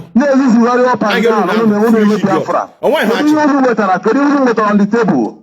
Mechon me kwoku. Mechon abachele mechon me kwoku iga gente. Mechon other about one day. Mechon. He sell mass. Una dio sell mass Nando. How much get area? Anama jogo kwoku. How much get area? Owe God. Owe God other about one day. Owe God Chinaka boy. Parents oko. Ununa propaganda. Ere mass Nando. Ere mass Nando Kanu. You got come down kwoku na ko chon come down kwoku. In Australia. I'm about to take power Australia. Foolish idiot. Mwere ma so ka akwu. Me berie gị na ndụ. an idiot. They can't come down to talk. Wow. Their preparation and say, it mad, get a yona with a shower in Australia. It mad, only shing on anger. About Chile, in a live program. Oh, I know, it's a cook now. That is the preparation. Prepare go for a long time. For 2 years now. For 2 years now, what have you done? What have you done for 2 years? Tell the world. What we have done, we make sure that now the kidnapping of Mazi Nnamdi Kanu become useless to Nigeria government. How? That's what it is. Let me make it clear. You are on live program. People are hearing your voice. Hold on there so that they hear cause. You are live program. Talk something reasonable. It's all how. How did they make it? How did they make it expensive?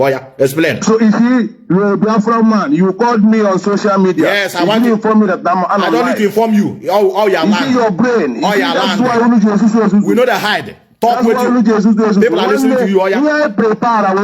I make sure that now the kidnapping of Mazi Nnamdi Kanu become useless to Nigerian government. How? By making sure that now our Prime Minister Simon Ekpa is in charge. Okay, I had the preparation. Yes, because Nigeria government could not stop Biafra. Nigeria government are pushing Biafra. Nigeria government are pushing Biafra. They couldn't stop Biafra because the reason why had to kidnap Nnamdi Kanu to stop Biafra. Okay, the plan we Prime Minister Biafra. Now you're in Australia. So now, of course, can I ask you a question? Can I ask you a question? What question you want to ask? You are speaking with one useless. Biafra is not only for Igbo. There is nothing like useless. There is nothing like useless. Listen.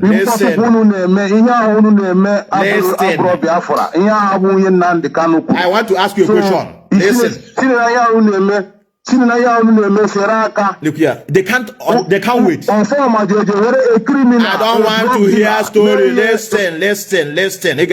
Listen before mapping your. You want to run away.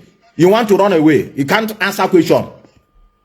Now let me ask you again. Biafra, for you to do a Biafra, you have to be whiter than white and whiter than snow. Let me ask you a question. You call me on live program. I don't need to tell you how we are land.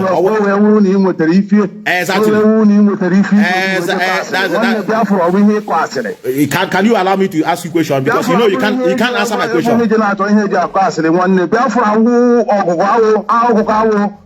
Can you answer a question? Come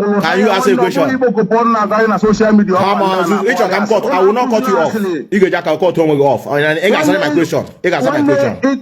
I can't tell you the truth because why would you ever in your life call me? I want to call you. I want to know what people are doing because we see people as infiltrators. The world want to hear you. Your name is here. I have your name. I have your number. I don't care. Can you answer a question?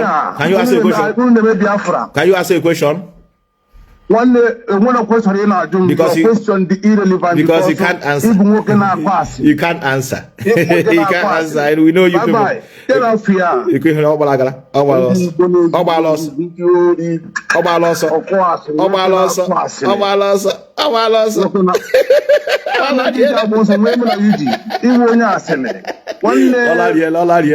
You can hear they can't answer question. We are fighting for Biafra. They can't answer question. In social media.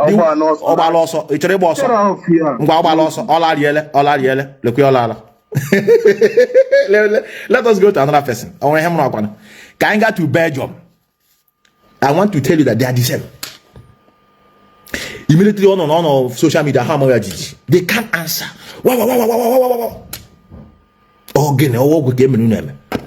Let me go to Belgium. Or can Bokoran can Austria here? Austria. You can pick my call, you can shame on you. When you're Austria, I'm on your Methuselah. Austria. Now, we're nothing. They can't answer simple question. And I'm also It cover up. Can you imagine? Now, the kidnapping are very expensive. How? By having prime minister. Hi, our people. I work the hammer. I don't get a job today. They are Australia. You know her social media. Huh? Cost like I'm not my Ubuda Malabi in a Bagua can they on your fellow break. I don't think so. When you can't question but because contrary not again maybe gay they come. Oh no, what's up? You question on your hi Ogagakwala here 000. Ogagala here. PK your own. Mama Colonia, we say Nostra. Admin. In Austria here. Kaya ko na ayaw ko na niya. Nama ko na. Admin. I'm gonna every day but I'm gonna about their number one after the other. Just they won't. They are the same. Kaya go pick call. On Austria here. Let us go to. Let country I gonna one after the other. Can I go to Belgium? Kabalagala. Plus 32 472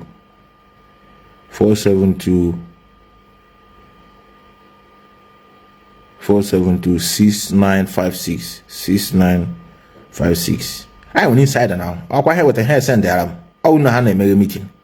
How come now when you know? Oh, if you do not have to me, I could believe game. Our prime minister, one time to create you do none. Our prime, look at our prime minister. 5626. Can I check Colonia?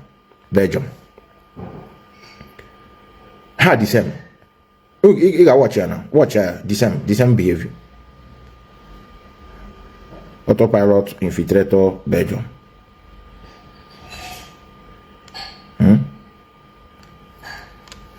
Belgium. Can I go to Belgium, brothers? Audio go Rebecca go leak. Belgium. It's ringing. Belgium. Belgium. So check says our morning here. Australia. I just came, brother. Where is some more smoke? I don't have any had to go smoke. We want to know. Hey, check with 15th. Why would I search with 15th? That's how they are prepared. How are you preparing? By having a premise. PK call. The question is, you know, issue no ranga. And try Friday. No, Kimbo. Belgium. I know Belgium now. Life and direct.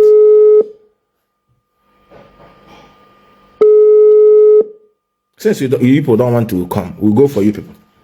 Okay, we call Oji my number. Oji my number. Ela contract Ghana. Ela ndeba ebe otutu ha no na China no here.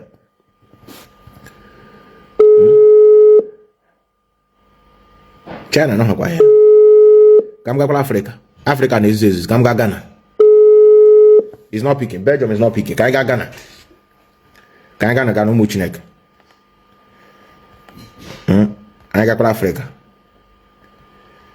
Ebe ka ha 233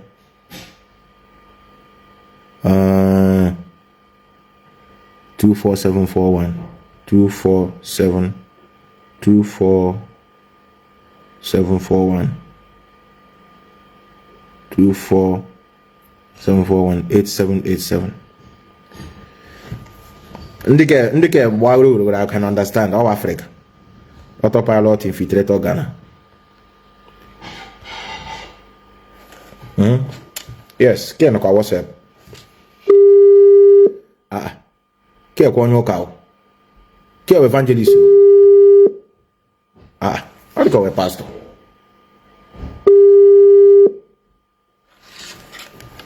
Call picture Kijimere prescription.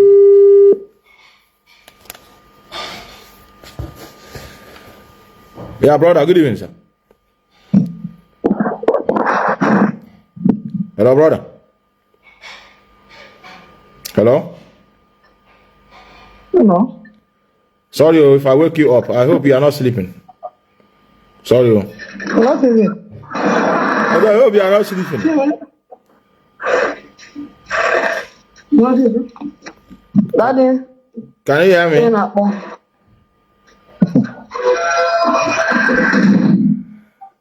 Hello. Yeah, good evening, brother. Good evening. Sorry, I the kid should not that. Sorry. I had to be a little bit confused now. This is our struggle. Some of our judge because I hate the number as admin. Oh, just our leader put her on 15th. I'm not sure I want any preparation. Just like maybe when anything I'm prepared that day or just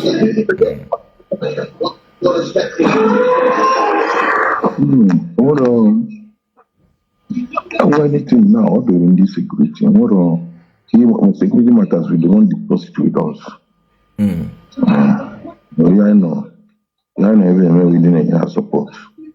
We don't discuss security matters with us. But are they necessary to discuss security matters online? You gotta go. Yeah. But also this our second in command, they able I am not the chance happy. You know? The second in command, the Butuza now, he was killed, buried on a shallow grave. You know, because Butuza I think he got married. Opposite, yana one, yana honeymoon, but I believe we're the second in command.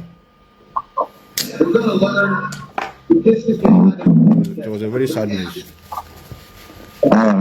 Which day? But I think about 4 days ago, I may send that with the picture. Oh, yeah, the problem. And what about it? I may send that with the video. Urgent the video. I know some video for online, but I don't know whether it's that particular one. Everyone cause an about going to the quite short, you know, I don't know how this security was operating. I don't know whether they don't keep secret. You know, the thing that I'm so now. Seriously.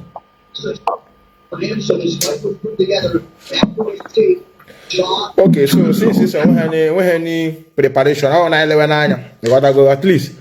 Mawin a lawyer. Mawin to a lawyer. Lawyer when he kick up for the presentation. Our leader, what was the case to answer? So you're not sure for them to release him. You're on your pressure anything now, enjoying government. No pressure on anything now, would they do on the issue now? Because although Nigerian government are talking release, but our politicians, some politicians have refused to do the needful. So we are wanting pressure. So now we are believing that they will release him. But our prime minister Kuwait. Yes. But when the lawyer engine, I am my problem. Did you as a lawyer? But I know when a lawyer engine. So the thing I am concerned, at least lawyer. Yes, lawyer, Ganyaka. I'm very sure our leader was the case to answer. It is charged of every case. I just him there. So that over ahead of this, according to our prime minister, that they will. That's what, bro? No, lawyer. It's my cock and a guardian. Even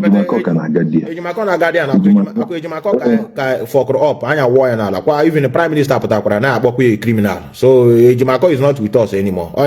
Like that time on you get information because you watch here now. Where's him on inside there? Because before Ejimako prime minister information on Ejia now, but came my mom him a may attack, and that thing I was not happy. You want to go so since that time. One year must have all before no more working.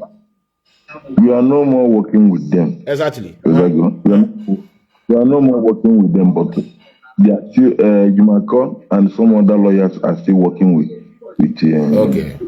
Okay, I get our leader. Okay, we depend on the lawyers now. So any outcome here because I quote that now one case oji. All lawyer get agwakwa no one case oji. All of us know that Mazi Nnamdi Kanu committed no crime or just no illegal abduction, if not because of the condition of Nigeria. Ekweshi release that man since. So why home metere? You gotta go. But all Tinubu no way okwoji aka pụta kwuo ya chọrọ release Nnamdi Kanu. South East politicians. Ehone na video. Hejiga na video. Video as how. Iji video mgbe Tinubu kwuru so chọrọ release Mazi Nnamdi Kanu ka ha pastor pụtara akọ.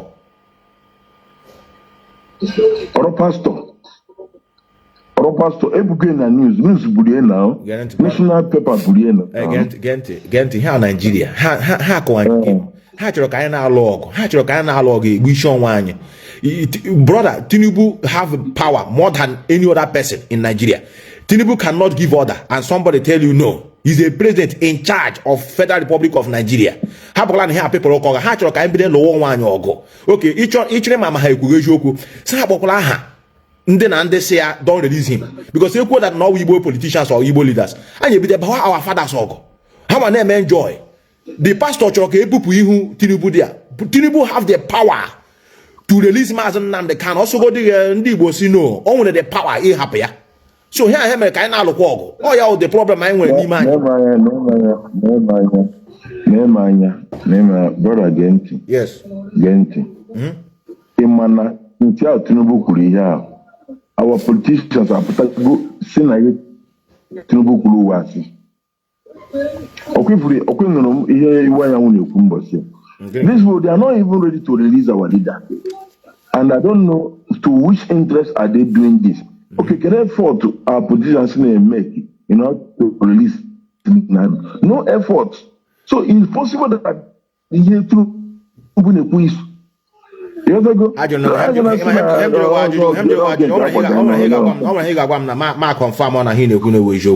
Number one, Tinubu credited na video. Number two, I got one the names of those political leaders that say we should not release Onion to finish. Now, I get what video. Tinubu could say release. I'm going to release the leader of Union People of Biafra, Mazi Nnamdi Kanu. Number one. Number two, say if they cannot provide that video, the people they say don't release him. Every our political leaders on they mean good for us. Or what they bad, brother. And a political leader or elders.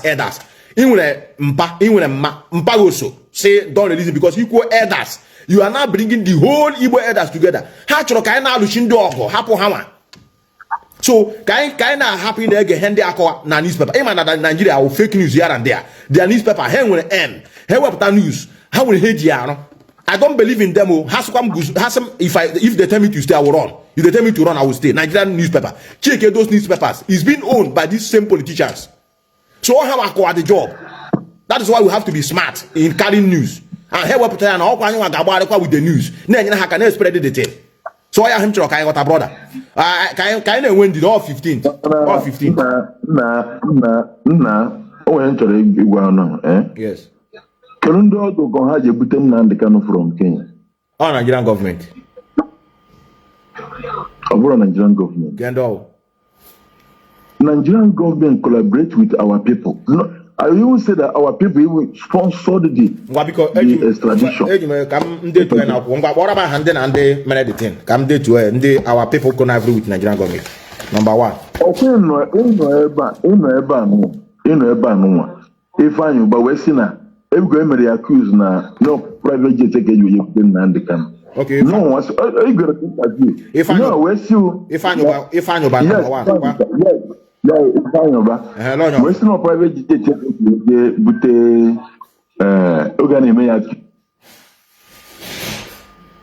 we're getting abroad. Can you hear me? No, when I say no private jet, no private jet in working. Can you so or divert the accusation to his friend. Okay. Does that go? Okay. Who should in that interview everybody go and way way of it. Okay. No now. If I know back we form security outfit when I fight against us, that I am sit at home. So yes, we that these people they are working against us. Listen, brother. Come the reason why I can't have a MS speculation. I come I that lawyers. The lawyers that are the lawyers connive. Come go here, prime minister, but lawyer. Also, the whole lawyers are working with Nigerian government to make sure Mazi Nnamdi did not come out. All the members of the Directorate of the DOS. They were also accused of those who saw Mazi Nnamdi Kanu. Nelly Ofebu, the one that was with us before that left, she was also accused. The wife of our leader, no so the brother. The brother, which is the what is his name? Kanu accused. One of this guy in South Africa, he can't guru ago. Abakwaria, Nandi so Mazi Nnamdi Kanu. Also Abakwara. So even only one guy no obodo Ibana Mazi Methuselah. Aso so kwere Mazi Nnamdi Kanu. So all this news now fly, you know, the main news you shall put. That is why or they have maka na no I sit here one place. And you be the more people accused blindly. The only thing near me now, Mazi Nnamdi Kanu is still alive. All my happiness, all will be autumn, tata no to Chineke, near Wisike, near Masike, or ya gapota, sit here down, Kora Manage. See, le 2 minutes she ban up you bogro. Or they have my kind of here, and I fight on one. Yeah, someone about you feed all of our brain. Let me explain myself, brother. My name is Methuselah, one name Melchizedek. In Anoya before. Yeah. Almo with the Methuselah, the man that faces the reality. I want to tell you the truth. Simon Eba is not fighting for the release of Mazi Nnamdi Kanu. If he's fighting, the fight we are doing at home now should have been taking place in Abuja, in Lagos. Those that are saying sitting at home is only in the 5 eastern states. River State are not sitting at home. Bayelsa are not sitting at home. Cross River are not sitting at home. Akwa Ibom, they are not sitting at home. River State itself or Bayelsa, if I have never mentioned it, they are not sitting at home. Those people are not feeling the heat, but they are called Biafra. Now, if you begin to talk about those that are feeling the heat, it's our mothers and fathers in the village, brother. If you are in this struggle for long, you will have known that these our mothers have suffered. Some of them have done demonstration. I want to call many of them Muchie. Habro talk Mazi Nnamdi Kanu being kidnapped in 2017. If there's now, and then sit at home since 2021, brother. Till today, their outcome. Mother Jogan, I say, what is the outcome of this sit at home since 2021 till now, brother? Can you explain to me? The outcome of sit at home. Yes, till now. The outcome of sit at home is that it's telling on the Nigerian economy. How? Overall, how? Here, media, because the media have already said that according to their report that the sit at home is telling on Nigerian economy. So, when you all the praise. School, teacher Joy Ajoza or Joy Why or Kowa, affect. The children of the governors, all these political leaders, one hand below school, they are children. If you want, and I begin to mention them, ranging from Ojos or Carlo, Rocha, Sokoro, every governor, even local government chairman. They are children in Cyprus schooling. So when you push that home, number one, it's not affecting them. These people you are talking now, all of them are criminals. Many of them, that all these political leaders, they have foreign bank account. They know they operate in all these local account. So the economy does not concern them. Many of them are even living in Abuja. You will see a governor in East, a governor's lodge in Abuja, governor's lodge in Lagos. That is why they want airport to be functioning. 1 minute, Abuja, Lagos. They are not feeding from those places, because if they are feeding from our place,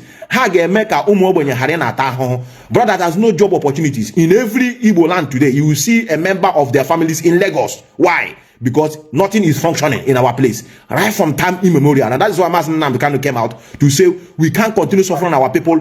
No hope for them where we come from. No company, nothing. In a this economy. Yeah, the kind of economy before you be the Chowa Biafra. We have no economy, no job opportunities.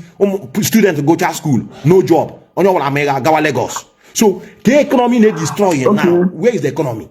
Okay. Okay, my brother, tell you what is your own state for us to achieve Biafra or for Mazi Methuselah Kanu to come out? Correct. What is your own state? Again now. Freedom is not easy to get. We understand that. And good thing is that Mazi Nnamdi Kanu has been in detention before. And before Magani, at least for you to age mega admin, can we join in this struggle? It doesn't matter. But I just want to know, when did you join IPOB? Since 1997. 1997, IPOB. No, not IPOB. During it was Ricky. So you remember? Okay, it was Amasol before. Okay. Masol, but them in Lagos, we are arrested and sent to Ikoyi prison. Correct. Okay. How do you come out from that Ikoyi prison? Is it through lawyer or through God? Oh no, we got lawyer. Correct. And then you came out. Number one. It's okay. Mazi Nnamdi Kanu was caught in 2017. How did he come out? All through process now. Correct. Going to court. Correct. Or easy. Or your hanging when lawyer. That is why we don't supposed to be attacking those lawyers. We don't know what they're seeing. Brother, their life is not in danger. At least go up Halani me before. Not easy. You got to go so now can pampa gidia name kandara and believe so that go weak but because into that man we don't want to run our place now about go now come out here everybody know they touch Abuja, know they touch Lagos. So what we have now to make sure he comes out is by appealing to the Nigerian government. The lawyers are progressing at least anyway result.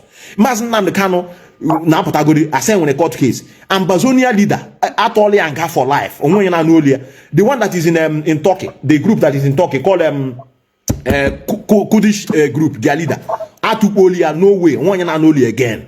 You want to go so the Mazi Nnamdi Kanu a court case. The only time you got your Kandara one agachala court process, na say no more. Naturally, there is Mazi Nnamdi Kanu for life. I'm not going to forget about his life. Then be the boys on one, all these political leaders na our land. Had our boss, even if you want to know that we are not, if nothing is touching them now. Since this autopilot to be there, how many political leaders came on Begapa?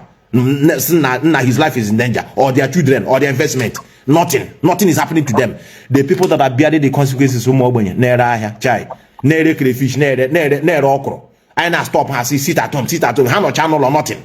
So my own way and how it's going to come out is by court proceeding, and we have lawyers. When I say lawyer, we have formidable lawyers that are very, very well known in the system. So also matter is the process of court case. Then as I conclude, it's come to an end. Now only she cannot come out again. Now he will be jailed. You got to go then. Malaga potase kwase ndowa say anchosle me kandara.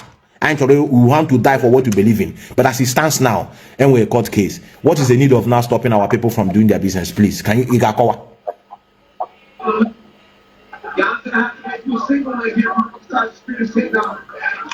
No, it's not true. Court. It's not true. From that your own time. Thomas Nnamdi should put the first time. I on email now. I'm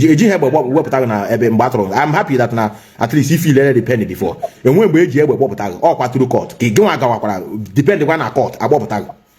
So the same way Mazi Nnamdi is going to come out. When her committee, even on Nigerian government nala, if we can be able to play our card very well. When her committee, Nigerian government choteji game violent go hey for a while not because of violence. That's why they are now trying to instigate violence among us. Nothing. The man did not commit no crime. Even they are even stepping on the law of international community by going there, and what they did to him is kidnapping. Instead of us to calm down for lawyers to do their job, when they conclude their job, we know that no more. Then I put as question. But now court naga on. I kill him there. You people are still finding a way for him to be held there, to have a reason to still continue holding him. That is why we are crying, brother. Do you understand what I said? I want to thank you for even listening to me. I think it's easy for you to wake up in the midnight to listen to Methuselah Enlightenment. Methuselah continue to give us brain for us to listen. Simon something. Prime Minister. If now Simon is the Prime Minister, Mazi Nnamdi cannot protect his position.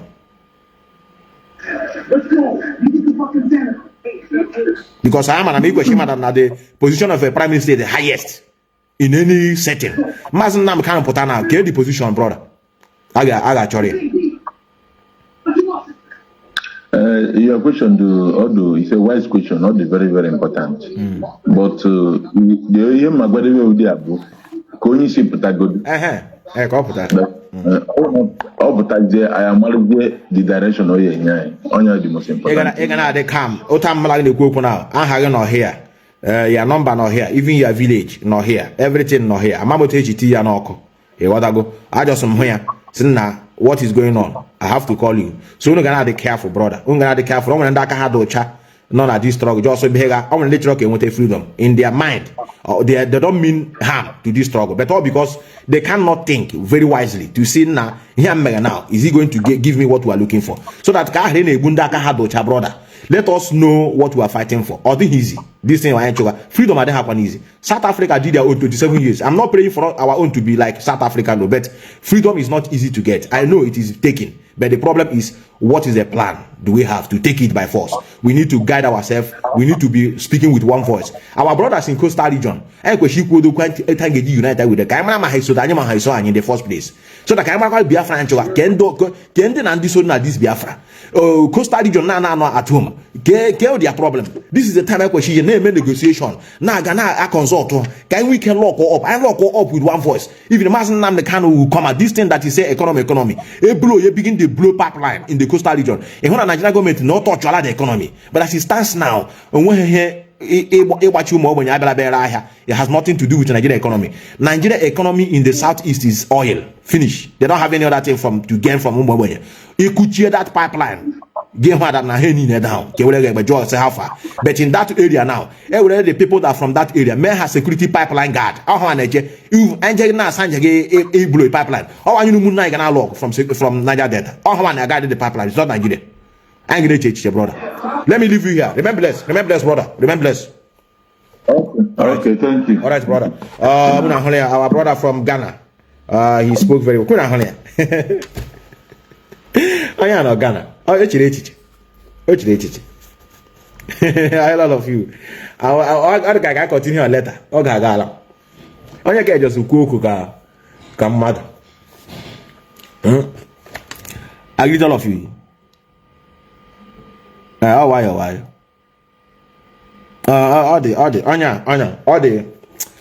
This guy will actually feel their brain, and some of them the inferior. And when you can ask them that, that's why the guy the put a soul lawyer. The guy I hate you from media. The guy I want a lawyer. Okay, I should go to South Korea. They correct. Let me go to South Korea. I want a disease. Let me go to South Korea. That voice made from South Korea. The guy has all our warship. In here, someone about a Korean fighter jet. We didn't know. South Korea not gonna hear. But South Korea not here. Okay, Korea. Okay, Korea. +8. Mama. Can you maybe tell high self after bring a bit? High self as a bit. High self. Ja. Ja, ich habe schon Tee. Ich brauche noch eine heiße Wasser. Yeah, the guy they come. How they come? I tell you. I might my furnish with the video. I will hand there now banji. Like when you when I will furnish it to him. Call hotel Yakoja Sadia second in command. And I go no when hunja loaga. Wale then I'll run aga. 8107623. So we are not telling them to join us, so we don't need them. Or just kind of go and use another because of him 6234185. South Korea. Autopilot South Korea. South Korea. They are the last stranded. How they stranded? Lonya can Australia. How about let me South Korea. Don't worry. Since when I join him number, maybe then about one.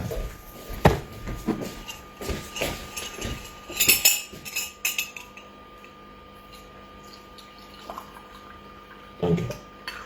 Thank you. You need sugar? 9. Thank you. Let's change one of my week. These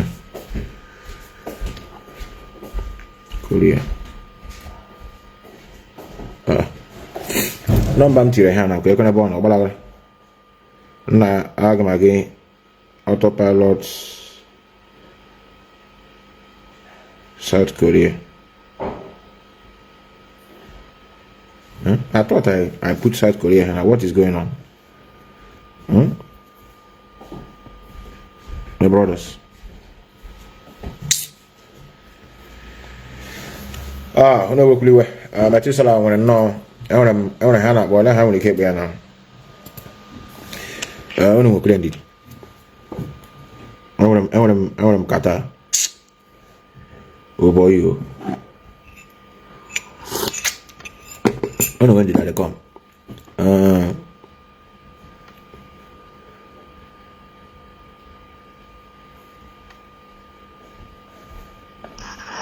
But you must bear in mind that we have resolved our case. We don't want to go into it. The only thing we want to hear is how you are going to support and help the Biafran struggle. Only 2 things you can do: volunteer or you contribute. Only 2. If you volunteer, we'll take you home. You can't fight. If you can't fight, you help buy us guns and ammunition. We need many of them. After all, here where you are. You know about the Basque separatist group? Yeah. ETA. Yeah. Batasuna. They fought so much today, they have almost autonomy. They have independence. Did they fold their hands abroad? Did they sit at home? No. Do you know who does sit at home as a freedom fighter? Myself. Sit at home. An autopilot. And you're a freedom fighter. You sit at home. Autopilot. Well, I'm there. And they sit at home. I remember saying that I had. I said, when you should say, and they sit at home and with their freedom. Be a number just to save. Go to Jibalag. Korea 185. This is it now with the grace. I didn't save you with a name. Yes, now autopilot South Korea. What is going on? South Korea. Where you come number their commander? I would done the idiot on a pick call. Okay, I got long one. Commander got one time again long one. Gano can he horn. About before your second command. South Korea. They go toward Hanoi. It's a Okoshishi. South Korea. Fresh idiot. He's ringing. They go toward which are public toilet. Yeah, brother. Good evening, sir. Hello? Tutama. Yeah, Tutama. Tutama, brother. Hello, Tuniman. Everybody. Okuliwa mama disturb wa this time. Akwa eba ha ototo kwa. Saba o chi jele this time. Ototo. Oh no, this our group. Oh, aham ya number na our group. So msema wana jole ha ta onye ndu na apụta na court on 15th. So because ndị nọ my area. Onye nke nọ here, mama ho mere the admin nọ here. So now the only information on Niger as regard to our preparation to onye ndu na court on 15th.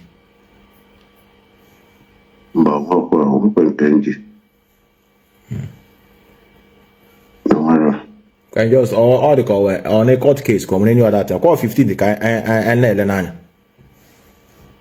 Oh yeah, kuna. Yeah, kuka na. Malmo ya mena onye ọbụla chọọ ka ọ pụta. Na mago ndị so emekọtagwa anyị ihe anya maazị ebe akwụ akwụda ya.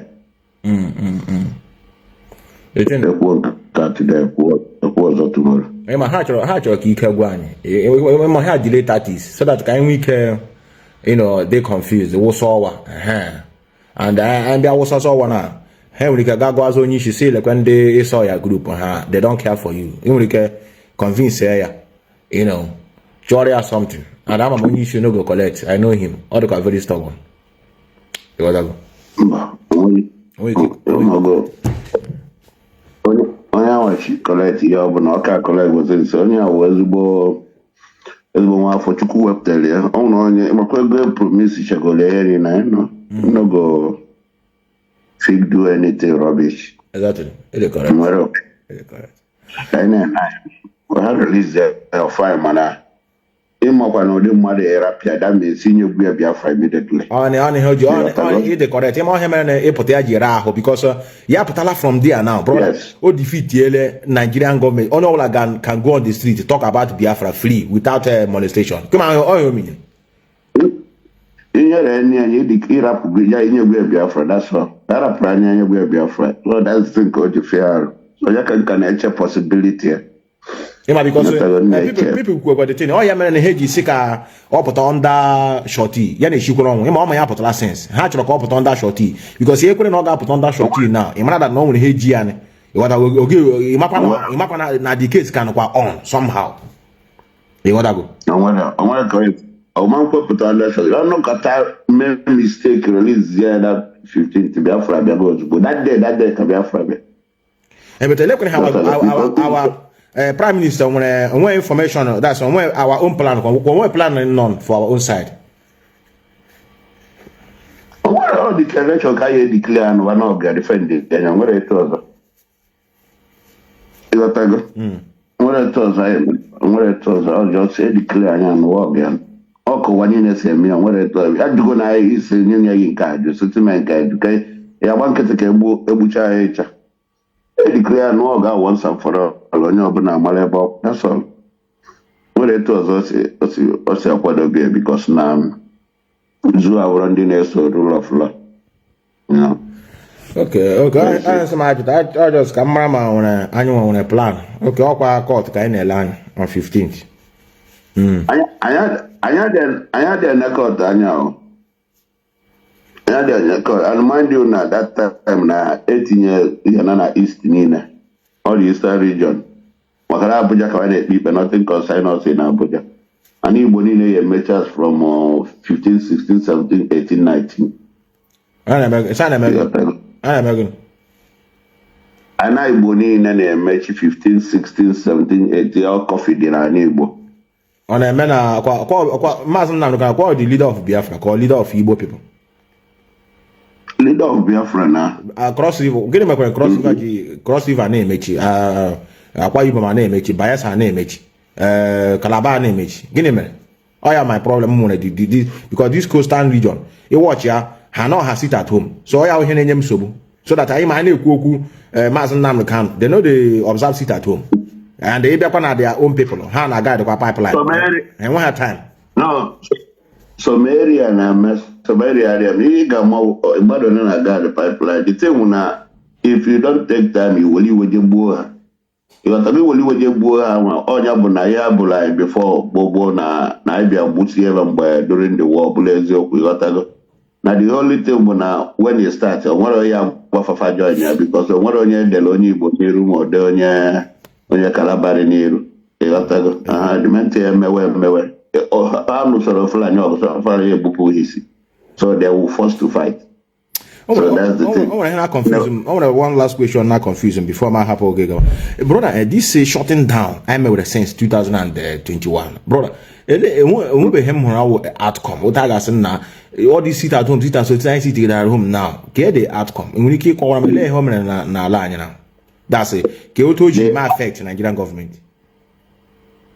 Nigerian government go. First of all, yeah. It's going in lose. Okay, first of all, number one, when the whole Eastern region are going na Monday Kadafia to sit at home for Nnamdi Kanu, Nkembo, Obagona na the whole world, man, because of Biafra. Now, Eastern region, they sit at home because of that in our area. Monday governor, Monday, and what do I got my little way on a Biafra? Are you sure? I'm ban Biafra no sense. Biafra no sense now. Biafra I'm a good governor in Naira, because you may not go see no anyone in charge of everywhere because of that shutting down. Because then governor na chop. Ya wouldn't get Monday sit at home. Can't have what I'm a prime minister na sometimes 4 days, 5 days. But I wouldn't get Monday. Onwe ji eme no dị nsusu na ọrụ ka na eji ebueli ọnọdụ na ịghọta eji ebuelu like onwe ebe a eje wado maka ịchụpụ ndị Fulani eji opportunity bụrụ ihe a eji wee je chụfa gather side na that's the thing and you man ebueli ekwe okay eche maka economy okay economy okay ọ iji buari ọnọdụ yes iji bueli ọnọdụ na ebueli egwu na okay, can we could have had no shoes or my paranoia people had no shoes maybe didn't so I here. Okay. Yes. I need that Korean okay. Na media. It correct. I you can plan no. I you can plan. I am not now. February. Okay, February. February na gbogbo ma ha chọrọ. You mean all the common help and start planning?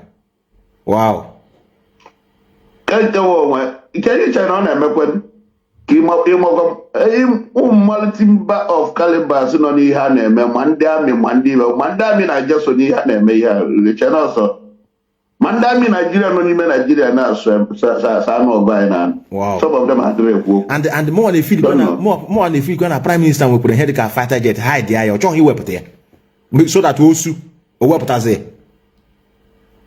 What is your country? See the way the Ibunya 20-30 of it. I can go many countries. Wow. They got a problem. I am under Mara. Just if I need the woman, a Ghana 200 in a Gotama granite. We're frequently supply. Covering when Kaga got a shot to a shot. You got it. Obucha, Manaomo go. I am defeated Ganda. Where the are.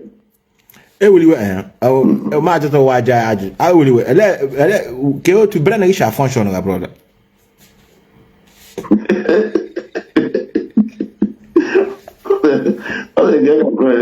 thought you can come right now.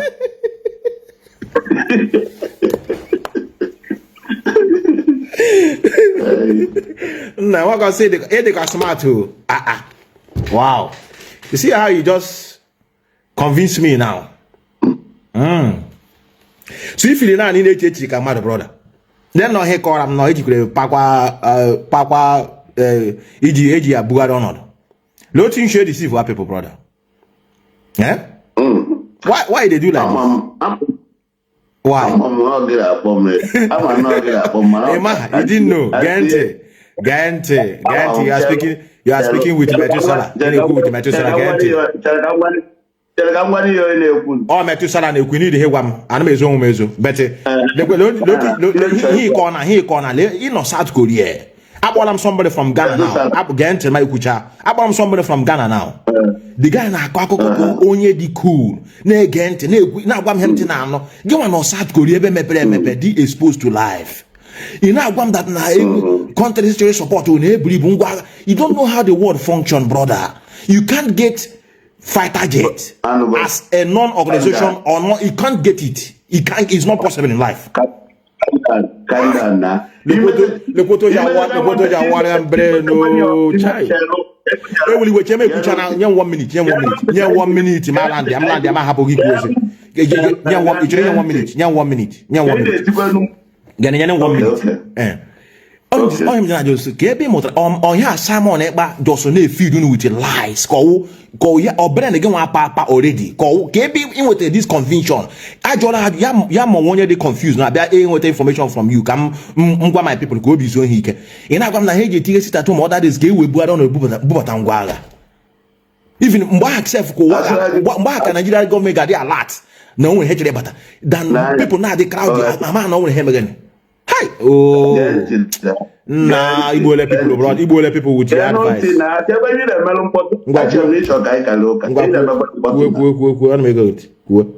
Ihe ga-ama you can fold your hand and let the enemy wipe you out. Onye ọbụla a na-egbu egbu kwesịrị gara azụ onwe. Okay, my idea. Etu anyị nọ nkịta dị ụmụ ndị abụrụ sọsọ ịma ya na-eme na nwere ike chee no ihe Simon Ekpa ma onye Nnamdi Kanu. It will affect all of us if we fold our hand. I'm aware. And so kebere ibi na America enwe ka onye oke etu ị nọ kịta onwe ka isi nweta kọntaktị ya nye gị ihe eje n'ụsa du ọgụ defeat won't you accept it? Kendu ncheso na-abachi dọgụ ịchọ Nigeria ke na-abụ ọgụ mba kedu na-alụ ọgụ anyị ma ihe ị na-ekwu we know if you can't fold our hand itu egwu they will kill you. Ọwụghị etu egwu ịghọtabe brother ha na-ekwu okwu planning a na-akpọ ya planning all plan and ya plan ga-awụ secret ọwụ ahụ social media ọwụghị pụta gwa anyị na a ga-eme barak attack a ga-eteki barak ihe awụ amamsị all noise ka emekighe. I'm telling you the reality. Brother, you can't tell me in a alliance and is alliance is in which one content that is supporting you people. One content. My brother,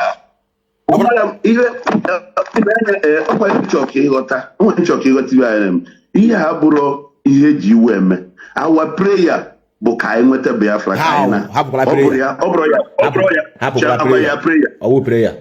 prayer. Nke ọbụla mani akwicho ka Biafra bịa kaina. For sure. Quotation ihe mewuru ihe ọbụla ike bụ obi ya esigodi gị ka ihe ekwetegodi chi ga wee ekwe. That's the thing in Chicago. Your voice in everywhere. You know why your voice is everywhere? All going one year web people voice. Now going to Simon Ebazola Fata Jet. Age me here now. I'm not going a Buddha echo. Nay, a part of social media and Azola worship. On your Waka.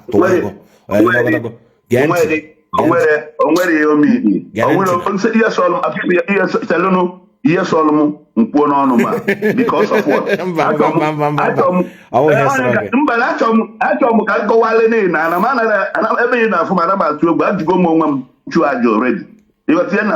Because no one you know, my job before Gawa, because I'm all one day brainwash people from time immemorial. All of us say come down everywhere. Even a woman watch on it. But I want to be afraid to come unless you don't want it. Simon Ekpa then when particular thing Simon Ekpa Melunu head to the extent even all the possible and with Elia and only a lot of things so man I'm call a lot. No matter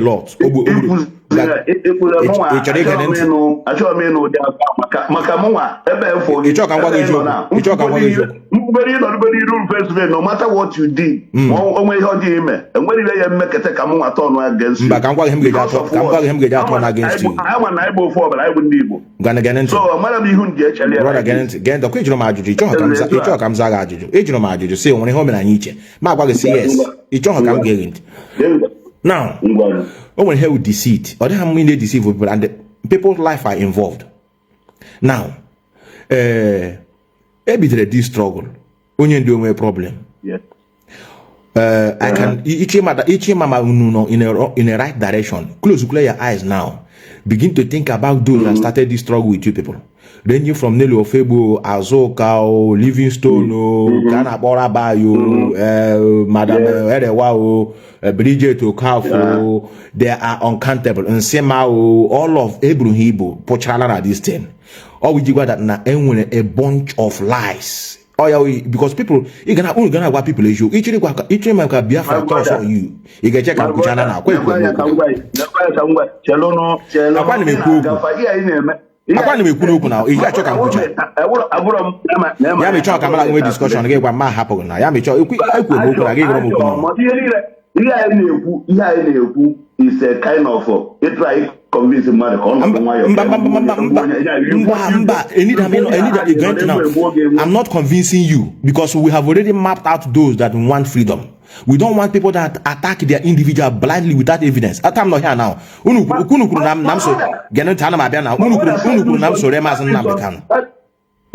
Methuselah Nnamdi. You idea? Methuselah Gente. Last question before Gelawa. Brother, Kawaram here 150 days calm down. Kawaya. Can you hear me? When you ready 150 scandal. Now. Leave that. No, they talk like this. Leave that. Tell. Yami he go come happen. You say when head 150 days calm down. When you ready 150 scandal. You know be here before. Gente. You know be here before. Onwere rapu okwu ngwa hapu ana ya me ge believe kam ha ge no jishika na no na deceive no people no eju am hesa money ba me choka mpo wara cho he gente mla gine mba ya me ga choka nkuo ba uru kama na ka akụkọ. I can't allow you to be speaking. Allow me to make my point. You don't want me to make my point. You want me to listen to you. Ajola Junior now. What is 150 dead countdown? You say hapu here. Why? What else you people started?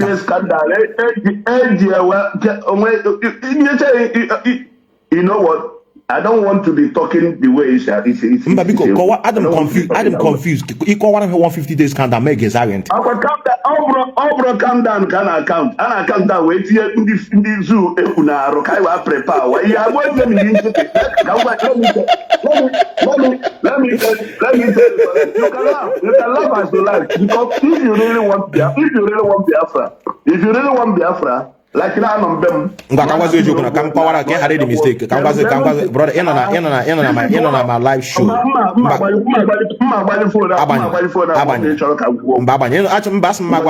a live program. The whole world is hearing your voice. Confused. Let the whole world hear me. How can you say like this? Somebody has said, now they are boogie. They are coming to kill you in your house. Now I'm going to blue the other one. Even one that one is going to kill you. Is it nature of Biafra? If I'm nature of Biafra, you know that one. It has support in the Biafra. Eh? Why must you do that? Equichago brother. Hold on. Why must you do that? Since then, Nnamdi Kanu, what have you done? Propaganda. Simon America. I can do. Can you hear Simon America? You talk, I'm kunai. I would have saw some Angelian, but you talk, I'm going to reason. You don't want to hear me. Oh, well, give my card in Nnamdi, not Simon. Give my card bury alive, not Simon. You can get to my God, even watching myself. You got your weapon. You got your weapon to kill you and together with you. You can't convince me about Simon. I'm not convinced. Brother, I'm not convinced, but I need Harry. Brian got the lad down already. Why would you need you? I just can't go and say. I'm not the down. I'm on a walk that is 10 better than yours. Now, as I get 150 days count down because it's from not count that thing. Day one, day 150 days. It's not count. Why are you not doing something on your own? But you say can't one down. I can't. Did you believe in that count down now? Did you believe yourself? Why not you tell again? But because I'm not from your prime minister that na heji that thing now we just so get very confuse your people. No worry, but you know good people can't down. Is for betterness of Biafra. That's all. Taking that away. And they start to do something. When you deceive where people and do know people take this struggle as a joke. Always joke. My brother. We don't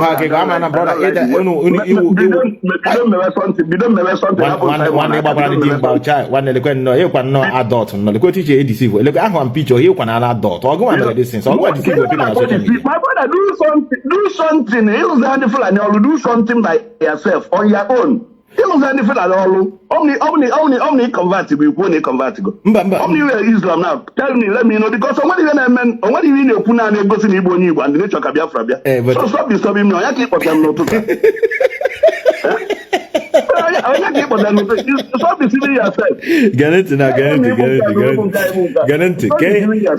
Get Simon by medicines that won't be there. Nothing. Simon, what I need, but he just call you in a coffee. People ma gbakwara gama egbukwele ya gee ntị na gee ntị brother gee ntị onye ahụ eju man always Juma.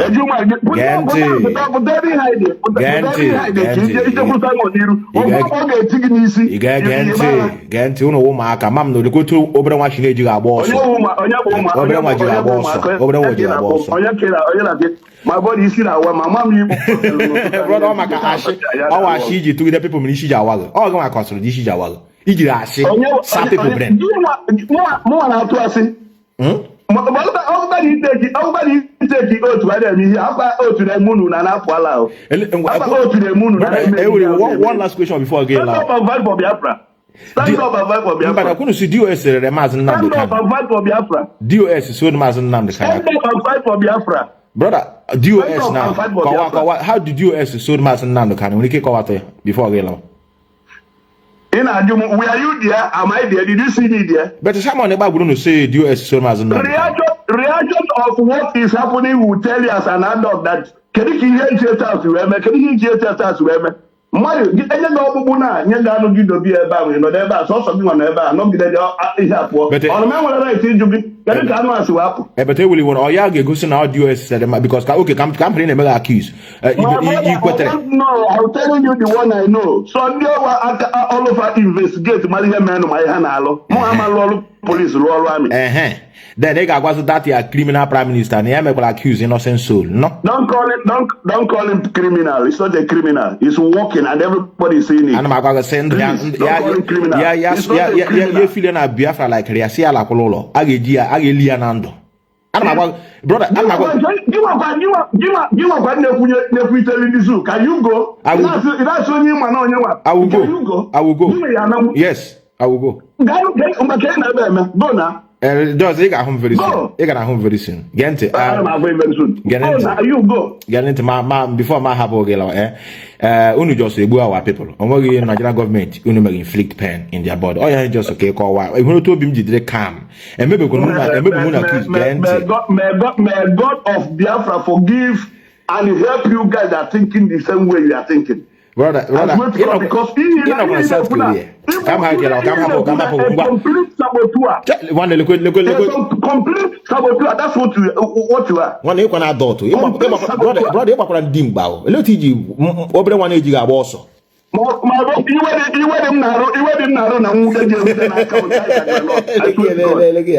Look at the out of my phone. For my phone, I won't go anywhere.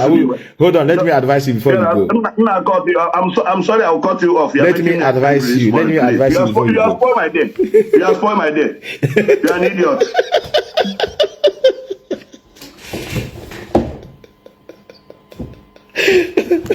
That's how I was spoiling his day. Hey, brother, I have to go. Muchineke. Battery madra low. I want a low battery.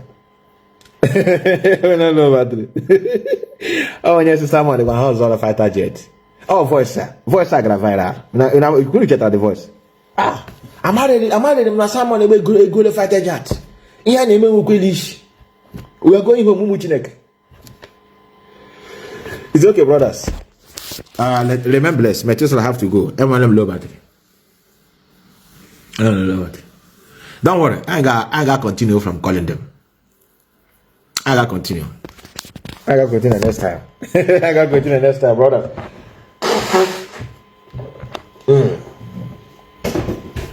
Hey, go our people with you.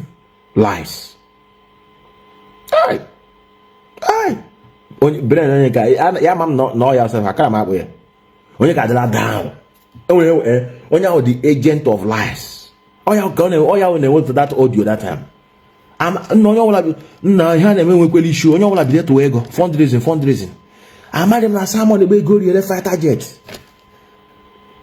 Those are actually turn brain. Good night to Muchineke. Good night. Biafra man, Biafra. Greet all of you. Ipob Biafra. Daniel Lazarus. Mark Hatch. I see all of you. Austin Onyeka. Chisom.